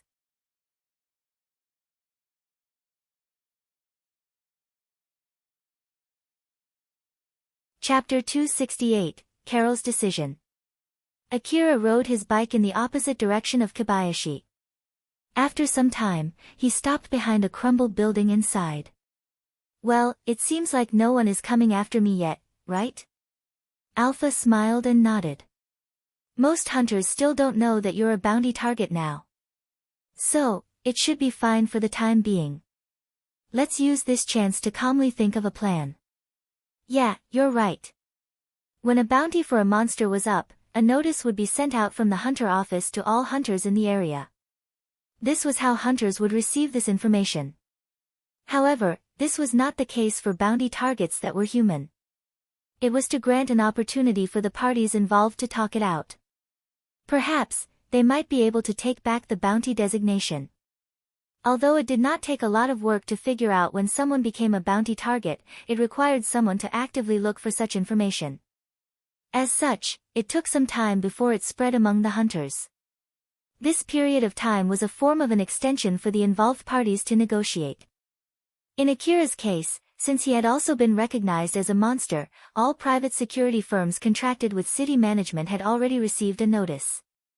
It was only a matter of time before his bounty spread around, among the hunters who were acquainted with him. Moreover, Akira had no wish to peacefully resolve this matter. Since he could not return back to the city, his only choice was to spend his night in the middle of the wasteland. It was unclear how long he had to live out in the wasteland. He now had to be careful of both monsters and hunters. Akira was talking to Alpha about how to face this issue. Mid-conversation, he suddenly received a message from Carol through his hunter code. The content was another code to access a certain secret line. Akira and Alpha looked at each other. After briefly hesitating, he decided to access that secret line. Akira, it seems like you're all right. Thank goodness. Carol, what is it? Geez. Don't give me that when you just left your bodyguard job without any explanation, right?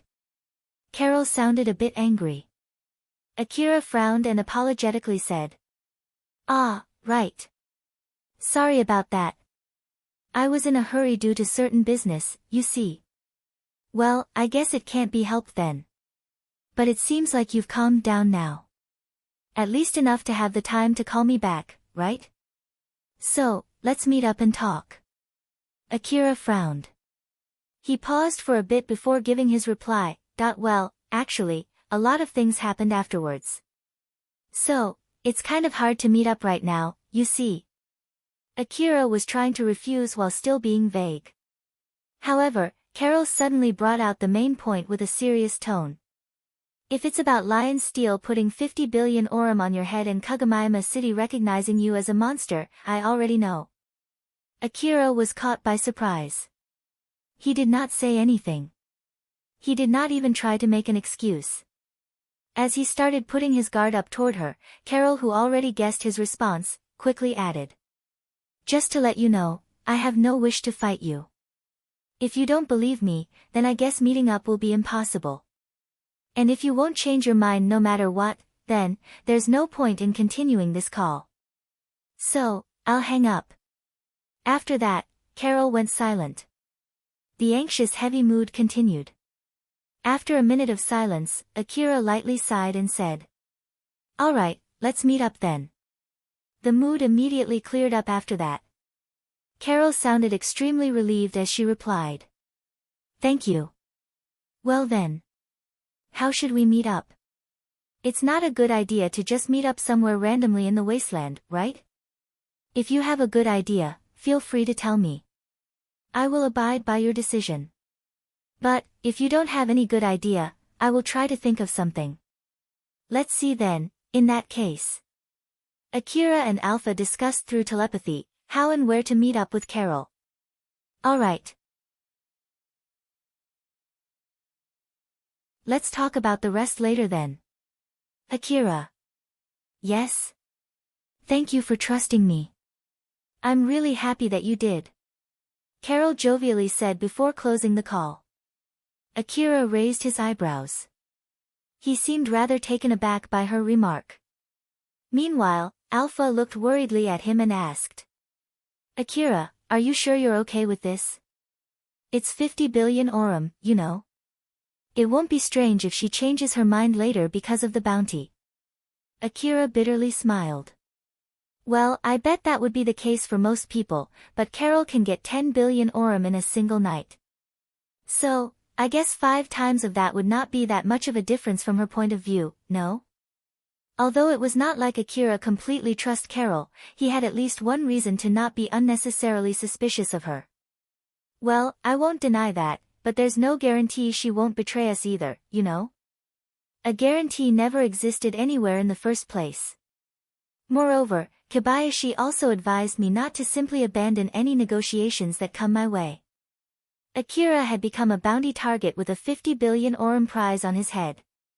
However, due to the power struggle inside Kagomayama City and between branches of the Lion Steel Company, not to mention negotiator firms, there was a good chance all kinds of people were trying to get in contact with him for various reasons. If he could handle them well, it could buy him a good amount of time. That was why Kobayashi advised him to not just toss aside opportunities to negotiate. Kobayashi even went as far as to offer to take over negotiations in his stead if he found it too cumbersome. To be honest, I didn't expect someone to contact me this soon. But it's not like we're strangers and I did work for her up until just now. Also, with you around, I bet that it'll be fine. Although Akira's argument was not foolproof, since he brought up Alpha as one of his reasons, she could no longer say no. Alpha then bitterly smiled. There was a tinge of joy in her smile. It was a smile indicative of her allowing Akira to do as he wishes. Well, it can't be helped then. But make sure to not completely lower your guard, okay? Watching her warn him with a smile, Akira also smiled back at her. I know. Let's go. Akira started his bike and went to the meeting location.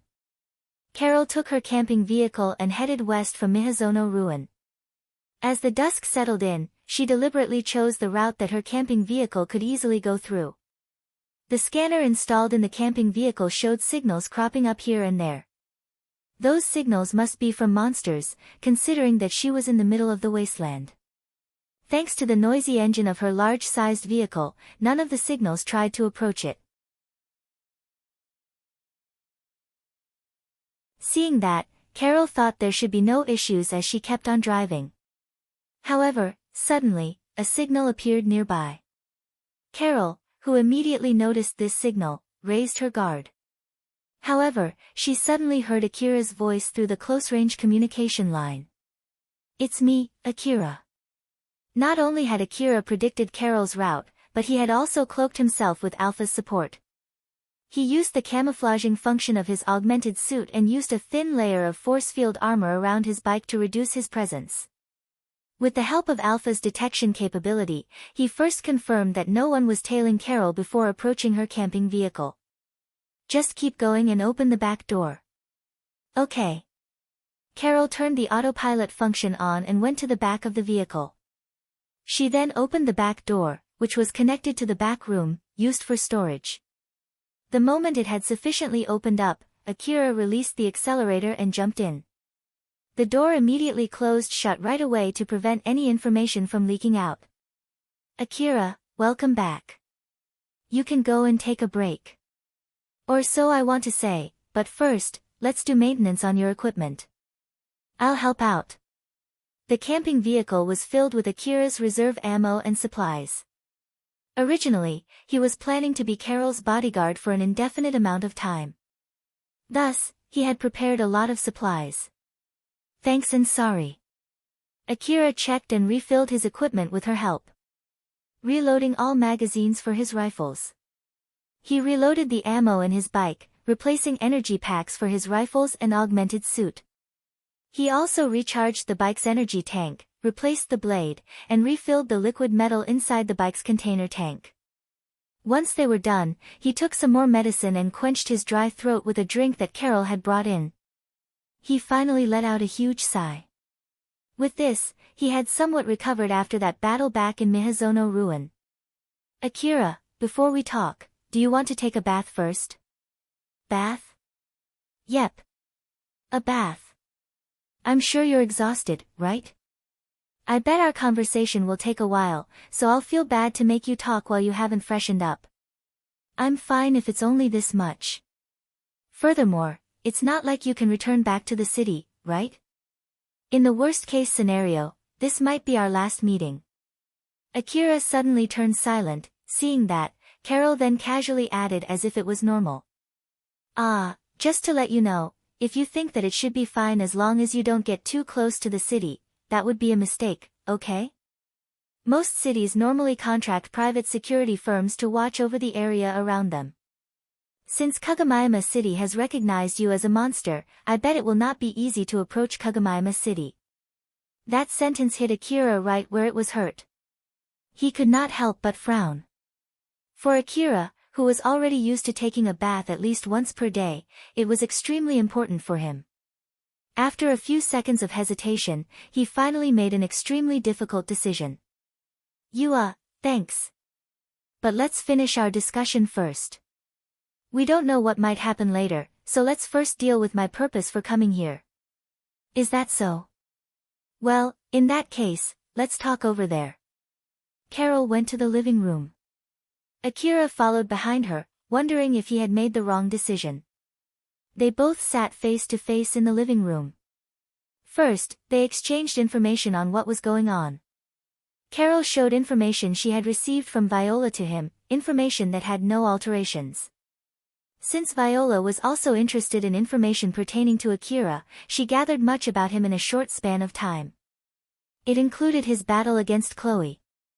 The reason was due to a breakdown in negotiations regarding a certain relic between him and the Lion Steel Eastern District 3rd Ward branch. It was not rare for the situation to unfold in such a manner.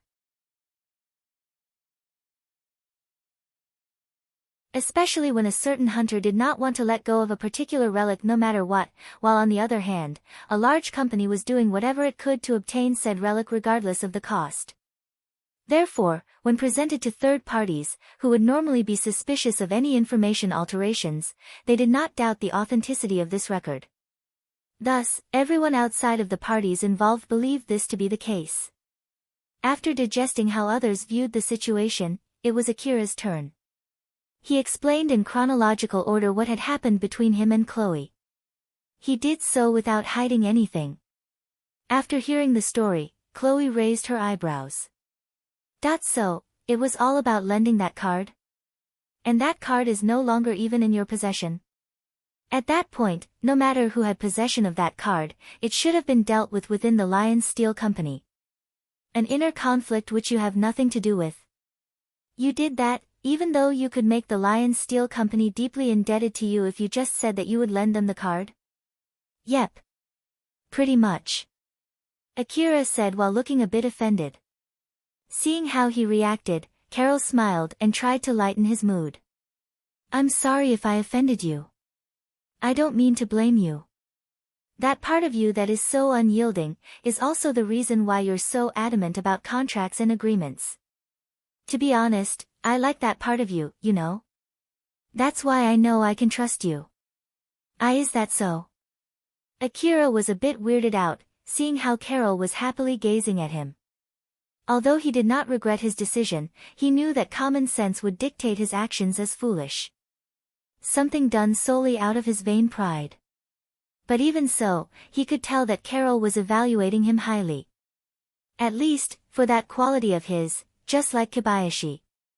Thanks to that, Akira felt a bit irritated. Now then, since we're done with sharing what we know, let's get on to the main topic. Well, it's actually quite simple, really. I want you to continue working as my bodyguard. Akira frowned. Although he understood what she had said, he could not understand why. He reevaluated what he had just heard to make sure that he had not mistakenly heard her. However, even after reconfirming, it still sounded as though Carol still wanted him to continue working as her bodyguard. Thus, he could not help but look at her in bewilderment. Wait for a sec, I'm a bounty target right now. A 50 billion bounty target. Many hunters will come after me. I know. If I'm around you in this state, you will definitely get involved too, you know? Yep. And I can't get into Kagomayama City since I am recognized as a monster. Meanwhile, the Lion Steel Company sees me as an enemy. I know that too. Listen, Akira. We both know already. Very well, in fact, from the information exchange that we did just now, right? I understand all the risks and still want you to be my bodyguard. Akira frowned and pulled his head back. The reason why could still not be figured out. Unable to answer that question, he eventually mumbled a short question. Why? He could not understand why someone would still ask him to be their bodyguard. Unlike Akira, who was obviously confused, Carol was completely calm. Well, I wonder what exactly you are asking. That question could consist of the reason I want you as my bodyguard. It could also be asking for the details of how I decided after considering all the risks involved. Since there are all kinds of reasons and more questions associated with them, there will be no end to it. So, I'll just state the overview. I understand all the benefits and the drawbacks. In the end, I still believe that having you as my bodyguard brings me more benefits than drawbacks. That's why I decided that I still want you to protect me. Carol said so with a serious expression as she leaned forward. So, what's your answer? Are you going to accept my bodyguard request? Akira knew his heart was beating hard. As he tried to calm his chaotic thoughts, he wanted to voice out a question. However, before he could ask, Carol stopped him and warned. Let me state this first. If you are going to reject my request because you're a bounty target, worried about getting me involved in your troubles, I will clearly state, once again, that I accept that risk.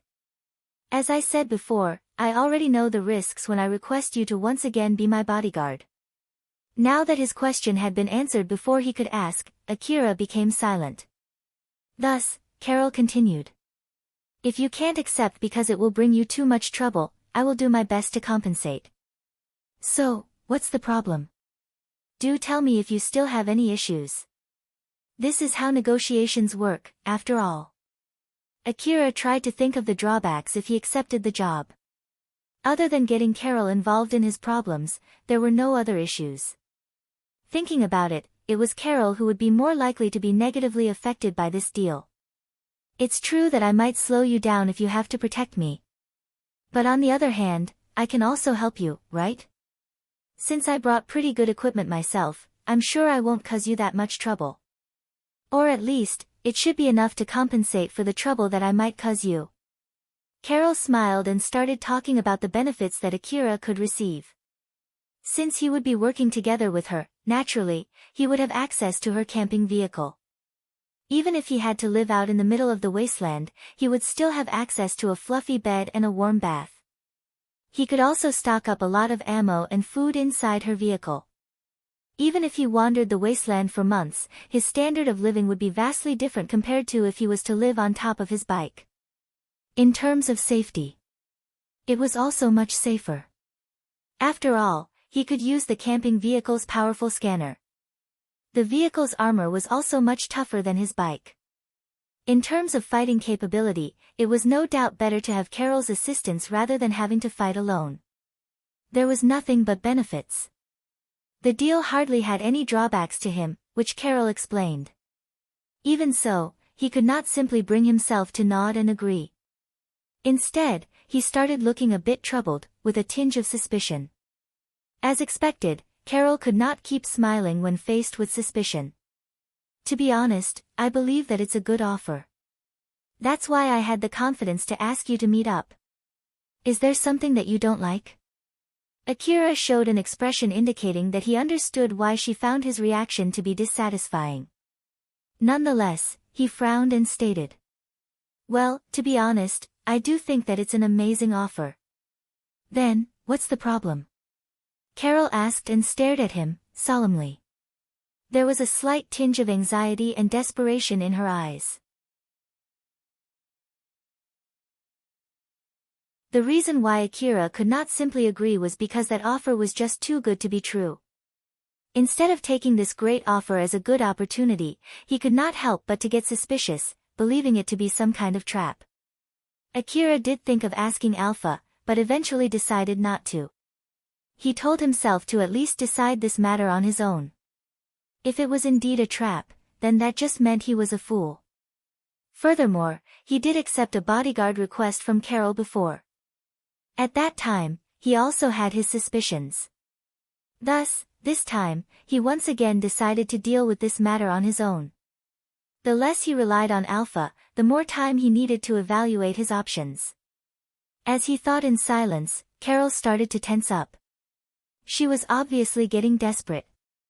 After a little bit more silence, Akira, who noticed her expression, thought, maybe I'm just overthinking things.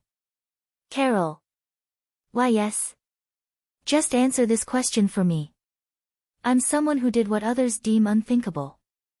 I've tossed negotiations with a huge company like Lion Steel aside. To top it off, I got into a fight with them and ended up with a bounty on my head worth 50 billion orum. Are you sure you want someone like me to be your bodyguard? If I take this job and get involved in some kind of incident, I don't mind. So long as it's not because of me. I know you've considered the possibility before asking me. You've said it yourself. But there's a limit on how far you are willing to compromise, right? So, are you really sure? From others' point of view, those with common sense, Akira definitely had a few screws loose. Akira knew that and was aware of it to some extent. However, surface awareness did not mean that he could stop himself from thinking and acting in such a manner. That was why Akira could not help but get suspicious when someone asked a person like him to be their bodyguard. By thinking so, it meant that he did not trust Carol. However, it was a fact that he at least trusted her to be there in the first place. Minimally, he saw Carol as not an enemy and that she had no wish to cause harm to him. Akira knew that it was pointless to ask her to tell him all the details, why she wanted him to be her bodyguard. Carol had already told him that it was not something that would make them enemies. Nonetheless, Akira could not simply unconditionally trust her. On the flip side, that also meant that he could trust her conditionally. As if seeking to fulfill that condition, he curiously questioned her. Meanwhile, Carol was a bit taken back by Akira's suspicion. She continued to lightly smile and said, "Are you that worried about it? Don't worry. As I said before, I'm fine with it as long as it's not your fault. And from what I've heard from you, Lion Steel's bounty is not your fault." Carol casually stated, as if to indicate that she truly did not mind. However, in contrast to her casual attitude, Akira's reaction was by no means small. His eyes widened. This news has come as a huge surprise to him. Even Carol was surprised by his reaction. "Akira, what's wrong?" "Ah, no, it's nothing."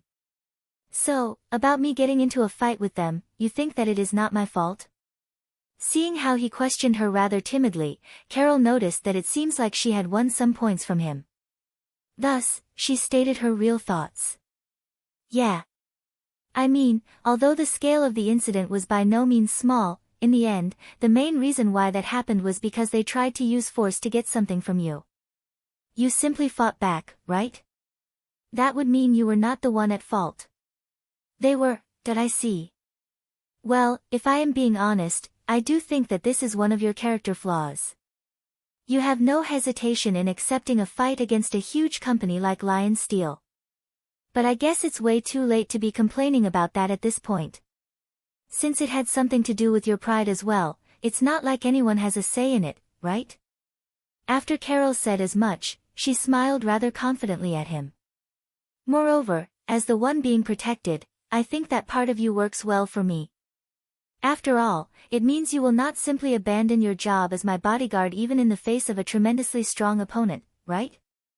After all, you rejected an offer from a company as large as Lion Steel, regardless of how good their offer was. So, I can expect you to properly protect me no matter what. Akira bitterly chuckled. I guess it really depends on what point of view you look at, huh? Yep, exactly. Carol smiled back. A moment later, her expression turned serious. So then, what's your answer? If you're okay with it, I wish you will continue being my bodyguard. Alright. I'll do it. In contrast to Carol, who asked with a serious and desperate expression, as though it was her last chance, Akira replied with ease. Although she was happy to hear his answer, it also made her feel a bit troubled. Thank you, that's a big help.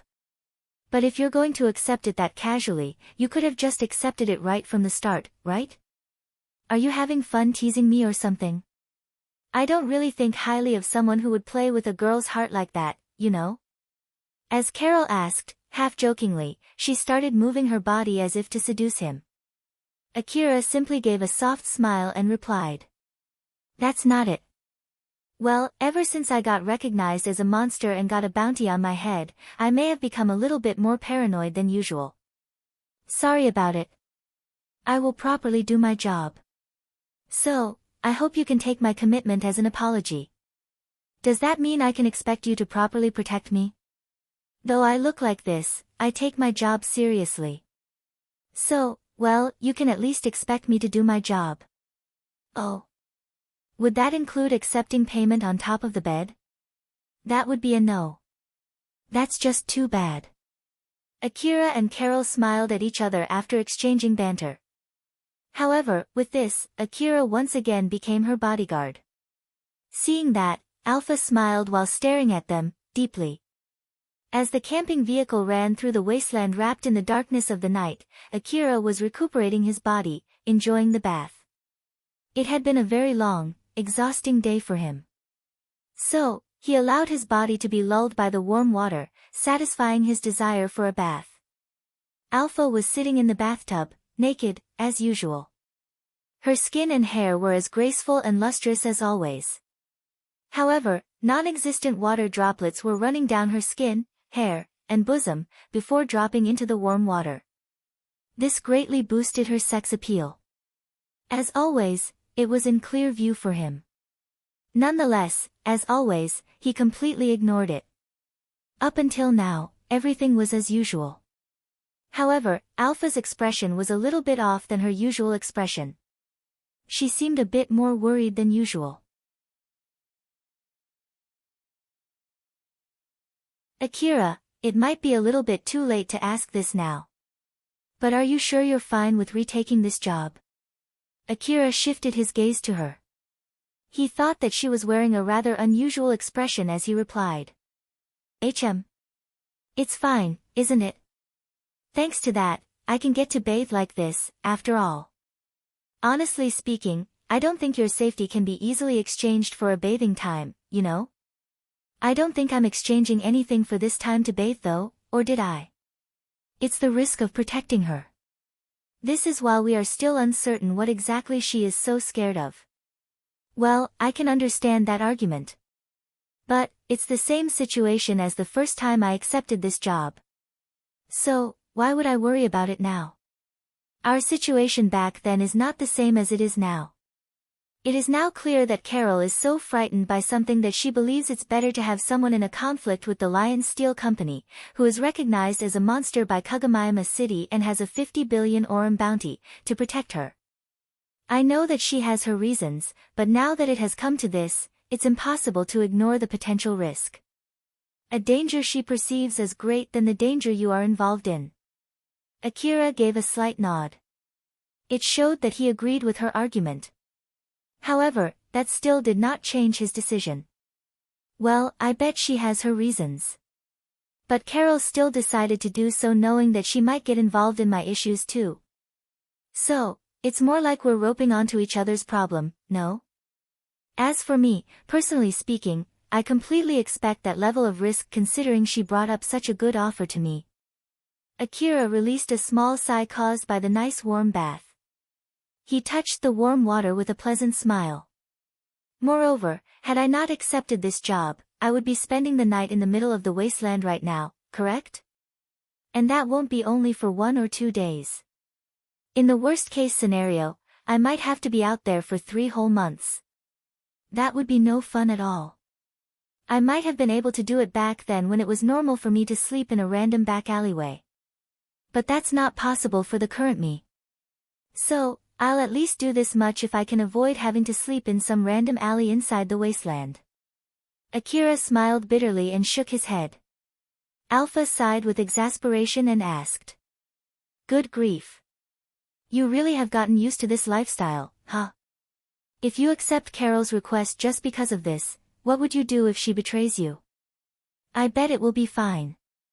And even if that happens, I will think of something when the time comes. After Akira casually proclaimed, he frowned and tilted his head. He just noticed that for some reason, Alpha was being abnormally cautious of Carol. While he took notice, Alpha smiled confidently and stated. Just leave it to me when that happens. Seeing her expression, Akira believed Alpha was only acting out of caution, which also emphasized how valuable her support was. Thus, he smiled wryly. Yeah, I'll be counting on you when the time comes. Akira then allowed his consciousness to melt into the warm water while he looked at her smile. On the other hand, Alpha reminded herself to be more careful of him while smiling at the boy who was lulled by the warm bath. The question of what he would do if Carol betrayed him was only a check. If it was the Akira of the past, Alpha was certain he would have firmly responded with, I'll just kill her when that happens. However, Akira's answer was different this time. He only said that it should be fine. This demonstrated his belief that such a possibility was small. Even if that happened, he would simply react casually. This showed how unlikely it was for him to quickly jump to murder to deal with the aftermath. Everyone needed some form of recognition. Akira was not an exception. Therefore, Akira thought highly of Carol, who recognized and justified his actions during his quarrel with Chloe back in Mihazono Ruin, where he was not at fault. Alpha believed that was the reason why he treated her differently now. While Alpha concluded what had happened, she continued to ponder. It's a fact that I was the first one to affirm his actions. As the one who did it first, I believe the effect is bigger. Alpha told herself that she got lucky in affirming his actions. As she was looking at Akira, who was focused on enjoying the bath, she thought that it might be better to warn him not to sleep on the same bed with Carol. After all, it would be horrendous if an accident occurred. In front of the only person who could see her right now, Alpha continued to smile. She gave a suggestion just as usual. Though, her judgment regarding this individual had changed.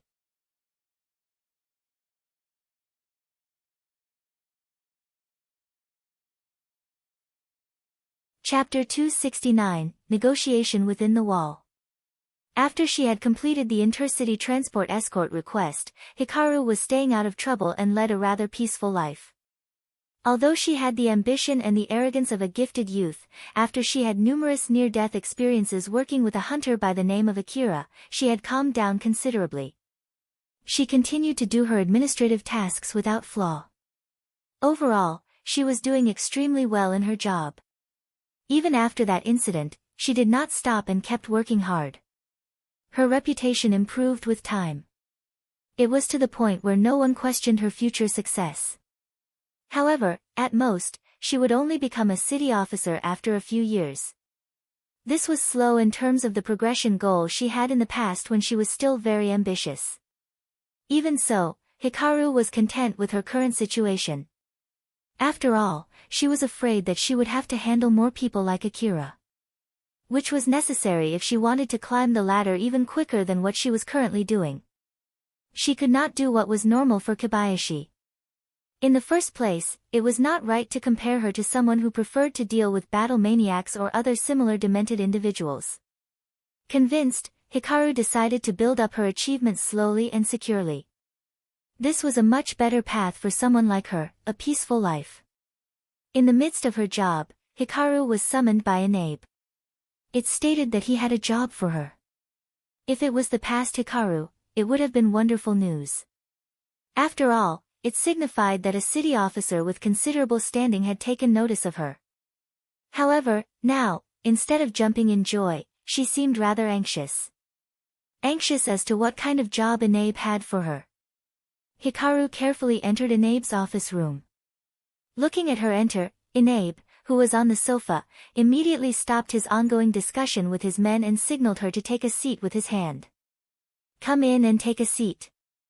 Hikaru slowly and anxiously sat on the sofa in front of him. Inabe then glanced at his men, indirectly telling them to leave. Therefore, his men gave a silent bow and left the room. Hikaru looked rather tense. Although Inabe told her with his gestures and words, he gave an order to his men with only a glance. That difference in treatment showed that currently, she had the highest priority and position here. Naturally, it was except for Inabe himself.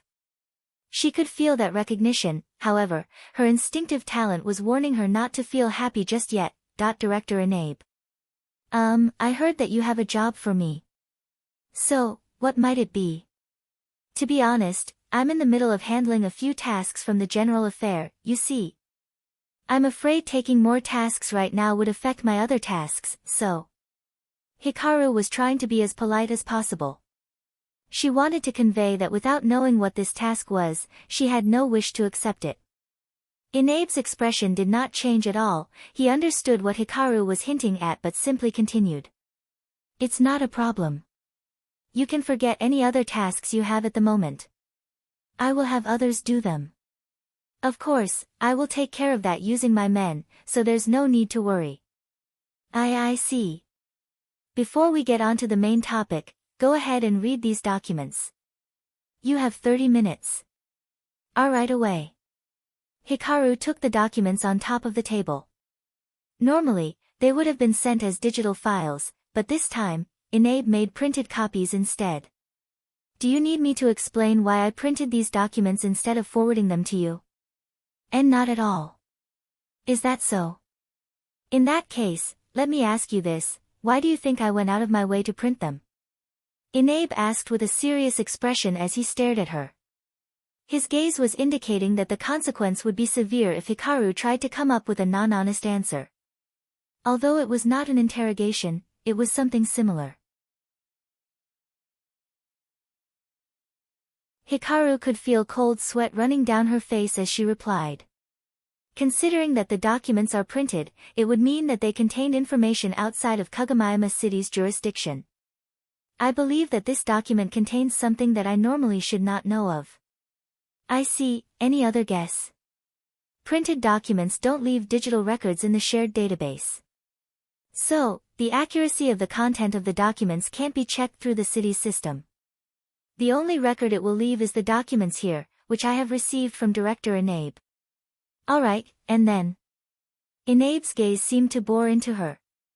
It was as if he was warning her that he knew she had other guesses and was trying to make her confess everything. Even if I share this information with the other officers, there are no guarantees that it has not been tampered with. Therefore, it can't be used for supplementary information during meetings. Moreover, there's a good chance that some parts of these documents have already been tampered with. It is a safeguard just in case these documents land into the hands of a hostile faction. Inabe nodded with a solemn expression. It should be fine if you already understand that much. I should at least compliment you. You are as talented as rumor has it. Now then, go ahead and read it. The lies written in these documents are easy to spot if you understand the contents. You can go ahead and ask them if you find anything questionable in it. After all, there are things that even I don't want to be on paper. Now that Hikaru had nowhere to run, she made her resolve and started reading it. The documents had information about Akira and Chloe. There were details of what was going on between the Lion Steel Company and Kagami City. Akira's 50 billion orum bounty and recognition as a monster by Kagamayama City. Chloe being detained for endangering the city. And finally, when the city manager wanted to call an official meeting, Yudajima was using his connection with the Lion Steel Company to delay it. Thus, they were not able to immediately deal with the situation. Hikaru took 10 minutes to skim through the documents. She then used the remaining 20 minutes to ask Inabe questions. With that, she was able to understand the current situation. After Inabe finished confirming everything, he nodded with satisfaction and complimented her. Very good. Now then, let's get on to the main subject. I have a special order for you. Hikaru prayed that it was not what she thought it was. However, Inabe gave her the order which she had expected based on what she had just read. I want you to negotiate with Akira. Give it your best to resolve this situation peacefully. Tell me if you need anything. Authority, money. Anything. I will give you as much as I can afford to give. Wait for a second. No, there will be no waiting. Inabe quickly crushed the moment Hikaru was just about to make a plea. He continued as if to completely decimate her prayers. In order to have an opportunity to negotiate with a highly on-guard bounty target, they would at least need an acquaintance to serve as the bridge. To increase the odds of success, it was better if it was from someone who was likely to give Akira a good deal. Furthermore, considering Akira's personality, it was also for the best if they brought someone who knew Akira well, so as to not accidentally worsen the situation. For Inabe, he only knew 3 such people who satisfied these conditions. Inabe himself, Kobayashi, and Hikaru. As the city manager, Inabe had to focus on revoking Akira's monster designation in the officer meeting. He had no time to directly negotiate with Akira since he had to invest all his time to counter the damage that Yudajima had done. As for Kobayashi, he was working as an officer from the Hunter office at the moment. Therefore, Inabe had no authority to order him around. Even if he could, given the horrendous reputation Kobayashi had, there was a good chance he would somehow find a way to twist the outcome to his liking. Therefore, Kobayashi was the last person to rely on if they wanted to solve this incident peacefully. By the process of elimination, Hikaru was his last choice. After Inabe explained this to Hikaru, her original argument was annihilated. She wanted to bring up there being someone higher, like Inabe or Kobayashi, who was more suitable to handle Akira. That is the reason why I picked you. Tell me if you have any objections. Hikaru tried her best to think of a reason. Any reason to counter Inabe's arguments and shift this duty to someone else. However, even with her talent, she could not come up with any good counterargument as she completely fell silent. Inabe then continued. I know that you don't want to do this. To give you more motivation, let me tell you that this is our last hope. We have no plan B, we? Hikaru inadvertently frowned. If Inabe had used you instead of we, she could still understand if the outcome of refusing was her getting fired. However, Inabe clearly used we, which meant that Inabe might also have to resign. Unfortunately, Hikaru did not even consider such a possibility. If Akira got a bit too irritated and ended up attacking the city defense squad would just eliminate him.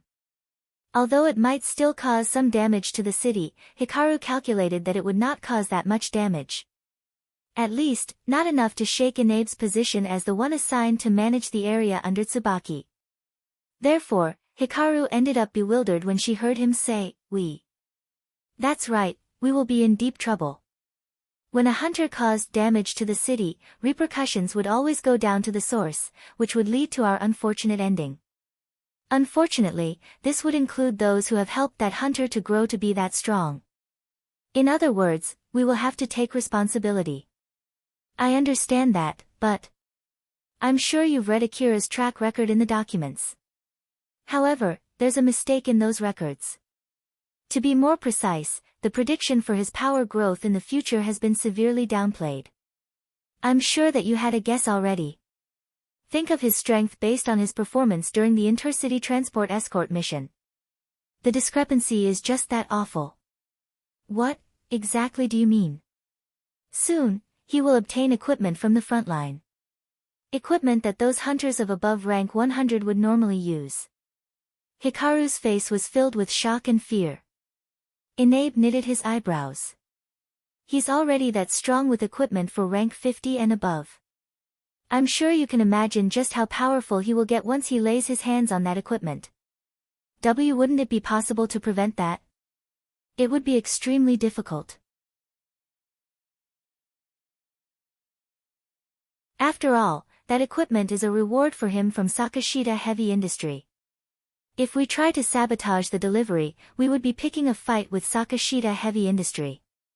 Moreover, the ones responsible for this are you and me. Hikaru was greatly taken aback. Not only had the scale of the trouble just grown exponentially well outside her expectation, but for some reason, a reason she could not understand one bit, she somehow found herself directly involved in this mess. Hikaru could not help but screech at Inabe. What do you mean? I can tell you, but since it has something to do with Sakashita Heavy Industry, it can't be recorded. So, I can only verbally inform you here. Furthermore, you need to be extremely careful with this information. Akira had always been trying to get equipment way above the limit of his hunter rank.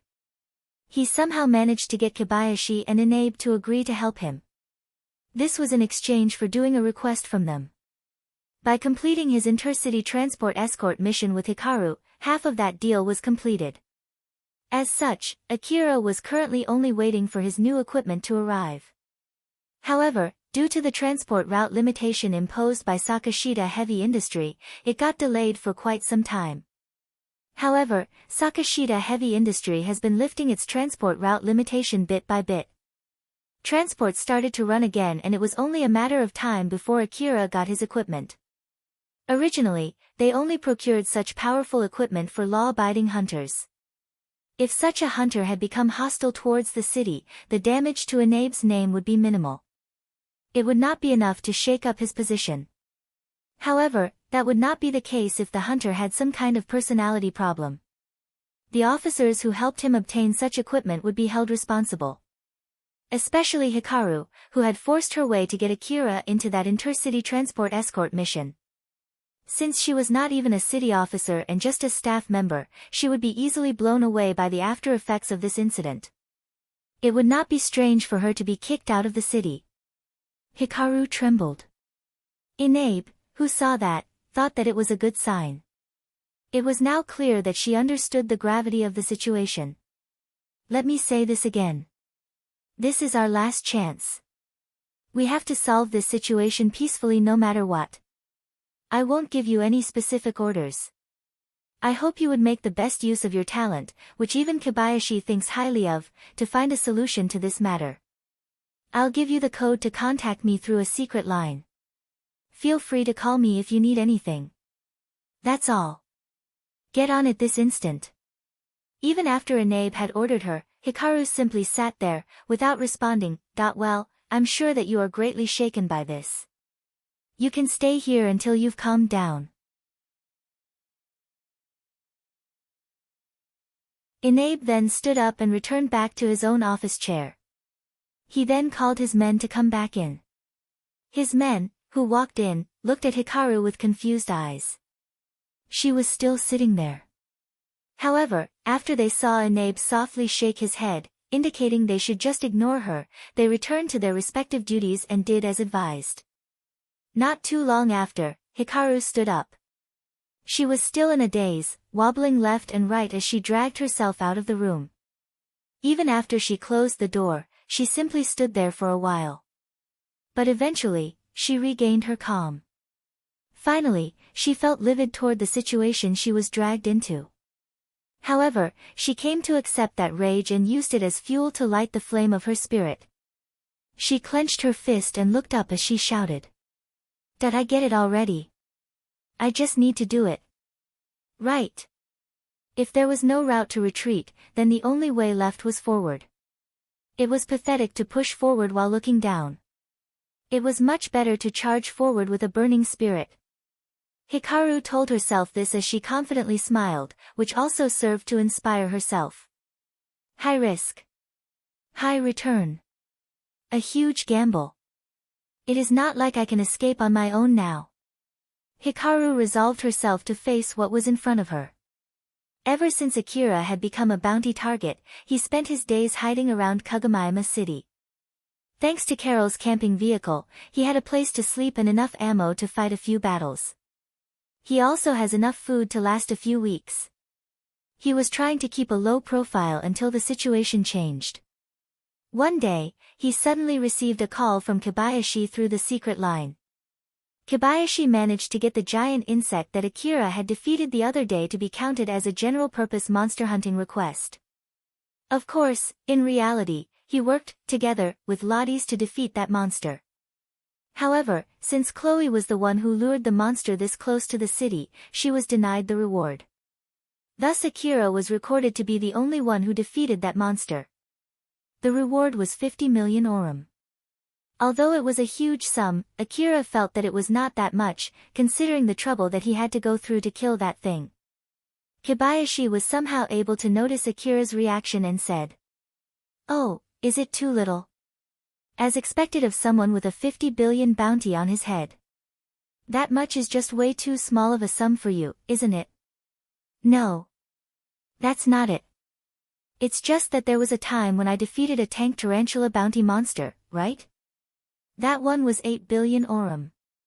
It's weird how I only got 50 million orum considering that wasp was much stronger than that tarantula. Well, that's given. The bounty of a monster is not decided by how strong it is. It is based on how much people want that monster dead. So, it is unlikely for them to pay a lot if that monster usually only roams way up in the sky. Which means it hardly causes any issues for those living on the ground, you know. Is that so? But still, it was really strong though. Toward Akira, who did not seem to be able to accept this, Kobayashi continued to explain. Just give it up. In the first place, no one around here would be able to pay you enough money to make it worth hunting that kind of monster, you know? Even if someone had enough money to make it worth the risk, there were worries as well. Hunters who had enough skill to defeat such a monster might lure them down just to be able to claim that sum. If they kept doing so, eventually, these monsters would start roaming near the ground. It would increase the difficulty level of the area by many-fold. The defense squad responsible for the safety of the area deliberately set a much lower rate to avoid such a situation. As such, when hunters wanted to get paid a commensurate amount for defeating a monster as powerful as that wasp, they had to go further to the east. Similarly, if they hunted the same monster, they would be paid more if they were further to the east. That was how hunters were encouraged to go to the east and eventually to the front line of the eastern district. When hunters defeated a powerful monster such as that wasp, normally, its carcass would also be appraised as a highly valuable relic.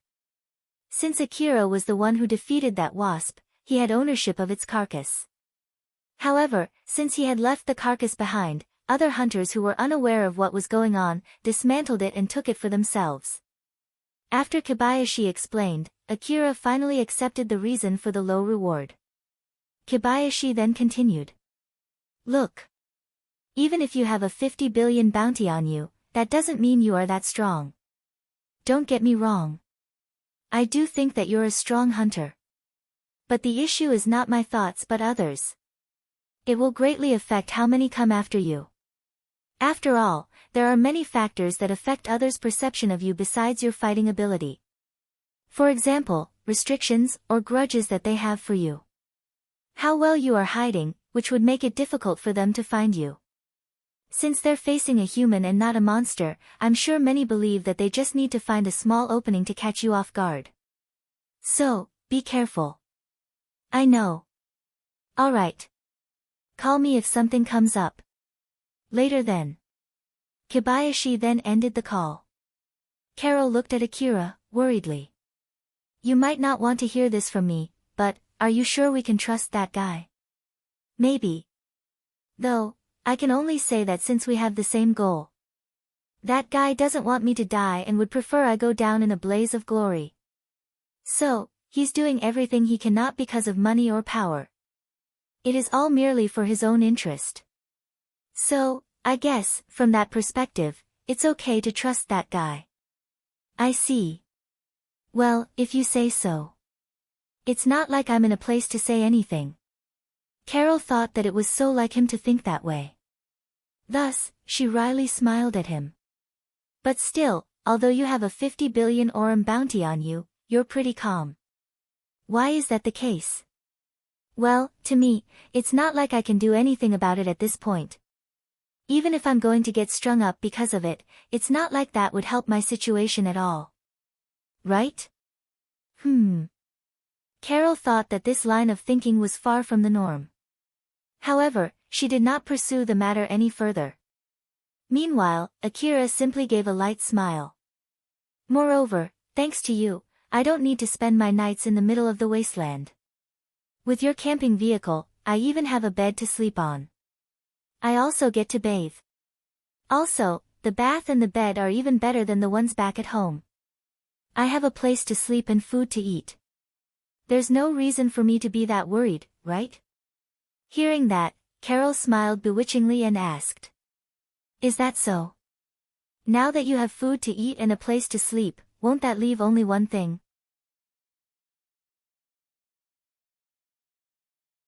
I don't mind helping you out with that, you know.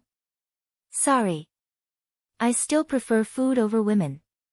We're in a dangerous situation and all alone with each other. There's nothing wrong with trying to change it up, you know. We're not exactly in a dangerous situation, and I don't have any plans to make it more dangerous than necessary. So, I guess this is the same as always, no? Geez, you're as cold as ever. Carol was only teasing him, knowing that he would say no right from the start. She could only smile wryly and appear exaggeratedly disappointed toward his rejection. For Akira, it was nothing more than his usual banter with Carol. The only one who was taking a deep precaution toward that exchange was Alpha.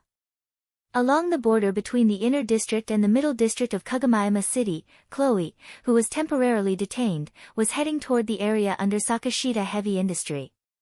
She was accompanied by Udajima, and had her servants, Lottie's and Pamela, following behind her. Udajima, who arranged for the upcoming meeting at Chloe's request, anxiously advised her. Make sure to not do anything to offend Sakashita Heavy Industry. Although you are heading there as the negotiator for the Lion Steel Company, if something were to happen, I, who arranged this meeting, will not be excluded from the fallout. Chloe smiled gracefully. Unfortunately, if we don't get anything out of the negotiation, it might be the end for the both of us. If doing nothing will lead to our demise, isn't it better to take this chance and try? That is not what I meant. Udajima raised his voice. Chloe lightly shook her head and reminded him. Calm down. We're entering their area soon. Your position in Kagayama City will not help us here. So, make sure not to do anything rude. Udajima frowned and closed his mouth shut. When they entered the area under Sakashita Heavy Industry, the first thing the guards did was ascertain their identities. Udajima could only go this far as he only accompanied Chloe as a guide from Kagamayama City. Meanwhile, Chloe's detainment basically got transferred from the city to Sakashita. Even Chloe started to feel anxious. The area in front of her was under the jurisdiction of Sakashita Heavy Industry. Her opponent this time was one of the 5 largest corporations. Even if she was from the Lion Steel Company, if she got killed here, that would be the end of it. Lion Steel would make no attempts to retaliate against Sakashita. That was just how powerful Sakashita was. Although she knew there was no reason for Sakashita to kill her, she still could not help but feel anxious. As she reminded herself not to do anything rude in place of Udajima, a guide from Sakashita Heavy Industry appeared. Chloe-sama, I presume. Please allow me to be your guide. This way, please. Chloe and her servants went inside, following the guide. All the guards in the area were from Sakashita Heavy Industry. It gave a feeling of entering an archaeological site, which was in the midst of excavation. They were then led to a certain room. This is the room. The guide said so and politely bowed. Chloe and her servants then entered the room, leaving the guide in the hallway. Inside, the person who was going to negotiate with her was already waiting with his bodyguard. Chloe once again ascertained her resolve. She stepped in front of him, who was waiting for her while still sitting in his seat. She smiled politely, worthy of someone from the founder family of the Lion Steel Company. "I am Chloe Leverant Lawrence, it is a pleasure to meet you. Name's Shugadome. I'm busy right now, so I hope you brought something worthy of my time." Of course. The negotiator and his bodyguard from Sakashita Heavy Industry were Shugadome and Hammers. Toward the two, who had political power and fighting capability that Chloe could not hope to match, she had to gather all the courage she could and face them. Else, she might have shrunk back. In the middle of the wasteland, Shiro, who was in his hideout, looked rather disgruntled as he mumbled. "Good grief, waiting like this feels so awful." Shiro was told by Shugadome to make sure that his communication line was open around certain periods of time. However, because of that, Shiro could not use that time to do anything else. The feeling of wasting time was making him feel uneasy. The reason Chloe asked to have a meeting with Shugadome was to apologize for the recent incident near Mihazono Ruin. Although it was right in front of a hunter office, how serious it was seen as a problem was another matter. Chloe used this as an excuse. She wanted to offer an explanation and apology to Shugadome. She used Yudajima to convey this. And now, she was explaining the situation to Shugadome. First, she conveyed the value, necessity, and danger of Olivia's card. To wrap it up, she mentioned how she did not have any other options, which led to that incident. A certain hunter came into the ownership of the card by accident. Chloe, who thought that it was dangerous, went to the hunter and requested him to hand over ownership to her. Even with everything she had prepared, the hunter refused. In order to make sure that this dangerous relic would not cause any trouble, she had no other choice but to use force. That was how their negotiation had turned into a battle.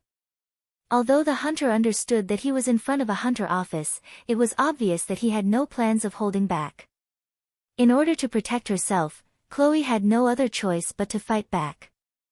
Chloe spoke apologetically, pleading innocence, highlighting the fact that she had no other choice. "I'm sure I don't need to say what kind of problems a dangerous relic might bring to the Eastern District.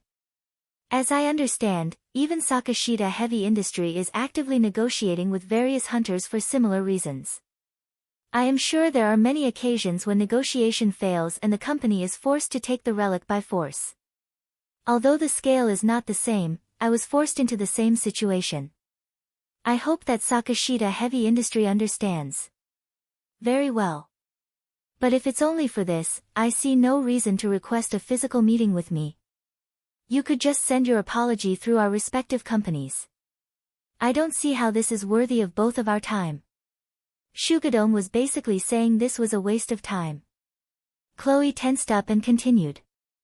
"I feel responsible for this situation. I feel that it would be wrong of me not to directly convey my apology.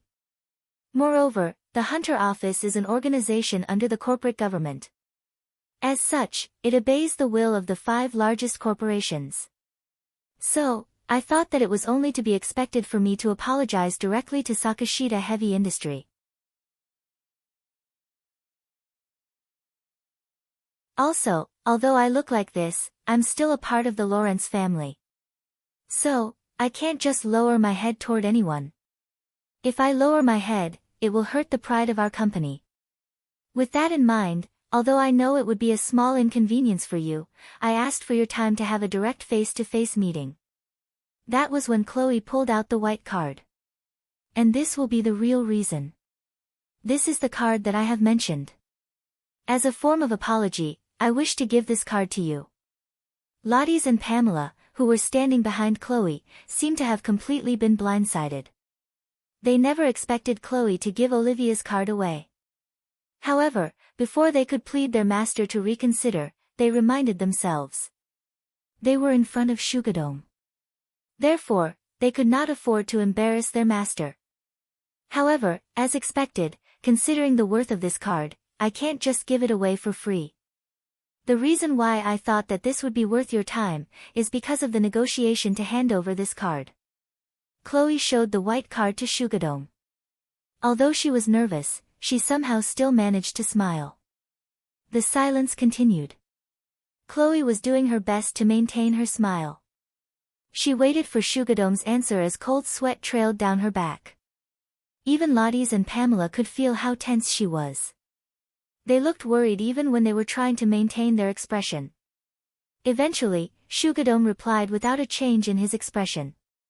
I see. I understand how you see that as a good enough reason to take my time. Chloe's expression relaxed from relief. Thank you very much. In that case, please let me state what I expect in return for this card. No.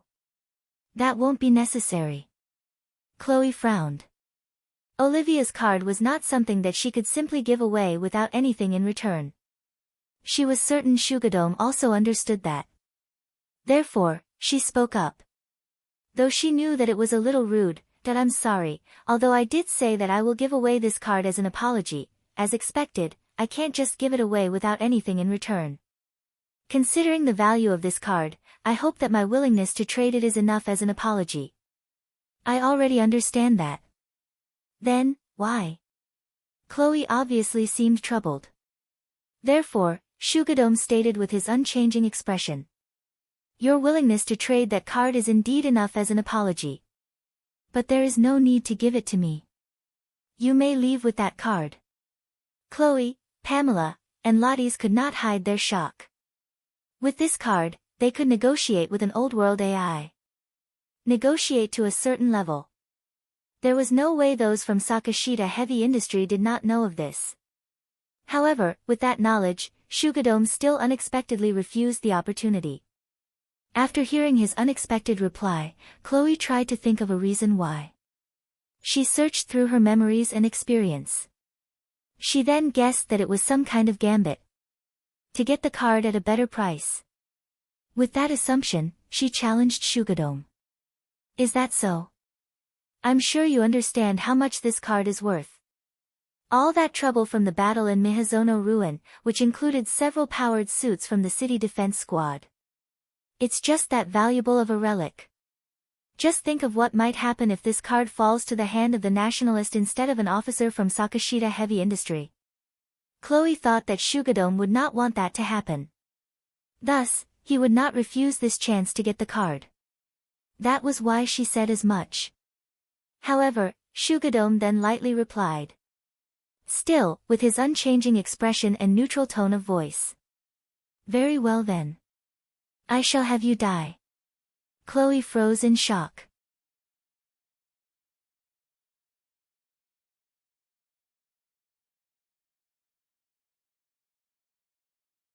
Chapter 270, An Unexpected Request. Lottie's and Pamela immediately understood that Shugadome was not joking. He was serious when he said that Chloe needed to die. Thus, both quickly readied their stance to protect their master. But they were too late. The moment they felt the compulsion to protect, Hammers, who was just standing next to Shugadome a moment ago, already had his hand on their faces. Hammers was holding back. It was to warn them. He would kill them if they tried to make any suspicious moves. If he had any desire to kill, they would already be dead by now. Thus, Pamela and Lottie's knew better than to try anything in this situation. Chloe exasperatedly sighed. Not only was it to help her calm down, but it was also to fake bravado in front of Shugadome. Shugadome-sama, I don't think it's wise for an officer from Sakashita Heavy Industry to spill blood inside the inner wall. Those who were living inside the inner wall, even the worse out of the bunch, all had at least some level of decency. Something common sense to all of them was the matter of taking lives. It was an action only meant for outside the inner wall. Even if those within the inner wall had no worries when it came to monsters, killing each other would mean that there was no difference between inside and outside the inner wall. Thus, if such acts were committed inside, there was no meaning for them to live inside the inner wall. This common sense was one of the main pillars that maintained civil order within the inner wall. Chloe was implying that this was not something that an officer from the 5 biggest corporations should do. They serve as an example. Thus, she was trying to use that to stop Shugadome. However, Shugadome did not show any reaction to her words. I can understand why you would say that. Then, in that case. But personally speaking, as a part of Sakashita heavy industry, I also take pride in actively contributing to the safety of the Eastern District as a whole. I understand the danger of that card in your possession. Unfortunately, I'm not that irresponsible. I can't allow someone who would dare say something as preposterous as giving such a dangerous object to the nationalists to go. Even with my contract with city management. Even considering the fact that you're someone from the Lawrence house. It's not enough of a reason not to dispose of you. Even after he said that, Shugadome was still as expressionless as usual. It was as if disposing of her was just one of his common duties. He was only executing his duty. Nothing more. Chloe understood that much. After I dispose of you, I will report to Lion Steel. I had just cleaned up a nationalist supporter inside the Lion Steel Company. I have no plans to hide it. If you have any last words, you can go ahead and make your calls. I'm lenient enough to at least wait for you to finish delivering your will. Chloe's smile already vanished from her face. Behind her stern expression, she was desperately trying to find a way out. She understood that pleading for her life was useless. She had to make a good logical argument to change Shugadome's mind. She was using everything her brain could conjure up. It was to the point where she could feel the time slow down. However, she could not come up with anything decent. After a short pause, Shugadome then spoke. It was as if to tell Chloe that she had run out of time. I see. So, you have no last will to leave behind, huh? Now then. Chloe scowled in fear. Lottie's and Pamela also thought that this was their end, that I will allow you to retract your statement and correct this misunderstanding. If you do so, I will regard that statement as nothing but an atrocious bluff, which stemmed from your foolishness. That you were not trying to support the nationalists. Chloe did not expect things to end like this. She quickly recovered and took his offer. I only meant it as the worst-case scenario.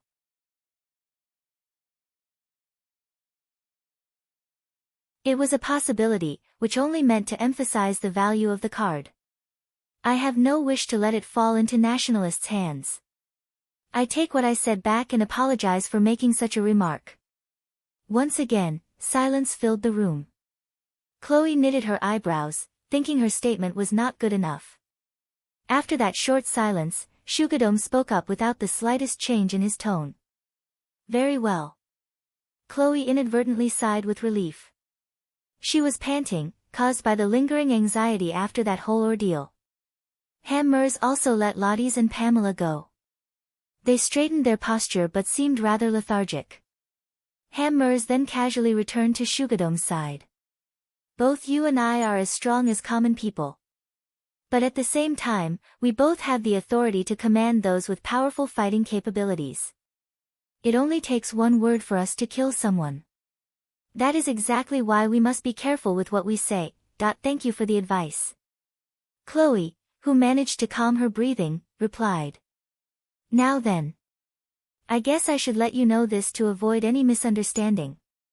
It seems like you actually believe that I don't understand the full worth of that card. But, let me tell you this. That is not true at all.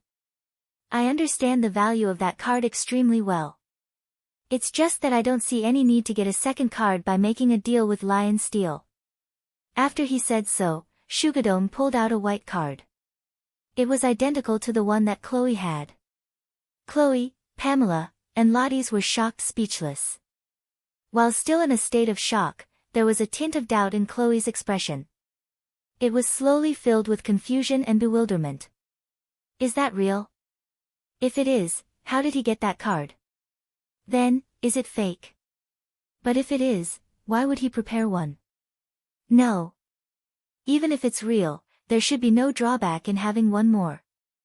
So, why would he refuse my offer? I can understand you doubting the authenticity of this card. After all, it's not something that can be easily obtained. Oh, of course, I don't doubt its authenticity. I will show you proof then. But before that, there's someone that I want you to meet. Wait here for a bit.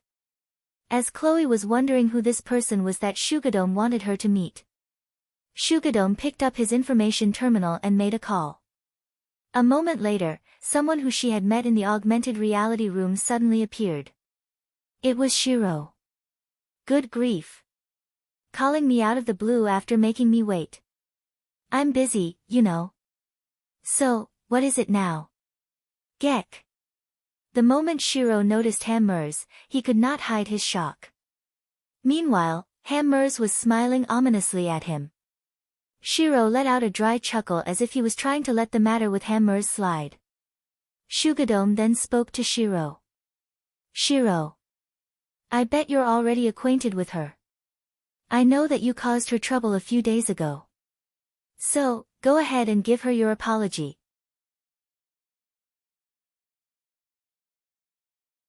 You seriously called me just for that? Ah, no, I am sorry. Shiro was obviously displeased with this. However, since Shugadome was staring sharply at him, he flusteredly apologized. Ah, please don't worry about it. Chloe was equally flustered as she accepted his apology. Both Shiro and Chloe looked at each other. It was obvious that both of them did not understand why Shugadome was making them do this. Afterwards, Shugadome put his card on the table and said, Let's get back to the main topic. I will show you proof that this card is not fake. Right at the next moment, Olivia appeared next to Shiro. Shugadome used the device on the table to access the card and contacted Olivia. Olivia of Lion Steel, at your service. Thank you for contacting us and choosing our service. Olivia bowed politely at Shugadome and glanced at Chloe. Chloe, who was given a final warning the previous time they had met, flinched back. She obeyed Olivia's warning and decided to not contact her again. However, she was not certain if this was considered a violation of Olivia's warning. There were no clues at all. But Shugadome then stated, She is my guest, please don't mind her. Olivia stared at Chloe's group for a few seconds before turning back to Shugadome. Chloe sighed in relief, believing they were saved. Shugadome smiled at Olivia, who was smiling back at him. He then passed the card over to Hammers. Nice to meet you. I am Shugadome. I'm hoping to discuss a certain job if I may.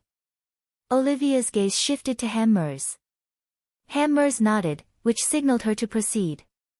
However, Olivia's gaze then shifted to Shiro. Shiro shook his head as if to say that it was not him who called her this time. Only after she checked did her gaze return to Shugadome. She smiled politely at him. Of course. Thank you. That's great to hear. Let's get into the details then. Ah, but before that. Shugadome looked at Chloe. I'm sorry, but this is where you leave. Chloe's face stiffened for a split second. It was obvious that she did not appreciate being shooed away right after Shugadome called Shiro. She was finally about to get into the meaty details of her negotiation with Shugadome, but alas, it was not like she could refuse. Of course. Please do excuse us then. She politely bowed to Shugadome and left the room with Lottie's and Pamela in tow. The guide, who accompanied Chloe's group to Shugadome's room, once again guided them out of the territory under Sakashita Heavy Industry. While traveling, Chloe kept thinking back on what just happened in Shugadome's room. There must be some kind of motive behind calling Olivia in front of us. I just can't figure out what it is. Is it simply a means of informing Lion Steel? That Sakashita Heavy Industry already has the means to contact Olivia-sama. Is that really it? Is that really something that important? I feel like there is something more to it. Even after placing assumptions on top of assumptions, guesses on top of guesses, she still could not figure out an answer. It was obvious from her face that she was being tormented by it. There was even a tint of desperation as well. In the end, I could not give the card away to Sakashita Heavy Industry. It didn't go well at all. This will not help my situation at all. As she was deep in thought while walking, the guide suddenly said to her, "Chloe-sama, this is as far as I can go." Eh. Ah, right. Thank you very much. The meeting place with Yudajima was still a bit further ahead. Although it was not that far and she could go by herself, normally, the guide would have accompanied her all the way. The fact that they were being left in the middle of the road was rather weird for her. However, since the guide was a staff member of Sakashita Heavy Industry, Chloe still had to make sure she did not say anything rude. Thus, she gave a smile and thanked the guide. But the guide then did not immediately leave and left a message to her. "I have a message from Shugadome-sama." Chloe gave a nod. She was curious since they met just a moment ago. What might this message be? It's up to Chloe-sama. If Chloe-sama wishes to make this incident bigger, it would be best for Chloe-sama's sake that she does not rope Sakashita Heavy Industry into this. It is also not recommended to cause trouble in Kozusuhara ruin as well. We're sure that Chloe-sama will clean up after this incident comes to an end. However, in the case where it becomes too much to handle alone, please do contact us. That is all. Chloe, who picked up Shugadome's intention behind the message, was frozen from shock. Lottie's and Pamela flusteredly tried to call for her but she did not react. "Chloe-sama. Do tell me if you have a message for Shugadome-sama. Please tell him. Thank you for your warning." "Certainly. Well then, please allow me to excuse myself." The guide then bowed and left calmly. The shock was unbelievable. Watching the guide leave, being left with those she trusted, she suddenly felt a tinge of relief. This minor difference caused her to stumble back. Of course, Pamela and Lottie's quickly caught her before she collapsed. "Milady, that he knew. He knew everything. The reason why he called Olivia-sama in front of me is just to prove it. But that's just. The reason why Shugadome did not accept the card was because he did not want to get Sakashita Heavy Industry involved in her issues. The reason why he called Olivia in front of her was to confirm whether Olivia was still going to tolerate the trouble that Chloe was causing." The moment she noticed his intentions, her shock intensified, which slowly turned into fear. Afterwards, Chloe wobbled left and right as she walked to the meeting place, where Yudajima was going to regroup with her. Seeing her utterly exhausted, Yudajima worriedly asked, "You don't seem well, what happened?" "We just had a negotiation with an officer from Sakashita Heavy Industry. It's to be expected that I would be tired afterwards." "I see. In that case, you should head back to your room and rest. I can ask you what happened later." "Sorry, but I'll do just that." Afterwards, Chloe looked at Yudajima. Her eyebrows rose as if she had just come up with something. As expected, Yudajima noticed something was up. "What's wrong?" "No. Nothing. My apologies, but I will return to my detention room. If there are no emergencies, I want to take my time resting." Chloe then went ahead of Yudajima and returned back to her detention room. On her way to her room, Chloe's face turned sterner.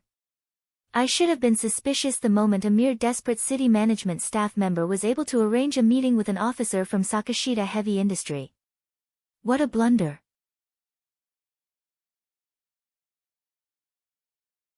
"I thought the request would get rejected, but it unexpectedly got accepted without much resistance. I got blinded by happiness since it got through. And I thought too highly of myself and my connections. Even with the branch manager of Lion Steel Company Eastern District 3rd Ward Branch. I really still have a long way to go, huh?" Initially, Chloe thought that negotiations with Shugadome ended up as a huge failure due to severe blunders on her part. But it was not like she had any other choice in that situation. This means that she had to find another way. She used this experience and sought another solution. Using what she had learnt, she noticed something.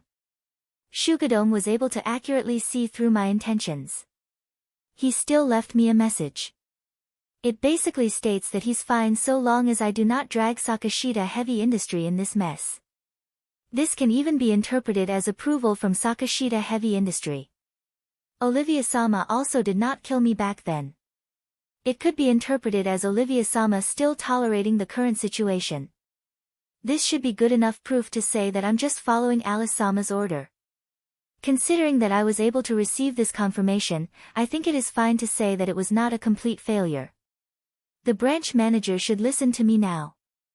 Withdrawing from the ongoing gambit and losing her bet only led to her demise. Therefore, the only choice available was to win. Chloe reminded herself. I have not lost yet. This is not the end. That's right. I'll win this. Whatever it takes. Chloe smiled. She removed the shackle that held her back and reinterpreted the current situation. What could be exchanged for more chips in her wager? After Chloe's group left Shugadome's room, Shiro confusedly looked at Shugadome and asked. So, did you call me here just to make me apologize to that girl? If so, can I leave now? I'm busy, you know. No. If you leave now, I will declare that you have run away from Sakashita. What is it then? Can we just get to it, already? Let's get on to the main subject then. Shugadome smiled at Olivia. Olivia-san, is it possible to ask you to be his bodyguard? Shiro was caught by surprise. Shugadome then explained with a serious gaze. Last time, you said you don't want to have someone guard you. But it should be fine if it's her, no? As a matter of fact, you even paid her to be your bodyguard before. So, I won't take no as an answer. Shiro obviously started to panic. Well, that is. Like, you know, I don't have the money to pay for her. Don't worry about that. I will pay for her. So then, Olivia-san, may I trouble you with such a request? If the escort target approves, I shall take care of it right away. That sounds reassuring. So there you have it, Shiro-kun. Give Olivia-san your approval. Shiro's face turned pale as he firmly shut his mouth. Just to let you know, regardless of the status of your task, if you don't return back in 1 month, I will assume that you plan to seek refuge in another company. We will dispatch men to arrest you. However, if you're accompanied by an escort at that point, I will let it slide. After Shugadome clearly stated the deadline, Shiro's face became even paler. If you have an escort with you, you don't have to do your regular reports anymore. You can just give me your full report after 1 month. I will also stop Hammers from looking for you. There should be no problem as long as Olivia-san is your bodyguard. I will even consider extending the deadline as well. You can go sightseeing to your heart's content before returning back to your main mission. At least for the remaining month. Hammer's face twitched. It was obvious that he did not find this to be pleasant. But seeing Shiro still tense, even after receiving such a good offer, he found it to be strange. Shiro did not say anything in return. After a short silence, Shugadome's gaze turned sharp. This is a warning.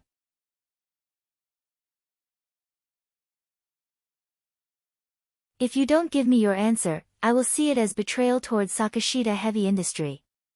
So, what is your answer? Shiro was cornered. However, he then made his resolve and slowly opened his mouth, squeezing out words from his throat.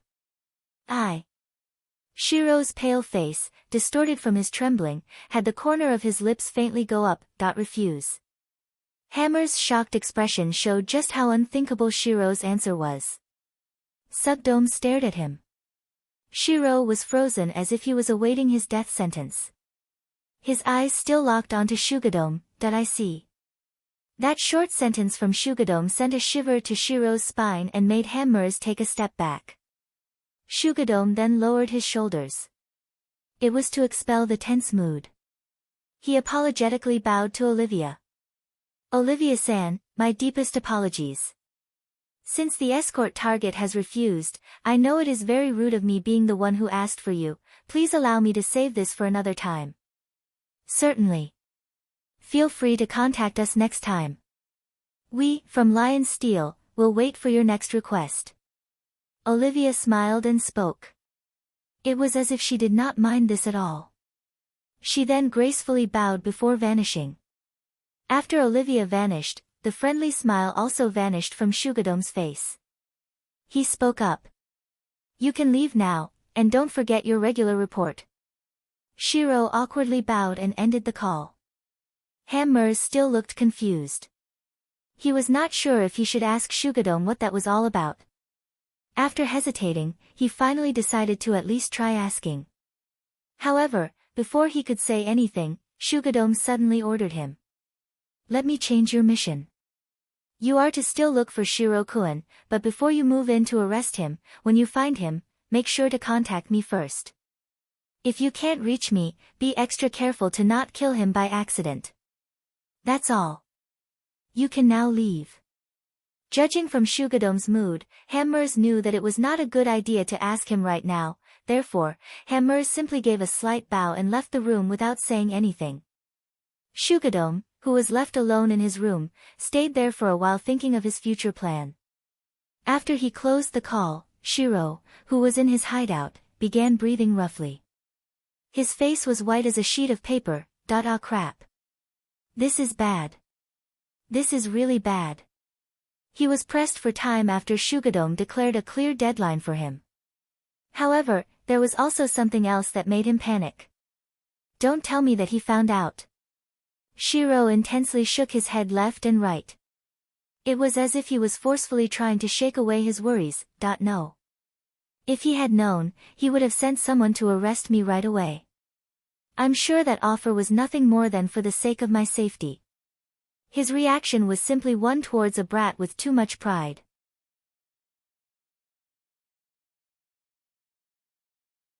I'm sure he's simply thinking of some kind of punishment for me. One fit for a stupid brat who had just wasted the kindness of his superior. I'm sure he has not found out yet. Shiro knew that his guess was mixed with his own prayers.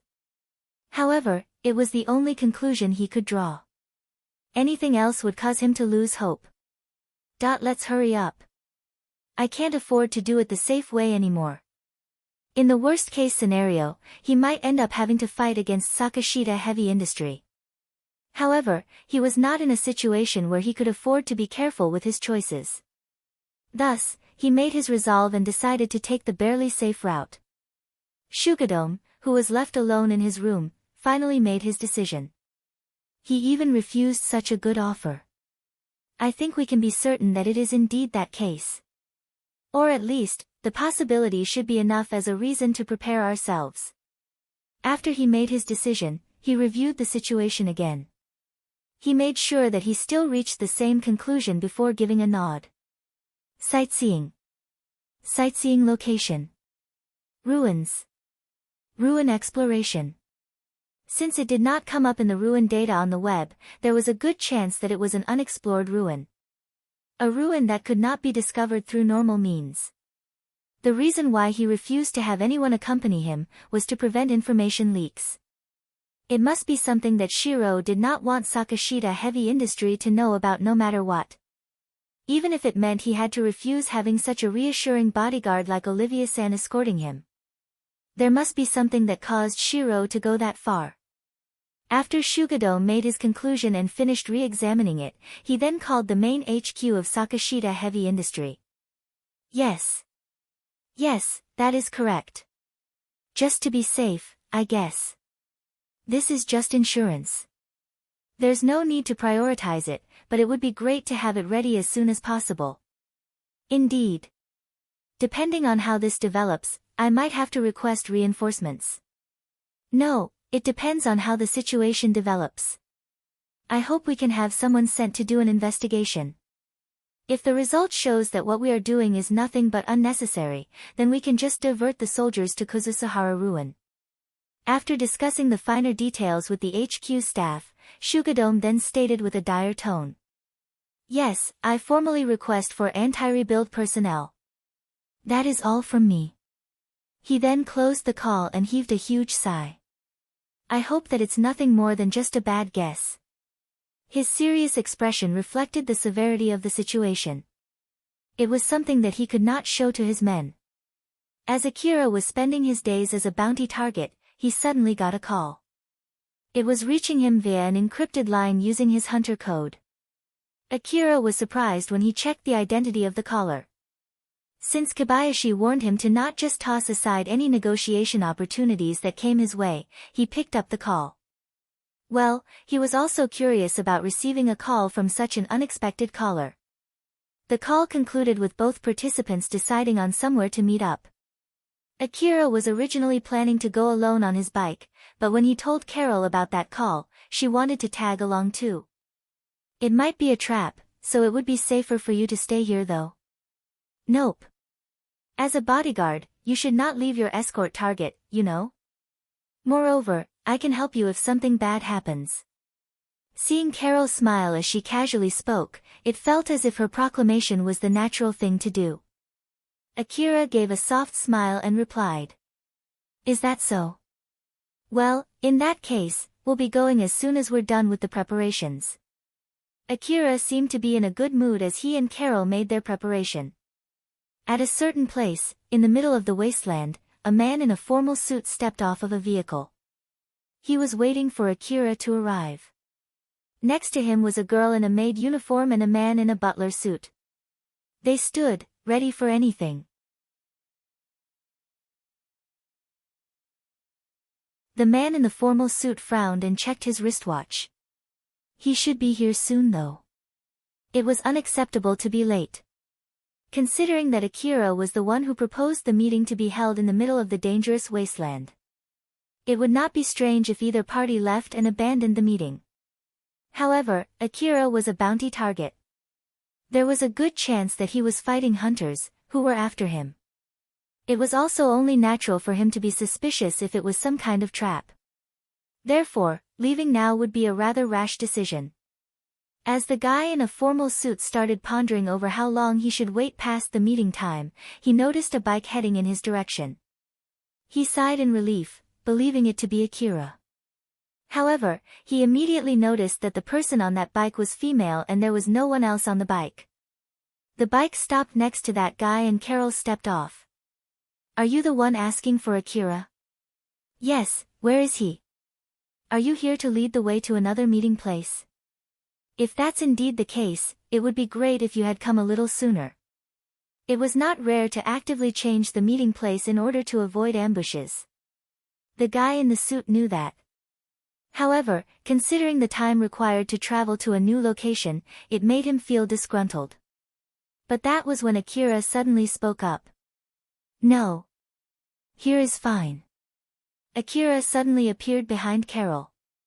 He was using his camouflaging defensive coat to hide his presence. Depending on the capability of the camouflaging device, a decent enough information gathering device would be able to see through it. Naturally, the man's group were using powerful information gathering devices to continuously watch their surroundings. Normally, they should have no problems detecting Akira. Even so, depending on the camouflaging device, it was still quite a difficult task to completely erase one's presence. Comparatively, it was much easier to fake the presence of others. Thanks to Alpha's support, Akira managed to hide his presence by blending it in with Carol. Because of that, the other party were caught with their pants down when Akira suddenly appeared. Especially the maid and the butler. Since they were acting as bodyguards, they were obviously more shocked. Compared to them, the guy in the formal suit was just minutely shocked.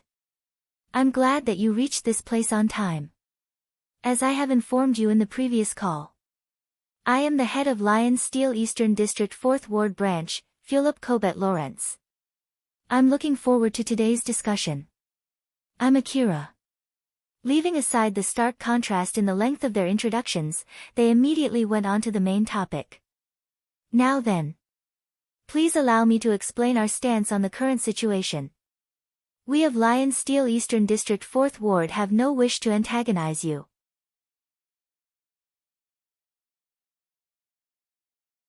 So, I hope you can keep this in mind as we continue this discussion. Akira frowned and retraced his head sideways. I'm pretty sure Lion Steel is the one that placed a bounty on my head though. First of all, let me straighten up this misunderstanding. The one who placed that bounty on you is the 3rd Ward Branch, not us of the 4th Ward Branch. Your enemy is only Lion Steel Eastern District 3rd Ward Branch.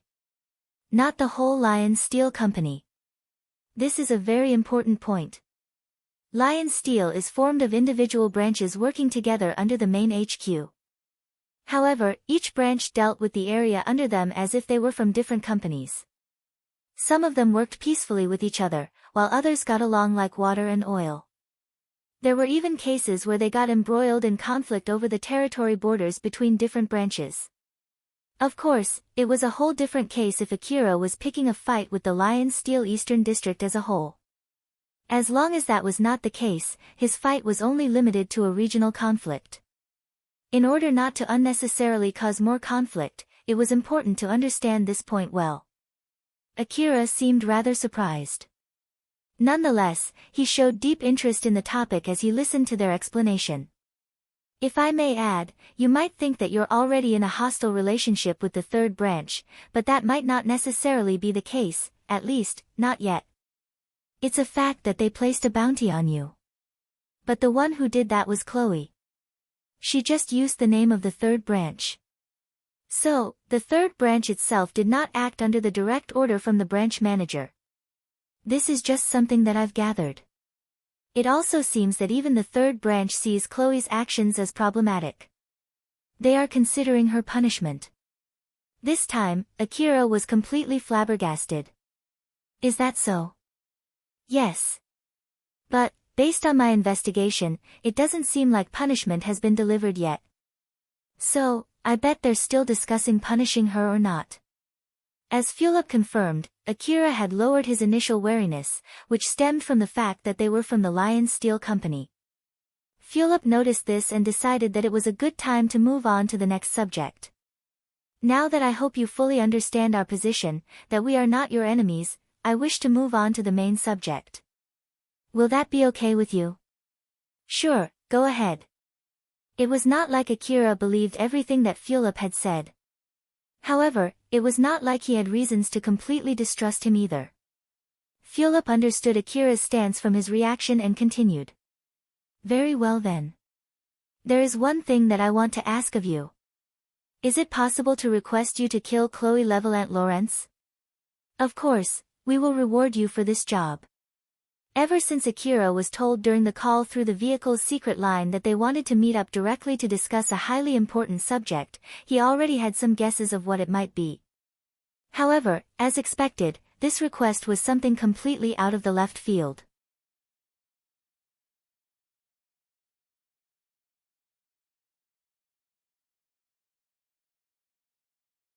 Chapter 271, Carol's Past. Akira was surprised when someone from Lion Steel, which had placed the bounty on him, asked to have a meeting with him. Even so, the surprise he felt now was incomparable to that.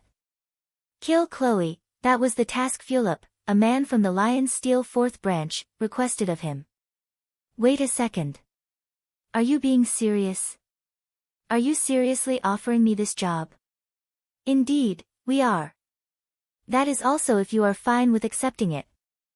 I want to know if you are someone who would accept such a request. After all, there are many hunters who refuse to commit assassinations. Though, with that being said, it is not rare to find them show no hesitation when it comes to hunting a bounty target. Personally speaking, I believe the only difference here is how the reward is handed out. The core of what they do is exactly the same. But what can I say? Different people have different principles. So, I have no plans to force my opinion on anyone. Anyway, what is your answer? Well, even if you say so. Let me be clear. It's not like we are formally offering you this job now. We are still assessing whether you are someone who would take such a job. If the answer is a yes, we will take your answer back to our company, and deliberate on it with the others. Only after that, might we send you a formal offer for this job. If things develop in that direction, we will still need to sit down and talk about the reward some other time. There is still a good chance we might not reach an agreement. This is where we are right now. If you plan to refuse because of the risk, we can discuss the conditions and the reward later to make it worthwhile for you. So, I believe the lack of reward is not a good enough reason to reject this offer at this point. Akira thought that Philip was not wrong, but he was still hesitating. The moment he realized why he was hesitating, Akira immediately firmly shook his head. Sorry, but I will have to refuse. May I ask why? You've tried several times to kill Chloe and I bet you're not done trying yet. So, that part should not change whether you take our offer or not. If you accept our offer, we can help craft a good reason for you murdering one of our people. It would be just a job. A request for a reward. Others will think that you simply got yourself roped into a conflict between lion's steel branches. Instead of you, alone, picking a fight against the whole Lion Steel Company. From that point of view, this is an excellent offer for you. You only stand to gain by accepting our offer. Yeah, I bet it is. But my answer is still the same. Why? Do you think this offer is too good to be true? That's why you're refusing. We are offering a reward for accepting this job, in consideration of the problems that will arise from you picking a fight with Chloe. It is nothing more than compensation from the demerit of having a 50 billion Orum bounty and monster designation from Kagamaima City. Considering all the troubles you have faced so far, we are willing to be generous with our reward and support. But even so, Akira once again shook his head. Philip lightly sighed. Well, although it is not a normal request, it is still assassination. I won't force you. But, if I may ask, can you at least tell me why you can't accept it? I'm sure it's not like you're hesitating to take her life after all that has happened, right? Well, yeah. It would be way too late to be hesitating at this point. It's just that. Yes? I want to kill her purely because of my own will. I don't want to get someone else's intention mixed into it. That is all. Akira said firmly, without any hesitation. For him, it was vital. Thus, it alone was enough of a reason. However, Philip did not seem to be satisfied with his answer. So, Akira added another reason. And also, if I accept your request, it means that I will no longer be able to make decisions on my own.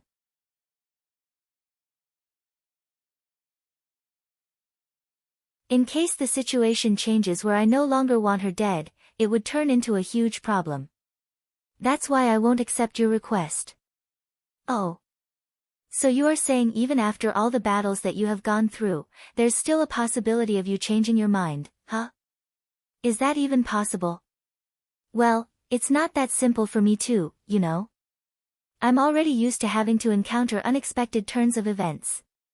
That's why I can't say with certainty that it is impossible. Philip smiled. He seemed to be hiding something behind that smile. I see. Well, I will leave it as that for now. Just to let you know, I'm not lying. As the branch manager of the 4th Ward, there are a lot of things going on that I have to deal with too, you see. So don't mind the remark I left. Philip smiled lightly and evaded giving a straight answer. Now that the negotiation had concluded, Akira and Carol hopped back onto Akira's bike. Just before they left, Philip, who saw them off with a smile, said to them. Although we were not able to reach an agreement, we were able to get acquainted with each other. I believe it is not completely in vain. Let me say this again before you leave. We have no wish to be hostile with you. So, if you ever wish, we can offer some of our services to you. Although, considering your relationship with the 3rd Ward branch, we can't charge you the usual price. Akira smiled bitterly. He was once again reminded of how Philip was a business-oriented person. Sure, thanks for the offer. I'll contact you again if I want to ask you something. Akira only said as much before he left the area and vanished into the dark wasteland. After Akira left, the business smile on Philip's face vanished. It was replaced by a firm, resolute look of a branch manager. What do you think of his fighting capability? The butler next to Philip had a stern look on his face as he stated. It is enough of a reason for us to be careful with him. However, I don't believe he is strong enough to defeat that wasp monster on his own as the report had stated. The maid, who was also standing next to Philip, had the same expression as she added. I concur. But that stealthiness of his was impressive. Leaving aside his ability as a hunter, as Fulop-sama's bodyguard, I am rather reluctant to let someone like him near Fulop-sama. I see. Then it was as I thought. It is worth all the trouble to at least let him know that we don't wish to get into a fight with him. When they returned back to the vehicle, another of Fulop's men was curious about how the negotiation went. Thus, Fulop sat on the back seat and gave him a quick rundown of what just happened. Now that Akira had become a bounty target, Lion Steel was worried if he had a deep grudge toward the company as a whole.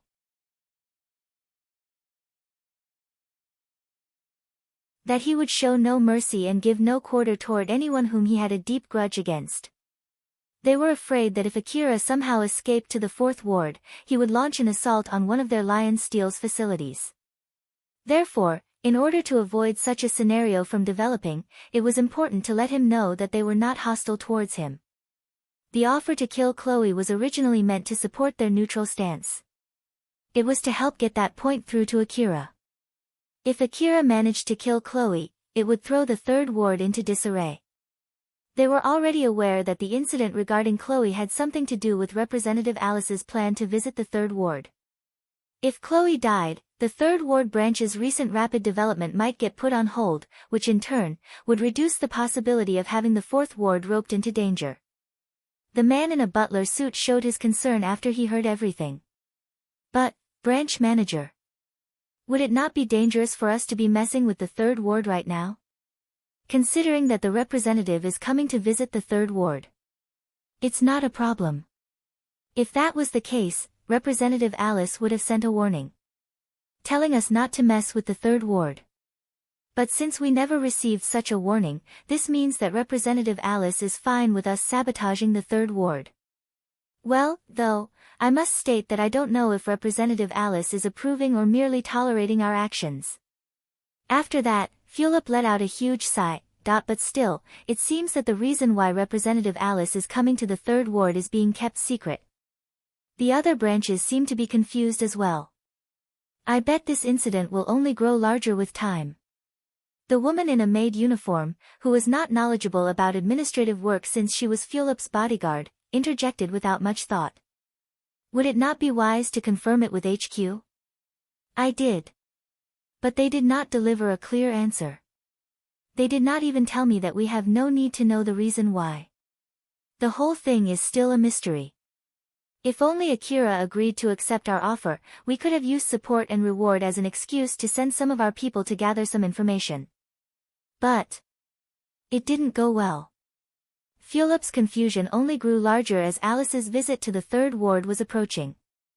The reason why Akira and Carol went to meet up with Fulop on a bike was to keep the camping vehicle safe in case a battle ensued.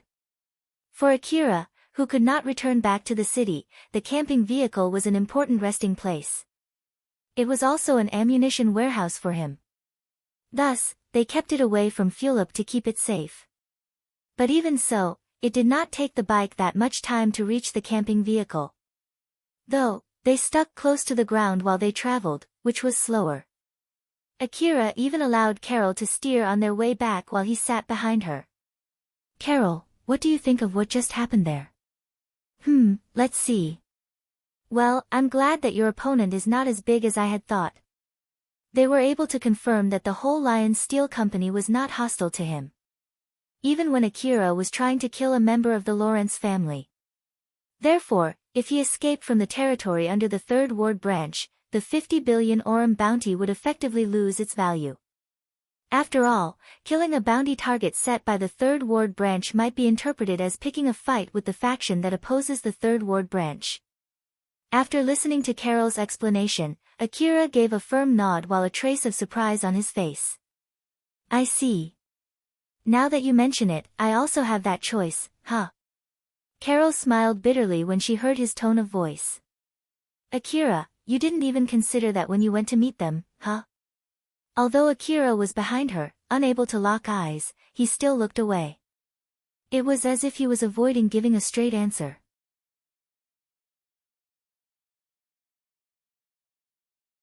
But by pure coincidence, his eyes met Alpha's instead, who was smiling teasingly.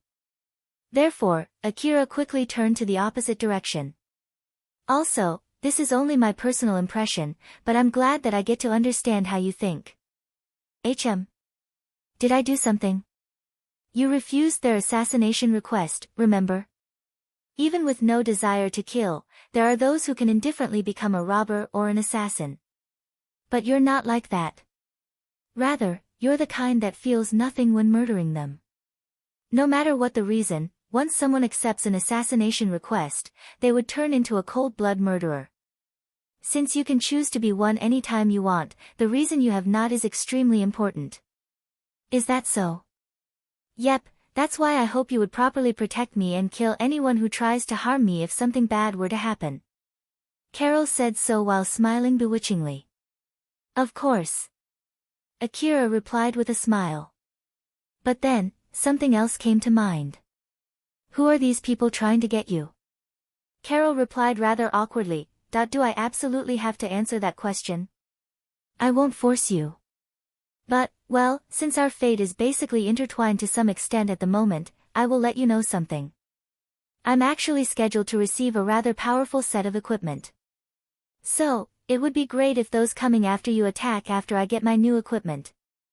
I just thought I might be able to predict when they might attack if I know who they are. When will you get your equipment? In a week if I get lucky, or in 3 months in the worst-case scenario. That's a rather wide schedule. Yeah, it's complicated. Carol could not help but smile since it seemed like Akira really had no wish to force her to answer. It seems that he trusted her enough to inform her of his new equipment. Also, it would be bad if her enemies were to attack before he received his new equipment. I'm sorry. Just as I said before, I'm asking you to escort me just as insurance. It might actually be unnecessary. That's why I don't even know when we might get attacked nor who. After all, there's a good chance nothing bad is going to happen. I see. Well, if that's really the case, it would be great. This means that I can just take it easy. Since it was not really that important of a subject for Akira, he did not pursue it any further. As they eventually reached the camping vehicle, they stopped the bike near it. Normally, they would simply open the back door and put the bike in, but Akira stopped Carol from doing so. Akira, what's wrong? Something's not right. After Akira stepped off the bike, he grabbed his rifle and slowly approached the camping vehicle. He moved forward while positioning himself to shield Carol. Naturally, Carol noticed this and became wary. She held a gun in hand as she trailed behind him.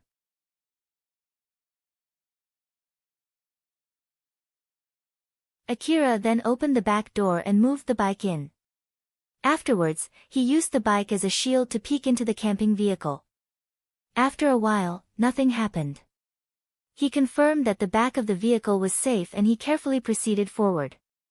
The moment they stepped inside the living room, they saw a familiar face waiting for them. Long time no see. Sorry for barging in like this. Shiro smiled and welcomed Akira and Carol.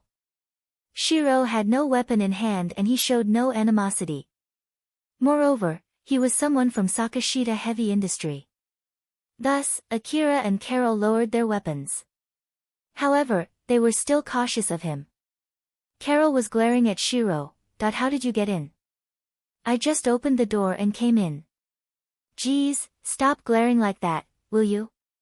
I'm sorry for barging in, but I'm sure you know it's better than just waiting outside and attracting attention, right? Shiro acted extremely unceremoniously as if the security of the camping vehicle was non-existent to him. That was when Akira suddenly interjected. You can at least contact us beforehand if you're going to visit, you know? Those guys wanting to talk to me at least did that much. Sorry about that, I was worried that others will be able to trace my location if I contact you. I was even planning to leave a letter if I did not get to meet you today. Yanagisawa was able to find him once back in Mihazono ruin, that was why Shiro was being extremely careful. Well, I apologize for coming without telling you first and breaking into your vehicle. As someone who is also in a precarious situation, I hope you can understand my actions. I'm here because there's something I want to discuss with you.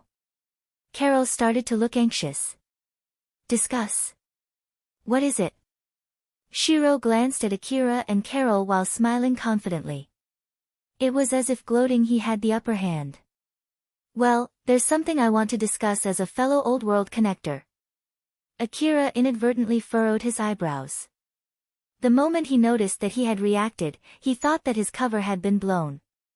This caused him to show an even more obvious reaction. However, someone else in the room reacted even more vigorously. I'm not. Carol raised her voice. She was obviously shaken. Her pale face and her constant trembling from the fear caused her words to lose credibility. As a matter of fact, it was as if she was confessing that she was indeed an Old World connector. As Akira was trying to conceal his surprise behind Carol's reaction, Shiro was looking at them in confusion. However, Akira and Carol were not in a situation where they could notice it. There's no need to be that surprised. Since I'm already here, I'm pretty sure you at least expected this, no? Akira saw the completely calm Shiro on one hand and an extremely distraught and scared Carol on the other hand. He decided to push aside his worries for now and stood in between Carol and Shiro. He then once again pointed his rifle at Shiro. Carol, is it okay to treat him as hostile? Although he did not know what exactly was going on, it did not change the fact that his escort target was frightened. Therefore, even if faced with someone from Sakashita Heavy Industry, it was enough of a reason for Akira to point his rifle at Shiro. If Carol made any signal to show affirmation, Akira would not hesitate to pull the trigger. The moment Shiro realized this, his expression immediately turned solemn. Judging from her mental state, it seemed to be useless to try to say anything to Carol right now. So, he slowly withdrew from the place, thinking that it was an unfortunate failure. All right. It doesn't seem like we can have a proper chat here. So I will leave for now. Until next time. Shiro then slowly exited the living room without turning his back to Akira. He then proceeded to the door and finally left the camping vehicle. Akira was not sure if he should stop Shiro or not.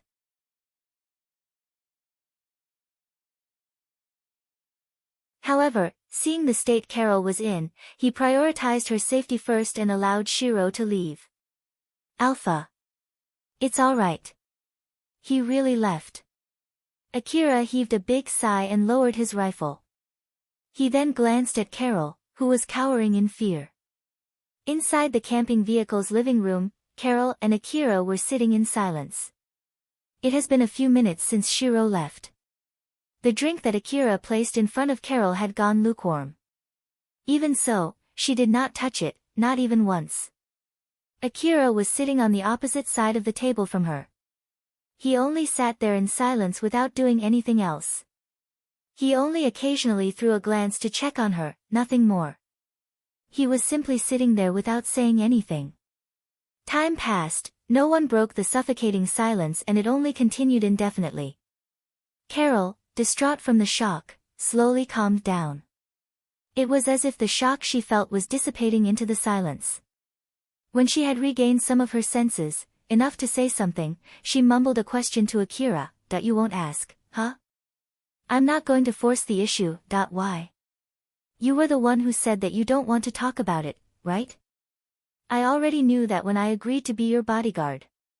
So, I won't ask. That was one of the conditions when I accepted this job, after all, that I see." Silence once again pervaded the room. Seeing Carol once again fall silent, Akira thought that he gave the wrong answer. Thus, he tried to make up for his mistake. "Well, it's not like I'm not interested. So, I do want to know if you are willing to tell me, that I see." Carol only said as much and once again fell silent. Akira could not help but think that he made another mistake again. After a short pause, she straightened up her hunching back and declared, "I'll tell you." She never wanted anyone to find out. But now that the cat was out of the bag, she wanted Akira to know. "I really meant it when I said that I'm not an old world connector. Or at least, that's what I believe. I was an old world connector, but that should no longer be the case now. Probably. Up until now, she had been keeping it a closing guarded secret. Believing her life would be endangered if it ever got out. However, a portion of her heart wished she could share it with someone. The desire to be free from her shackles pushed her to continue her story. A long time ago, when her name was not Carol yet. She was just one among the thousands of the common Eastern District hunters. One day, she got assaulted by a crippling headache while exploring Mihazono ruin. Right after, her vision was littered with images. Images which seemed to be from augmented reality. It was to the point where she could not even look at what was in front of her. She eventually fainted and lost consciousness.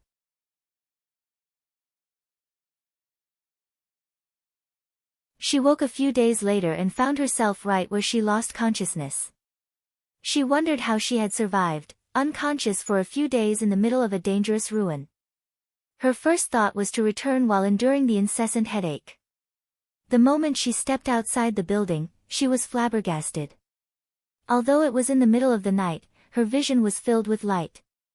Buildings were adorned with signboards and roads were decorated with road markers. They were in all directions and even extended up to the sky. Names of each building and street were floating around. Images of the original buildings were overlapping with already crumbled dilapidated remnants. There were even images of walls with warnings, stating that it was a restricted area. She could even see patrol routes for the security drones as well.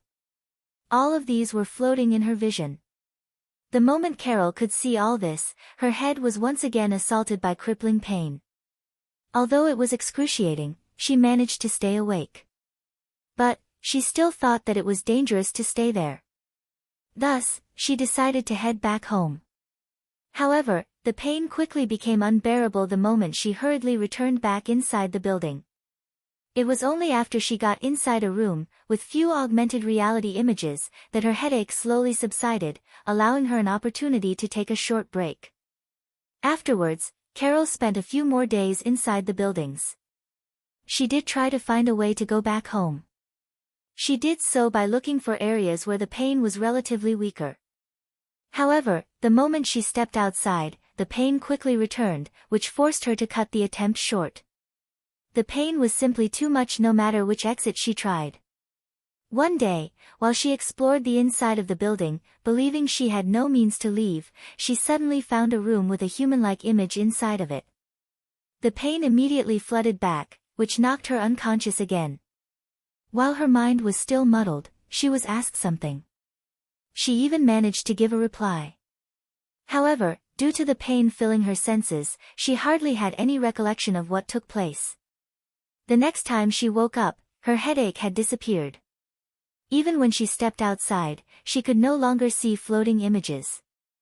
Carol was relieved but also confused. Nonetheless, she managed to drag herself out of the ruin.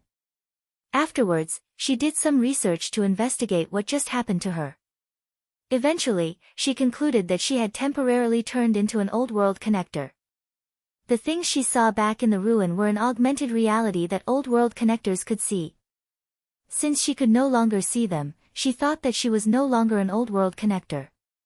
Just to be safe, she tried visiting ruins that were known to still have active augmented reality systems. It was to check if she could see anything. She used certain information-gathering devices and confirmed the presence of active augmented reality entities. She was glad that she could no longer see them with her naked eyes. She was afraid of going back to Mihazono ruin to make absolutely sure she was no longer an old-world connector. However, that was fine. She had heard numerous rumors involving people getting investigated and even kidnapped for being misunderstood as an old-world connector. But since she was no longer an old-world connector, she thought that everything would be fine. Nonetheless, she still felt worried that she might return back to being an old-world connector. One day, Carol accompanied a hunter party to go to Mihazono ruin, which she had avoided up until that point. The outcome surprised her. Although she was still able to see everything, she did not have any headaches. And unlike last time, rather than having her vision filled with signs, she was only able to see a portion of it. Carol was shocked, and the other hunters looked at her with worry.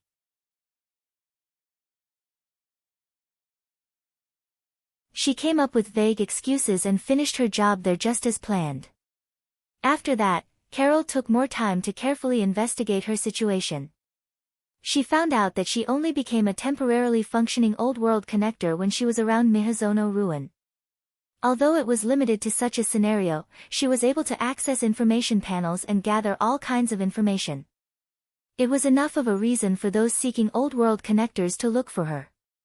At the very least, if she got found out, she would be placed in the same situation as those rumors. Since she could not be accurately classified as an old world connector, there was a good chance that she would go through even more terrible experiments. Carol was so scared that she decided to throw away her past in order to keep it a secret. In fear that even the slightest mistake might connect to her secret, she completely cut her past off from her. She changed her name, her face, and even enhanced her body to change her body figure. She threw away her past hunter record and registered as a new hunter, with a new name. Without any relation to her past, it was easy for her to blend in with the low lives. Since she registered her name from the hunter office in the slums, no one was suspicious of her. Living in secrecy was not cheap. She needed to prepare money in the case something was to happen. In order to earn more, she took on another job besides being a hunter, which was creating maps. There were cases where proficient map makers were suspected to be old world connectors. However, that also meant those non-old world connectors had special means to gather information. Thus, with her great skills as one of those highly capable map makers, she was able to further disguise herself. As a side job, she also started selling her body. As she started charging more and more for her services, she also started accepting information in place of money. When others got suspicious of her knowing things she could not have known unless she was an old world connector, she could claim that she heard it from the other hunters. Eventually, she started to befriend Viola despite knowing of her bad reputation. After all, those associated with Viola knew of things others did not. Thus, she decided to associate with her. Afterwards, it turned out that they got along pretty well, and with them influencing one another, it was only a matter of time before Carol got recognized as a bad woman as well. Those days greatly changed her. She eventually started trying various means to keep her secret hidden. While at the same time, the fear of her secret leaking out one day caused side effects. Her inner desire to be released from her burden caused her to start seeking thrilling and risky things. She wanted someone suitable to be roped into her trouble. Thus, she started to entice people to risk their lives. Seeing them ruined made her feel as though they took her place.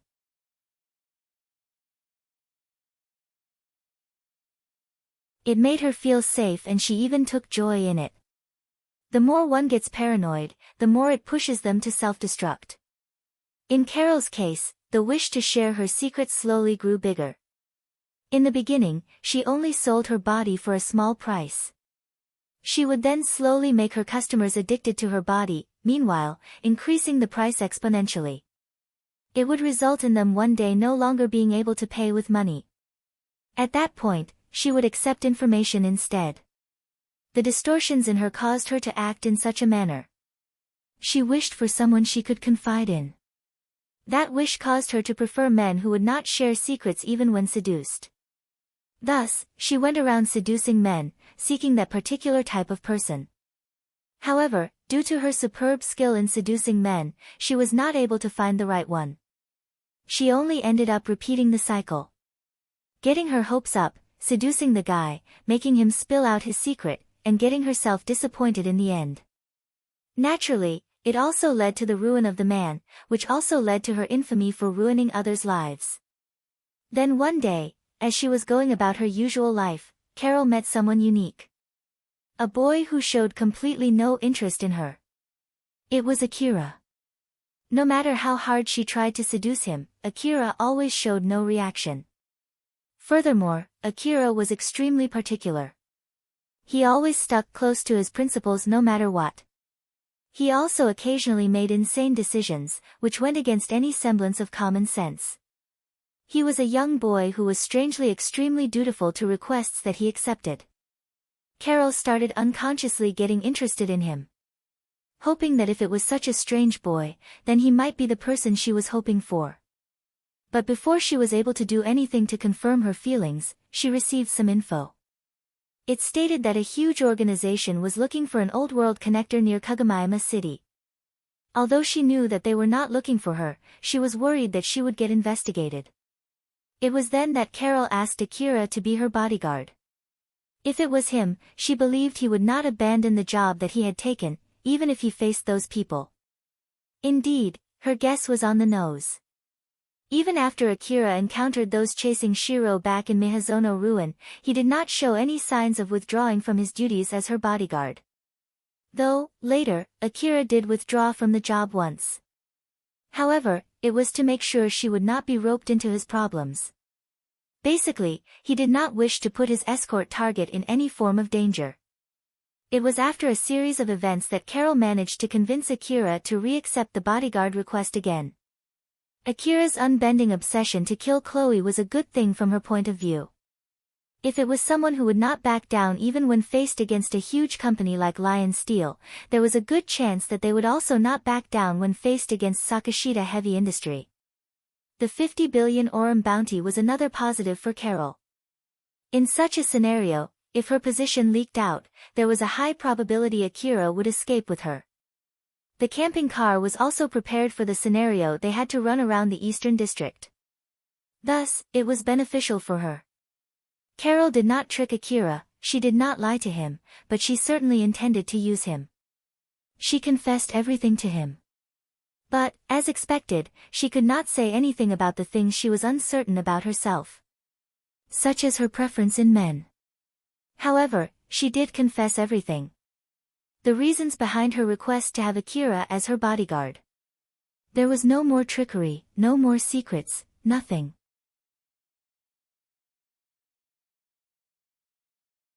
You're tuning in to the Blissful Bookshelf YouTube channel. We're so grateful for your support, and don't forget to subscribe to join us on this incredible journey through captivating stories. Your generosity through donations truly makes a world of difference, as it's the primary source of revenue that allows me to expand and enhance this channel for you. Thank you from the bottom of my heart for being a part of this adventure.